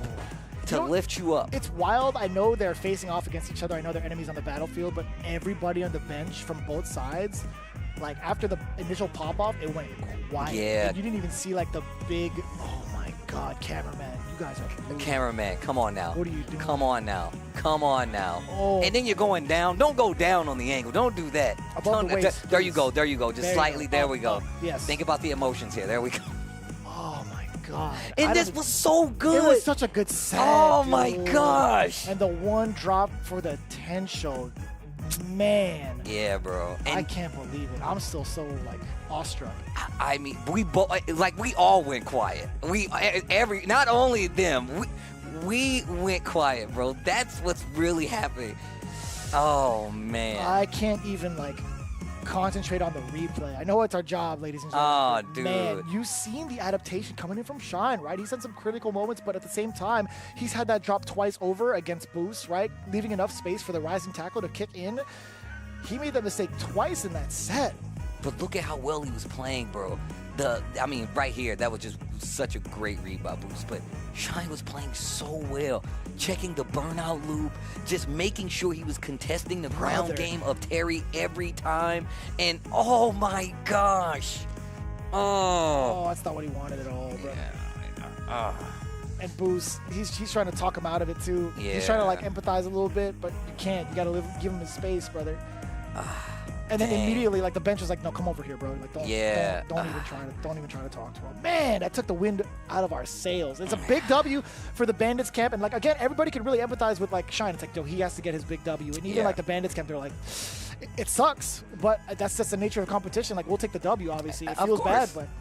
It sucks for them, not for our team. That's how it goes. It feels bad, but it's even worse for them, right? But we got to move on. That's just how it goes. There's no crying in Street Fighter. Round 2, it's Kaba stepping up to the plate. But will we see the lore match? Will we see the Battle of the Guiles? I mean, look, the Battle of the Guiles might be a thing of the past only because we know NuckleDu has been leaning. He's been leaning on the Mai more than anything. And he's a player that I feel like he really kind of lives in that, hey, I'm going to maximize this character for all scenarios. And I think that's the strongest NuckleDu we always get. And the Mai is going to come out on the side of Rebellion. And now, Bandits sending up Kaba with the Guile. This is going to be interesting. Now, obviously, when it comes to the matchup, you know Kaba's got the experience versus Mai, but also we know NuckleDu knows about Guile. So no doubt, right? There was a lot of tension going into this season. Oh, okay, let me rephrase. Actually, there was a lot of tension in the previous season in their last interaction, right? We had that standoff between like NuckleDu, Mena, Kaba. There were definitely some words exchanged on the stage itself, and we saw like the pop-up, the considerable pop-off. Mena even took off his jersey and threw it towards NuckleDu, and NuckleDu was like, I'm not having that disrespect, right? And then it came through afterwards. It's like, yo, Battle of the Guiles, best Guile, etc. But these guys are two grown men now. See the fist bump, you see the competitive integrity, and also NuckleDu maturing turn and moving on with that Mai, right? And Kaba not even trying to bring that up. He's just looking for even more competition to their side of play. So with that in mind, the energy, although it came out a little hostile in the previous season, they've harnessed it, they've matured off of it, and now we are guaranteed some maximum potency when it comes to the competitive edge. Saw the hand warmers go down. That means gameplay is about to go up. And look at men. I'm like, yeah, bro, meditate. Think about it. Think about it. Take a second. Take a breather. Tell me, man. Wake up. 5 minutes of meditation, bro. Get the day started, bro. Meditate, stretch, go about your day, bro. I can't even think straight in the morning. Are you kidding me? You're asking me for 5 minutes? I can't even count to 10. Here we go. Best of 3. Round 2 here. Wow. Instant check. Off of the counter hit, too. Wasn't able to convert. Oh, you saw the startup of OD fans, by the way. And you saw that last second button to get over the boom hitbox by Knuckle Dude, too. So, once again, you're seeing that knowledge come to the surface. Instant. Oh, I wonder if he could have gotten a little forward. No, dashers one too many times. Hey, you're looking for the charge, right? And you can see Kaba, he's willing to lose that charge. And Knuckle Dude actually tried to go for a jump. Kaba wasn't even within that range to even like try to throw a sonic boom. I'm so sorry. No. Go ahead. I was just gonna say the thing is about Kaba. I think is one of his greatest strengths as a Gao player is like his utility of the normals. Like he's so good at placing normals where you think you're safe. Oh, well that normal throw is not where you're safe. Except for that time. To be fair, that was a throw. That's fair. But no, I agree with you. I mean, like Knuckle Dude like taking that signal to like jump in if Guile's not maintaining his charge for flash kick. I can't believe he's stuck in that DI, by the way. You might actually be dead. No, he's dead. Double Ryu engine, crank it up. Level 1, more than enough damage. Oh, that shot was cool. Just her engulfed in fire. Yeah. Nice work, Capcom. Right? Animations are ridiculous, by the way. Music. Definitely a fan. Anyways, he got the throwback sound too. They play a lot of homages to like the old themes from like their other games too. It's so cool. Wow, gets clipped. Jesus. Look at this offense from Knuckle Dude. Put Kaba on the ropes a bunch, right? Now he's forced to throw some of these ODs to reset the timing, but he can't go into any sort of conversion. That was a very deep dive bomb. Kaba not able to really get a punish. Damn, speaking of punish, a sweet chin music. And on top of that, you can see Knuckle Dude completely aware where this corner is, and he's been playing amazing. Uppercut. At keeping Kaba at bay. Like I said before, you know he knows how to fight this matchup. Forward throw. We saw him sneak in the DI last time, but he's got 3 of them. He's ready. He's got 3 of them. Help me. Kaba solid burnout. The perfect parry. Knuckle Dude well prepared for when some of these normals come out. His Guile expertise coming in as a big counter against Kaba. That was slick, by the way. He saw that bad boy gearing up. He's like, I've seen these boosts before. And I like that they don't even waste time. They don't even try to talk on the headsets. They just walk over to the bench. Knuckle Dude trying to take off the headset. I don't think it matters if he doesn't speak Spanish. I think he knows a little bit of Spanish. I think he does, actually. I don't believe it. I don't believe it. Talking it out. The brothers, I like to say, bro. These guys have been through tournament after tournament, team tournament after team tournament, SFL. These guys got a lot of history. Shows through and how well they play, how well they can coach each other. The Bandits hermanos, man. Damn, the band of brothers. Going back into it. Knuckle Dude up a game against Kaba. This is first of 2, by the way. Best of 3.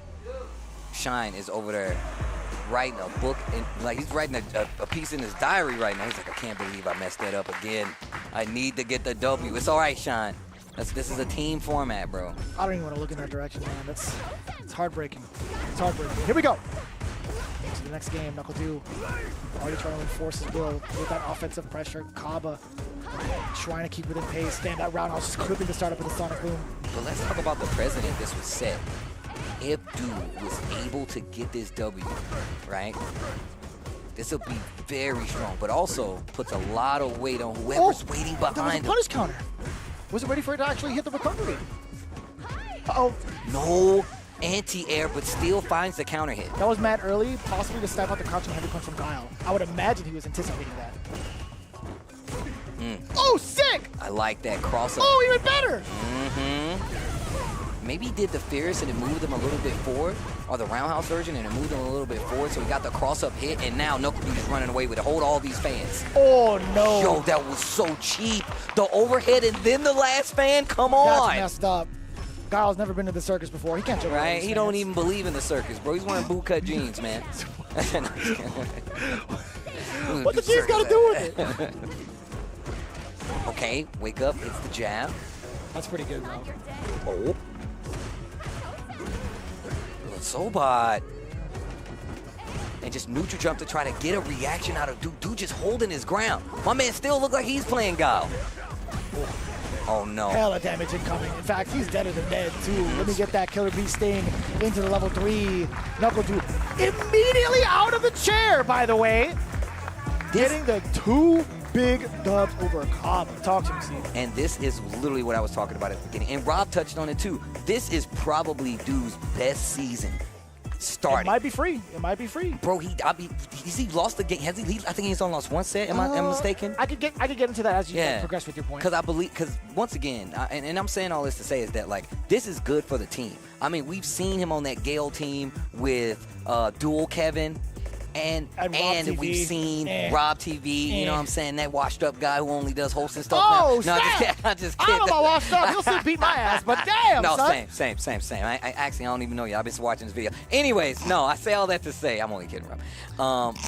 I say all that to say is that Knuckle Dude is looking in rare form right now. He really is. He is looking so good, man. We did get the confirmation he has not dropped a single set. He has been on fire, whether it's in the preliminary match, whether it's in the secondary, or even the anchor position. He's proved his worth in all fronts as the #1 dog for Shopify Rebellion. He's getting so many points for his team, and they were coming into it around like 3rd place, if I'm not mistaken.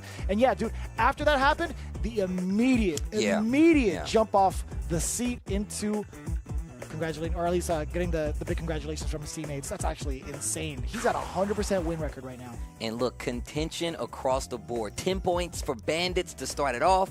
10 points for Shopify Rebellion in round 2. We head to round 3. 20 points on the line. Brother. No EX. This is nothing but a best of 5. We get another lore match. Bandits has to send up Mena. Who's going to contest against him from the Shopify Rebellion squad? You already know. There's no way you don't know. There's no way you don't know. That Kevon? Oh, man. Mena RD has had Kevin's number for a plethora of different CPT events, but not with Blanca. It's been with Zangief. So you're saying... Well, he has used Blanca before. I'm just saying, like, it started off from that Zangief run over at Cream City last year.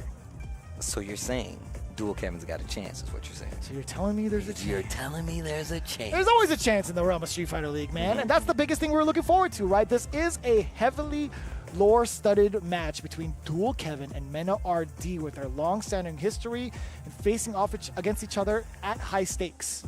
I mean, look, Dual Kevin is one of these guys who, like, you can't let him get rounds. You can't let him get games. He just gets boosted by it. He gets more powerful the more games he wins. And he's in vibe mode. Oh, yeah, bro. They both up there like, all right, what's about to happen? Mena RD, Dual Kevin, the last match between Shopify Rebellion and the Bandits. The band back together here at SFL. Shopify Rebellion looking to make a big upset, I personally feel like, going here, especially when we've seen how Bandits has been playing. Kaba going down. There is no extra game. There's only this game. And Dual Kevin's coming in from a fresh W. He fell a little bit short right out the gate. We were talking about him in the pregame interview about finally getting his first W. He got it today. We're looking to see if he can continue his streak. But against someone like Mena RD, there was a possibility, but the Bandits camp, again, coming in rather hot from their previous matchup against 2Game with their 40-ball win. All right, here we go. Best of 5, first to 3. Dual Kevin versus Mena RD. What an interruption already. Dual Kevin putting the practice of studying the tapes to work. Good series here. Half-Life already gone. Teases him with the jab, goes with the throw. Mena on the rope. So, burnout. Oh, but he mistimed his fierce. Uh-oh. The assist from Kaba coming in strong. Okay, he's in burnout. And he's getting so much more back the more he blocks, gets the punish, you gotta kill him. You better kill him. You do not want to make an extra round last longer than it has to versus Mena. Can you believe this is the last set of the day? That's crazy. This day flew by, dude. Dual Kevin versus Mena RD also. Jesus Christ. Yeah. Capcom Cup qualifier matches right here. Damn, stealing turns after the back medium kick. Kevin still trying to stand his ground within the space, right? Mena RD a little bit dry, right? He can't convert any of these straight hits into drive rush cancel. It will put him into burnout. He will get the sweep against Dual Kevin. And the call out against the OD Mixer. This is going to be heavy. Mena RD building back all that gauge. Now, little fella coming through. Okay. OD. Drive reversal. And he keeps his down back because he knows he's in trouble, but this puts you right in DI territory. Yeah, I think Mena RD knows Dual Kevin's not going to be willing to spend that bar. It was only a matter of time for that DI to come out. A rebuttal and a perfect one at that. Damn. Real sharp for Mena. Okay. He's trying to really push that plushie, huh? Bro, got to sell, bro. My man's taking care of the economy of Brazil right now. I like that. Oh, okay. Another one. Every time he gets a throw, Kaba claps. He really does. Yeah, we know. He even yelled it out. Beast! Oh, punish! Wow. Oh, this scenario is not good. This could be a round-ending exchange. That's so sick. Little fella. It is a hard knockdown after. Oh. Back throw. You got 2. You got 3, actually. Time to guess. Shoot it, Jay. Shoot it. Okay. Okay. Still got a lot of work to do. Still got a lot of gaming to do, as my boy Seijin would say. He got the counter hit, and it still is not going to do it. One more sequence, though. What's the mix? Safe jump on the way in. Forward throw. Dash up on in there with the drive rush. He gets the big shimmy. Dual Kevin coming out swinging with the first game against Mena. Look at just the kid in the back. Clutch, he says. Clutch. The win's always on my side. Yeah, man, you got a backpack that generates it, dude. Right? Come on, dude. Okay, okay. You see Mena thinking about it. Remember, best of 5. Your facial expressions give me every time, bro. Ooh, give me that whip punish. That's a Dual Kevin staple, by the way, with a standing medium kick. Mena RD within the right ranges and timing to catch that. But OD spinning mixer. Dual Kevin's like, that was cute.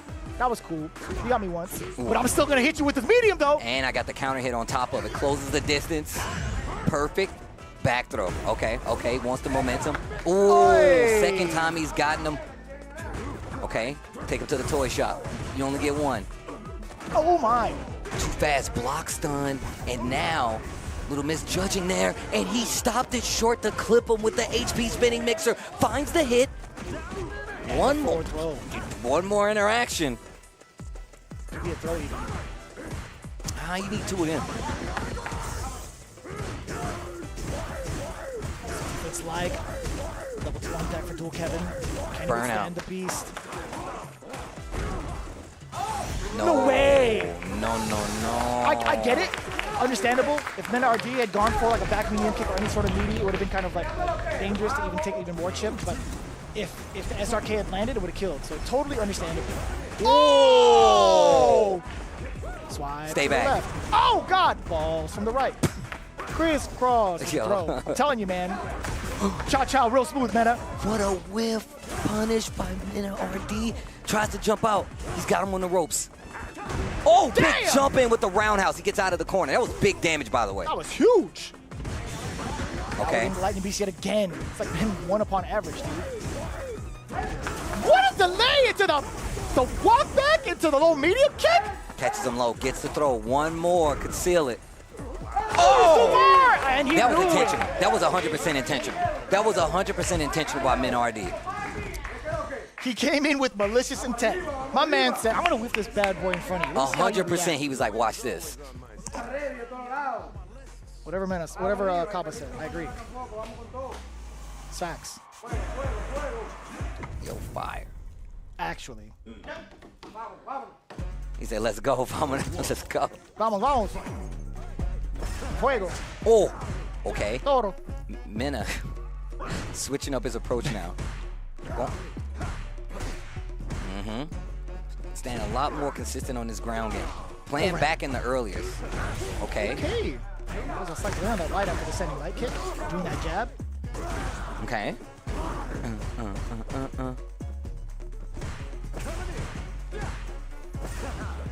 Oh, real dangerous territory. I feel like trying to whiff a normal in front of Mena RD like that. Dual Kevin, he's looking for a reaction. He's doing it with some sort of intention to get something with a longer recovery and get that whiff punish. But we do get to counter it now. Oh, trying to do it again. Oh, give me that. Drive rush to make sure you get it all. The punish counter, knockdown in the corner. Trade. He's almost close enough to get that exchange. He caught the standing medium punch. It's enhanced. Not gonna spin it just yet. Oh, damn, son. Even if he doesn't get the one frame blink to bring him back down for the extension, it's still gonna be a tough scenario for Blanca on defense. Oh, punish counter. Give me that. That was a crouch jab with punish? That's how close he was? Nasty. What? I'm not sure if that was intentional or not. Okay. He still gets some mileage out of it. Still makes it do something. And he still got this corner positioning too. Counter hit. Oof. Jesus. Oof. Oh my God. Why is it so active? Defense from Kevin. Oh, that was not without good point. enough. Should be dead. Double one, you know it. Mena RD. That was only round 2, by the way. Bruh. Game 3, round 2. 1 round apiece. Best of 5, still underway right now. Last match of the day. Ooh. Set up the Desert Storm. Pushes him out. There you go. Make sure he has to block some of it. And that way you keep your pressure. Well played. But the defense is unstoppable. Last second OD spinning mixer, though. That was meaty as hell. And he still gets these confirms off of the low medium kick. Dual Kevin's been caught walking back so many times thus far. Oh, 3 turns? Because he knows he's looking for the throw. Because he knows he's looking for that throw. Walk up with the back medium just to get a reaction. He got Dual Kevin trying to move. Okay, he's not dead, but this setup, these next 2 setups could be Curtis. Bro, I like that frame kill. That was kind of sick. Punish counter! Oh, it's getting squirrely. Sets up the level 2. Everybody in the basement. Okay, kick it over there. Okay, drive reversal. I'll take that all day. Sets us back to neutral. No bar on either side, but what an interrupt by Mena. And now he's got that corner positioning. Oh, I thought he was about to do something with it. The throw not dead yet. Yes, he is. Yes, he is. 2-1 on the side of Bandits right now. Mena takes the lead. An excellent defense, too, expecting the Arabian Sky High, the instant air overhead, essentially, from Kevin. And also, not even just that, not letting him out for free. The jump back medium kick to the turret, and then getting that throw, all well played. That was so well planned out. And of all the options you could consider coming in from Kevin, he's been throwing out OD spinning mixer a lot. He has. How is he ready for that? And I mean, like, he was blocking either way, right? So. And he's he went to that OD spinning mixer, 2 or 3 times already. And Mena has been ready almost every time outside of the jump out. You can see him fishing with that crouch strong. And he's getting into that range and is making Dual Kevin whip a lot more buttons. And Mena's taking advantage of it. Punch counter. We get it set up for little fella as well. Oh, he's going to throw again. Lightning, help me out! He has to hold it. That's excellent defense, though. But he's been getting so many whiff punishes. Mena RD. Unstoppable when it comes to whiffing some of these corners. You can see the slow shift of this game going back in favor of Mena RD and the Bandits. But wait a minute. Big wake-up situation from Dual Kevin. Stays on the same side. Mena holds up and tries to get out of the corner with the hop through. Lightning Beast engaged. A big momentous swing. You get to get a lot of your drive gauge back. Activate little fella. In fact, you're going to use your drive gauge to help get those batteries in. Speaking of using a drive gauge, drive reversal, goes straight into the level 2. Burnout on both sides. Mena fights back to keep the corner. Right. Lots of chip. Jumps out. I can't believe he actually got that jump out. I mean, Mena's still going to get the drive gauge back faster, though. No, it's going to be dual Kevin instead. Oh, excuse me. Goes back to green. Oh, another throw. Bombs, hella plus. Waiting for a reaction from dual Kevin. Men RD pumping the brakes a little bit. Okay. Sky high, yes sir. Oh, down below! You got it. No! And that's gonna do it. Mena RD and the Bandits sneaks one by dual Kevin. And man, that's how you know nerves are at the high, because stuff like that tends to happen when chips are on the line. But Mena RD, ever the clutcher, holds it together for Team Bandits. They get another 30 points, increasing the strength and the lead over the other teams. Well played on both sides. And man, we've seen two drops on the side of Shopify Rebellion that has severely affected the outcome of a game, and it cost them that set. That is crazy. Let's take a look back. Oh my goodness, dude. 160 points for the side of Bandits, by the way. A Shopify Rebellion sitting at 80 off of a drop, son. 2 drops, one from Shine and one from dual Kevin. Yeah, man. In those critical moments. Look, and Shine still over there just recovering from his game, dude. I don't want to talk about that, brother. Oh man, I'm telling you that was intentional. I'm definitely gonna ask him about that, because I'm almost 1,000% sure that was intentional, just to get a reaction out of him. Arabian Sky High, he was ready for the jump out, and man, I did not think that throw was gonna kill. I'm gonna be real. It's wild, man. The composure too, and also ready for those significant drops to get big damage. Mena RD with the full composure. He's been catching dual Kevin a bunch, catching his movement, whether it's like moments where he wants to try to walk forward or get prepared for a jump, or even walking backwards. How many confirms did Mena RD get off a low medium kick? A ton. Crouching medium punch. He was so close on the shimmy. He did crouch jab as a whiff punish, got the counter. Ain't that sick? Dude, that's how you know his spacing is crazy. And look at how this started off, right? Bandits with that first 10 that came by way of Shine dropping, and then the rebuttal for Knuckle Dude, only for dual Kevin to have the same instance. Oh man, that's gotta suck. It could have been such a different story going into like the final game as well. I think dual Kevin had lethal if he had finished his combo. I'd have to double check that replay later on tonight, but there was an opportunity for lethal. There was an opportunity for an extended set. Man, oh, dude, look, I don't know how familiar you guys are with the tournament setting for fighting games. It's one thing you lose on your own, but to have a team behind you, knowing, I'm just saying, I'm just trying to put it into context so you guys know my man ain't just back there soaking for no reason. But with that being said, something to think about. I'm going to send it out to the aging demon himself. Rob TV is on the stage with the winner. The aging demon? That's the name of his show. Okay, Street Fighter League, let me hear some love for Team Bandits.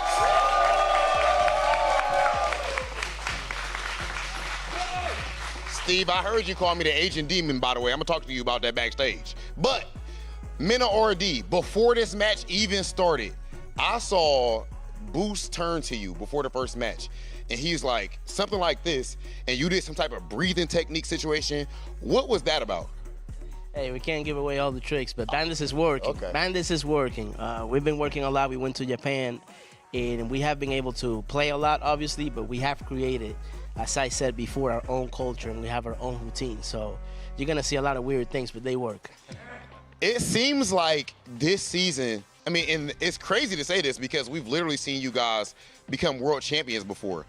I feel like this is the best your team has looked, though, just as a cohesive unit. How different is this team versus that world championship team in the past? Honestly, that world championship team, we were still finding, our identity. Like the last year we were with Nasser, and then that first year of Street Fighter 6, we were creating, that discipline and doing everything as we knew. But it was the first time, and now we already have the experience. We basically have all the core, and we just needed to get Boost up to date. So it's just the experience that we have, and we already know how this works. Last question. Does it get easier for you during the set? I mean, earlier on, I feel like, you and Kev were having a pretty good match.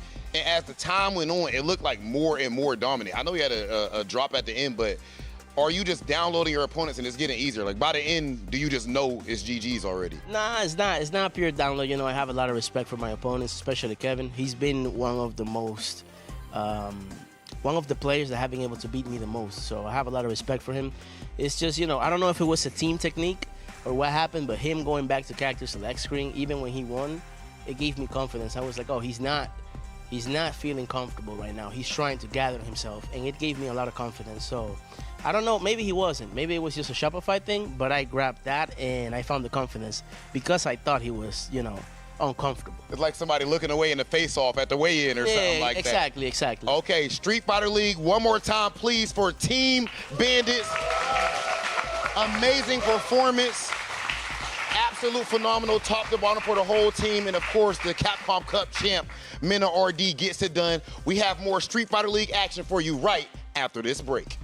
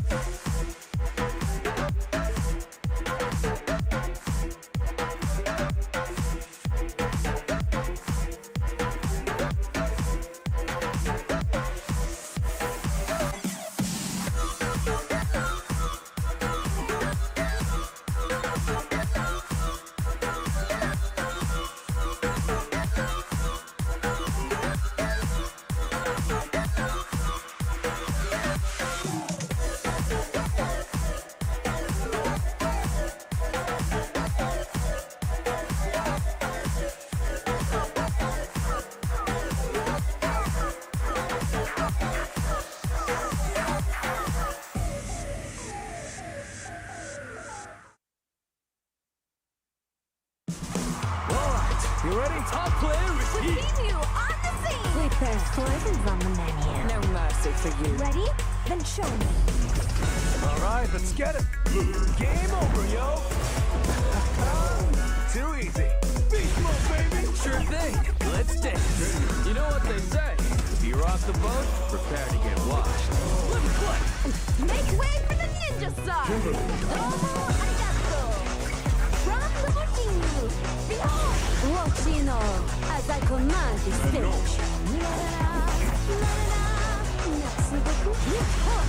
I'll make you proud. When poison prevails, it's a wonderful feeling. I have you. Another mission awaits. Do you plan to fight it for me? Target acquired. I'll show you the power of my company. Now you understand. Don't underestimate me. Are you ready yet? It's go time. Good night. One of a kind.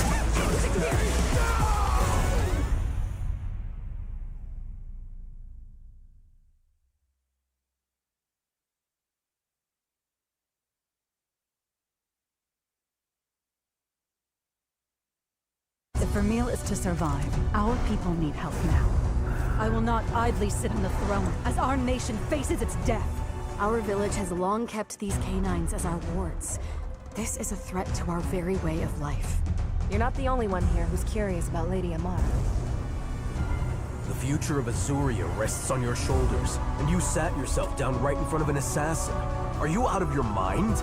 The Living Mountain, Yamatsukami.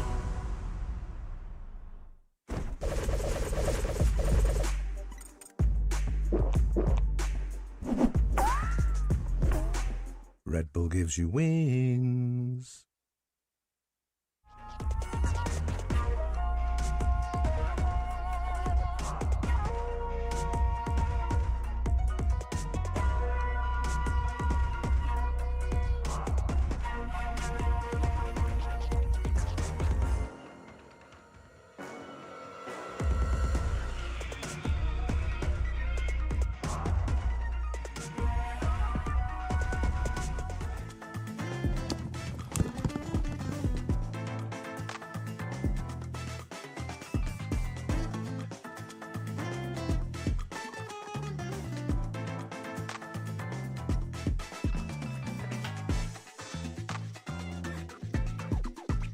Welcome back to day 3 of Street Fighter League.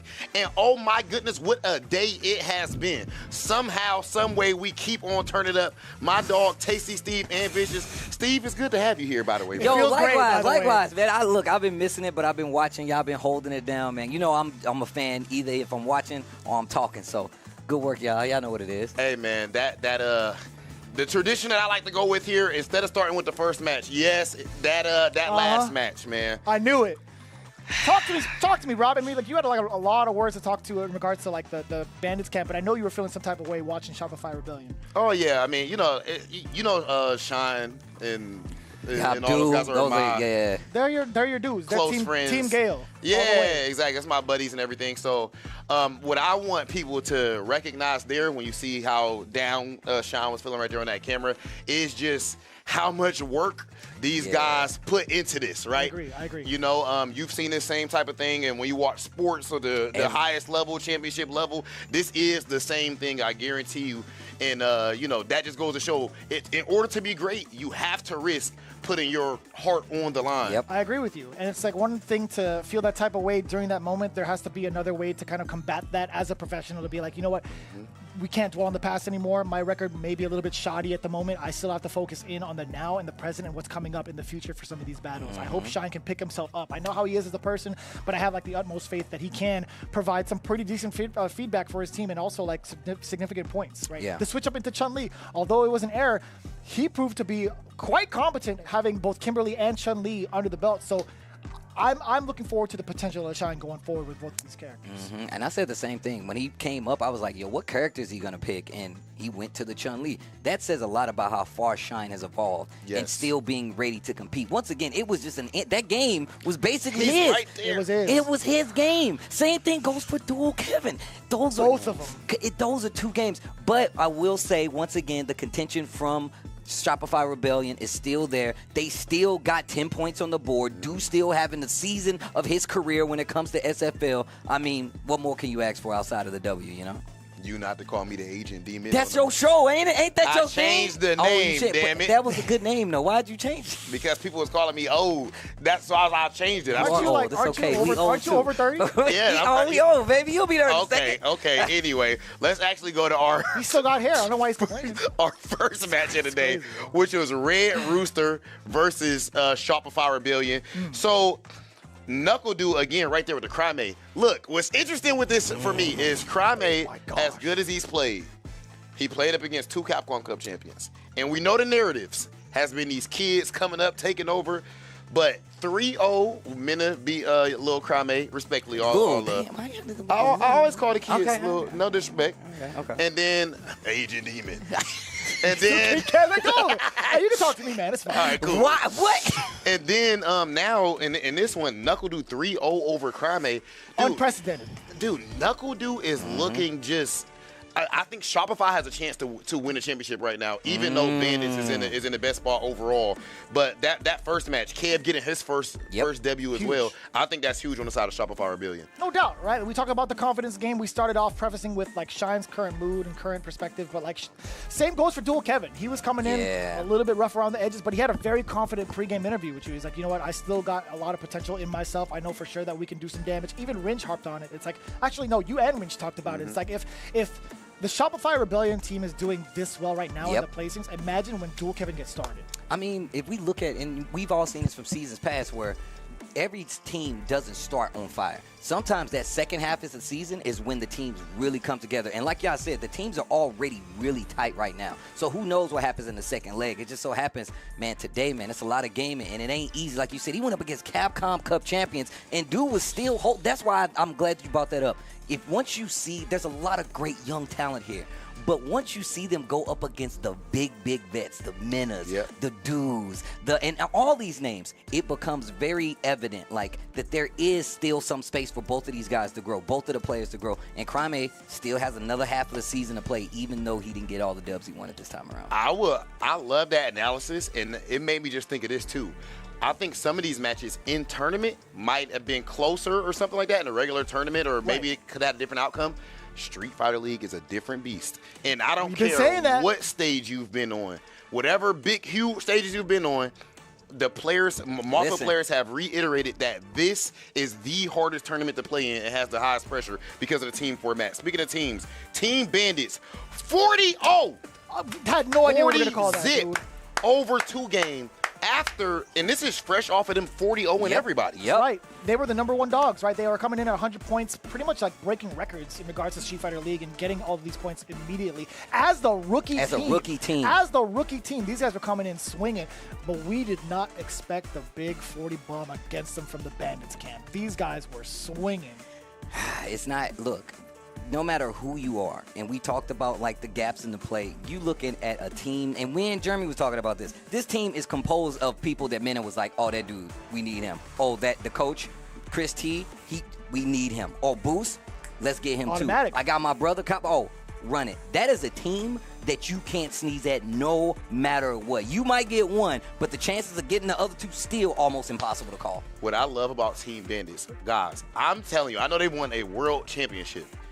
This team is better than their world championship team. I'm not saying what will happen, but I'm not only speaking on skill. I'm talking about composition. In sports, sometimes I talk about how somebody has like learned how to win.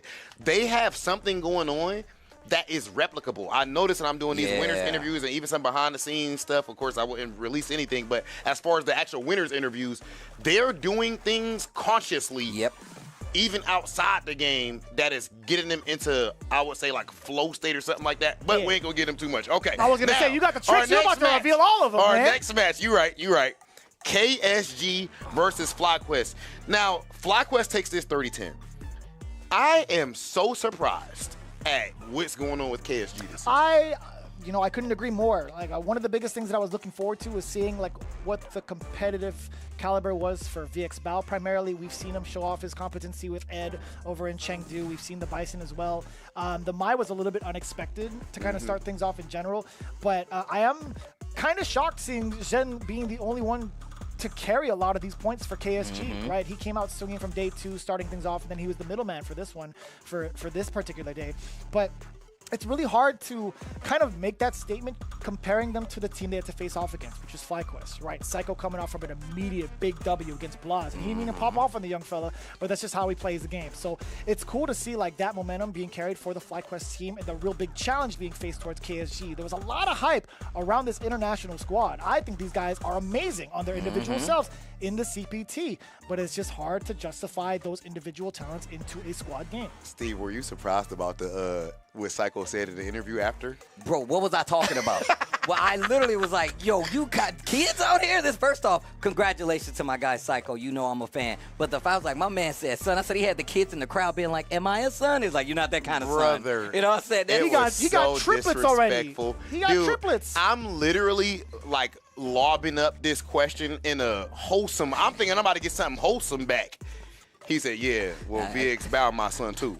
And just set the mic down. Oh, we were smoked. If there was audio live for us, you would have heard nothing. I was like, what VX Bao do? 50 Cent, what did he say? Well, like, what I got to do with it? What are you saying mess with me for? Like, man, imagine VX Bao in that gift right there. Okay, and the next match was a gift. Add a T onto it.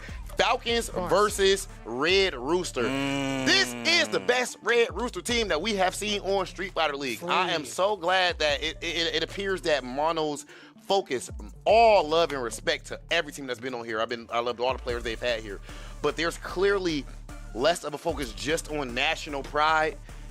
He's still focused on national pride, but best player available, and it's working out. And Mono got his first dub too. Right, and that was the big question mark that we had. Ringe and I had talked about it. I thought it was rather smart for Mono to send up the rest of his team consistently and throw up kind of like, or taking that managerial or like coaching position for himself to help them get to those W's. And I was rather worried. When he came up to play, it was one of those things where I was like, is he going up there because he really, really wants to like get into the fray and just not be on the sideline for the entire season? Carried. Yeah, but it made a lot of sense post-interview when he talked about taking on that matchup. He's like, yo, I had a lot of practice against this character, against Oil King. I had a lot of practice due to the help of Uriel Velorio, a huge Mexican staple, by the way. So it's cool to see like the moments where he's like, okay, if you guys aren't comfortable with this, let me get up in this matchup. I am confident in this match. I think I could do well in this matchup, and I love that going into it. It lets other people know that Mono is not completely off the bench, right? Yeah. He is still a competent threat. Yeah, his first match of Street Fighter League so far, and he gets the dub. And this season, we don't have any squad where it's a free dub. No, or 100%, 100%. Every year, like, it's definitely got, like, consistently harder. But once again, and we've said this every year, this is the hardest Street Fighter League US has been. And it's because these teams are more composed and have, like, not only just single hitters, but people who have been here before and people who do good respectively in their own accord, whether it be CPT or just playing alone, and just having the knowledge to put on display and like talk to these players like Crimea, like that. We're talking about Red Rooster, Crimea translating to Mono so Mono can talk to Chris Wong. That's ridiculous. That's fire. That's ridiculous. Kind of and it's so cool to see that the teams understand this part. Mono is an alumni now. He's been here before. He knows what it takes to win. So him getting off the bench, putting down the clipboard and being like, all right, it's time for me to get in here. You know what I'm saying? He threw the tie on the floor. Yeah, bro. He ripped his jeans off. He's like, I came here to play. He got the basketball shorts on and everything. Speaking of people coming to play, man, Team Bandits, Los Banditos, goes up against Shopify Rebellion in our last match of the day. The first match was, of course, Shine versus Boost. I love how Boost was trying to talk him out of it a little bit. You know what was? What happened? He was like, so as soon as like the matchup had dropped, or at least the combo had dropped and Boost got the W, he like took the headset off. He was saying a couple of words. He had his hand on his shoulder. He was trying to like talk to him a little bit. Immediately afterwards, man, it was like, no, come here. No. It's not time. That's their It's problem. Not. That's that's their problem. Yeah. Come to us. Dude, that is like, for one, listen, brother. If I just drop the combo to lose, don't talk to me. Don't touch me. See? Don't touch me. Don't talk to me. Do Don't not even breathe talk to me. me, Don't bro. We're not friends. Do the little like handshake, get on your way. Business is business. That's nothing it. personal. You don't do that. He didn't even go. Like, I even will understand. Like, man, that's different than. Hey, son. And he was trying to talk to him. Yeah. Oh, he started talking. He started talking a little bit. But you know, Boost does that. We saw it last season when even when he lost, he just jumped up and went to. It's like, hey, what was? Yeah, it's nothing malicious. It's nothing It's malicious. good intention, well intentioned. 100% good intentions. Yeah. The next match, this was interesting in itself. So NuckleDu versus Kaba, right? But the fact that NuckleDu did not go to the anchor position, we're seeing that a lot more this season, which just shows how strong these teams are. This reminds me of FlyQuest going up against 2Game, and Punk doesn't go into the anchor spot. You trust Cycle to go there. In this situation, you put Kev there. Well, I do think Kev might be the strongest player on the team. I got a question for you. Do you think it was like more of like a lore-studded match because there's a history between like NuckleDu and Kaba, and I feel like with the character matchup itself, it's something NuckleDu would be strong in. So there's 2 points there. That's what we were talking about. And then about, looking into like Dual Kevin versus Mena, there's a lot of history between them too throughout the CPT, right? I felt like there was both of those really into play, which caused that order to come about for the home squad. Yeah, I think so. And Mena, even in the post-game winners interview, said that he respects Dual Kevin particularly so much, and he's one of the only players that gives him a lot of trouble. But man, Mena or D, I know people talk about. All right, I can't put no disrespect on LaShore. I don't know, but Mena or LaShore are the best in the world right now. I think Mena's still the best in the world. Granted, there was a significant drop. I think if Kevin had gone through with the rest of that combo, I still have to look at how much life was left from Mena's behalf. I think we could have gotten an extended set.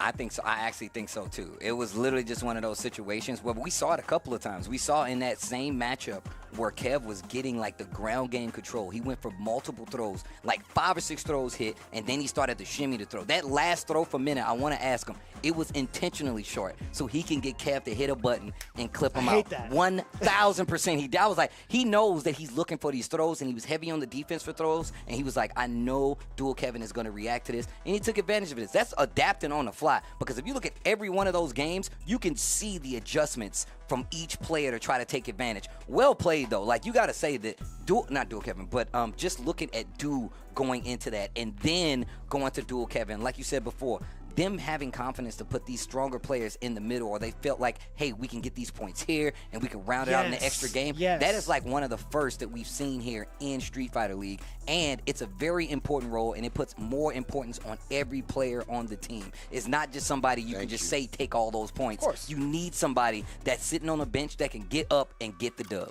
Okay, guys, and we looked at all the matches, but really quick, the fact you just brought up that whole all the players thing. Right now, we're about to see how good Shopify is at the psychology and team building side of things. because I don't believe that you can have any of your players in a rough mental spot. I think it hurts everybody, no matter how good you guys were playing before. And I'm confident, 100% confident that Sean will be able to bounce back. But I just want to make sure you guys know that is something that goes on behind the scenes. The game outside of the game is not just about pressing the buttons. But I do want to make sure that we press on to look at the matches, or is it the standings? Are we going to go to the standings Talk first? about the standings, Let's take a look at the standings first, ladies and gentlemen. What are we looking like right now for Street Fighter League? Vicious, let us know. What's going on, Vicious? Bandits, obviously the top dogs with 160 points. They started out with a 40 bomber and then collected their final dub over Shopify Rebellion. But as much of a heartbreaker as it was, they're still in second place with 110. Shopify Rebellion still having a lot of homework to do and bringing that team cohesion. It's still going to be quite an ambiguous set going forward. 2-game. No points on the board today. I didn't even think about that. That's crazy. They started with 100. They ended with 100. After 40 0 people in. I know. Wow. It's quite a shock. It's quite a shock. FlyQuest still maintaining the positioning at 4th, 90 points to their name. Red Rooster in their strongest showing thus far with 80 points. Falcons also coming in with 70 points. But KSG, KuaiShou Gaming, we had a lot going into this dynamic group of individuals not coming together as a team just yet. There's still 8 matches to go for them specifically, but sitting at 40 points on day 3, it is kind of rough to look at. I like seeing that Crossover put a tweet out after his second win in a row that he has now. He's like, man, that was close. Luckily, I don't get nervous when I play. Bruh. Fire. And you know he ain't even flexing. He just dead serious. That's how he feel. He was like, bro, I could beat, when he interviewed him, he's like, oh, I could beat anybody here. I was like, yo, my man, that's crazy. Bro, he proved it. He definitely got the extra match again. We're backstage. He just walks up. And I'm like, bro, why are you walking like that? Like you walking like a Kuma or something. He's like, oh, that's just how I walk. He looked like a final boss. He does. This whole Have you seen energy his biceps, is like, bro, this dude's buff. Yo, Crossover be in the gym for sure. Crossover be in the gym for sure, man. Okay, now please let's look at what we have for us tomorrow on day 4 of Street Fighter League. Tomorrow's the last day, at least for round 1, right? Yeah. This is the last day for round 1, which hurts my soul to say. Match 1, we have 2-game versus Red Rooster. Oh my goodness, that one is crazy in itself. A whole lot of LATAM versus LATAM going on right there. FlyQuest versus Falcons. We have Bandits versus KSG, which that's very interesting also because, of course, Bandits first place and KSG is, I think, literally in last place right now, too. So that is also an opportunity, though. Remember, as much as we're enjoying these matches, we are still early in the season. Yeah. If they can go and, like, 40-0 them, then they can change the game entirely. And of course, this time we have 6 matches instead of just our 5. Red Rooster versus FlyQuest. Then we got Shopify Rebellion versus 2-game. And finally, we're gonna have KSG versus Falcons. In Shopify versus 2-game, who plays in that anchor match? I wonder. Shopify versus 2-game. Oh no, I know. Evo Friends. We saw Blaws versus Dual Kevin. Well, there you go. I mean, you already got it down pat. Blaws versus and Dual Kevin got that dub. He took care of business right there. But okay, I haven't asked you this yet, Steve. Of course, I've already asked Vicious, but I will still ask you again, and I'll actually answer this time maybe. Who is your current leader for MVP on Street Fighter League? Ooh. If you need 2 picks, that's fine, and I'll ask everybody at home as well. We take a look at the chat. Okay. The current leaders for MVP. Crossover. Ooh. Let me see this real quick. And Knuckle Dude. I was going to give it to Brian. Brian he's still in contention because we're not done just yet. But I do got to say, Crossover is one of the players that's always keeps stepping up. Like, it'd have been different if he just stayed below that line, but he's literally stepping up. And with multiple characters, he's pulling out multiple characters at this point, and you typically don't get to see that. So those are going to be my 2, bro. That's who I would say. If I were to pick 2, number 1 for me has to be Boost, right? Like there's a lot of like thinking when it comes to like the whole composition of Team Bandits. We know what Chris T is about, we know what Kaba's about, we know what Men is about, right? We've seen them as a unit claim a championship ring under their belt, but Boost, this is the second time around. He's been proving quite the threat for a lot of other teams and also giving that energy right off the bat. He's always willing to play either the first match or the second match and bring that W consistently. I think his record is kind of pristine at this point. He hasn't lost. Oh, jeez. I don't think Boost has lost. And so on top of that, my other MVP has to be Knuckle Dude. Right? Yeah. With the expectations that we have from him every Mm-hmm. single season, this is easily his best one. And you had mentioned that during the interview. I think his transition over to Mai has proven to be the best decision he's made professionally. I absolutely love those picks. I'm going to go Knuckle Dew and Mena RD so far. Okay. And Mena has one loss, if I'm not mistaken, right? That's right. I think it was to NL. Yep. So he has one loss so far. But the reason I would say Knuckle Dew and Mena RD is because they are looked at as the guy, the leader on their team. And when you keep consistently winning with that pressure on you as the guy, I think that it helps your team, even in future matches, to win because they know that they can trust their anchor that they have back there. But if you want to put Boost in there as well, I'm not mad at that whatsoever. And ladies and gentlemen, none of us have a reason to be mad. We all actually going to be hyped up, excited, because we have more Street Fighter League action coming at you guys tomorrow. I have been your host, Big Hollywood Rob TV. Join here with my dogs, two of the greatest of all time. My brothers Vicious and of course Tasty Steve, and we will see you tomorrow on Street Fighter League. Harry for duel, Kevin. Oh, you can set up. You can finish the rest of it. Jump out the rest of the drive gauge. That combo ain't finished just yet. Level 1 SRK yet again. Duel Kevin. And duel Kevin. You can see the sigh of relief on his face. Like, I got one. I broke, man. He gave him the micro walk shimmy. Playing on the reactions and No another way, hit to close out for Knuckle our Rebellion. Getting a 3-0 over Crime. He did not like it, but Knuckle Dew and the rest of the team did. Congratulations. Anything happened from it, and the OD Fireball actually clipped him and put a boost with another burn Knuckle. My man, dude, he's so meticulous. Oh, he ran into it. He got Street Fighter 5. That's check. Let's go. I'm him. My man said, what did you think? El fuego. Oh.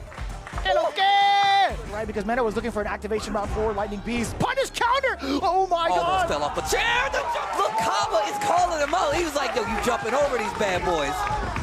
Where'd the Dominican flag come from? I don't know. The knockdown. Now you know the trade. This might be it. Bandits in the charge of Mena RD gonna. What a set to behold. We wanted Mena to get rest, and he came back stronger than ever. That's gonna be a dub. That's crazy. Oh my God. Okay. The team over there in FlyQuest looking like he can get big damage. That's raw level 3. That is gonna hurt, but it's not dead just yet. Critical art. Excuse me. I literally was about to say, I was like, all he needs is a good. He's looking at him. He put the water. Another throw. Let me get a third, yeah. Oh my God, he's dead. He's gotta be deader than dead. Level 3. Target scope on. Yo, look at Psycho waiting to congratulate the team. We ain't even looking at the screen. Xiao Hai goes down. FlyQuest goes up. 20 points. On the bench. Top one. No driver. It's going to be the driver should stand. And now the force burnout from the side. Okay. Are you okay?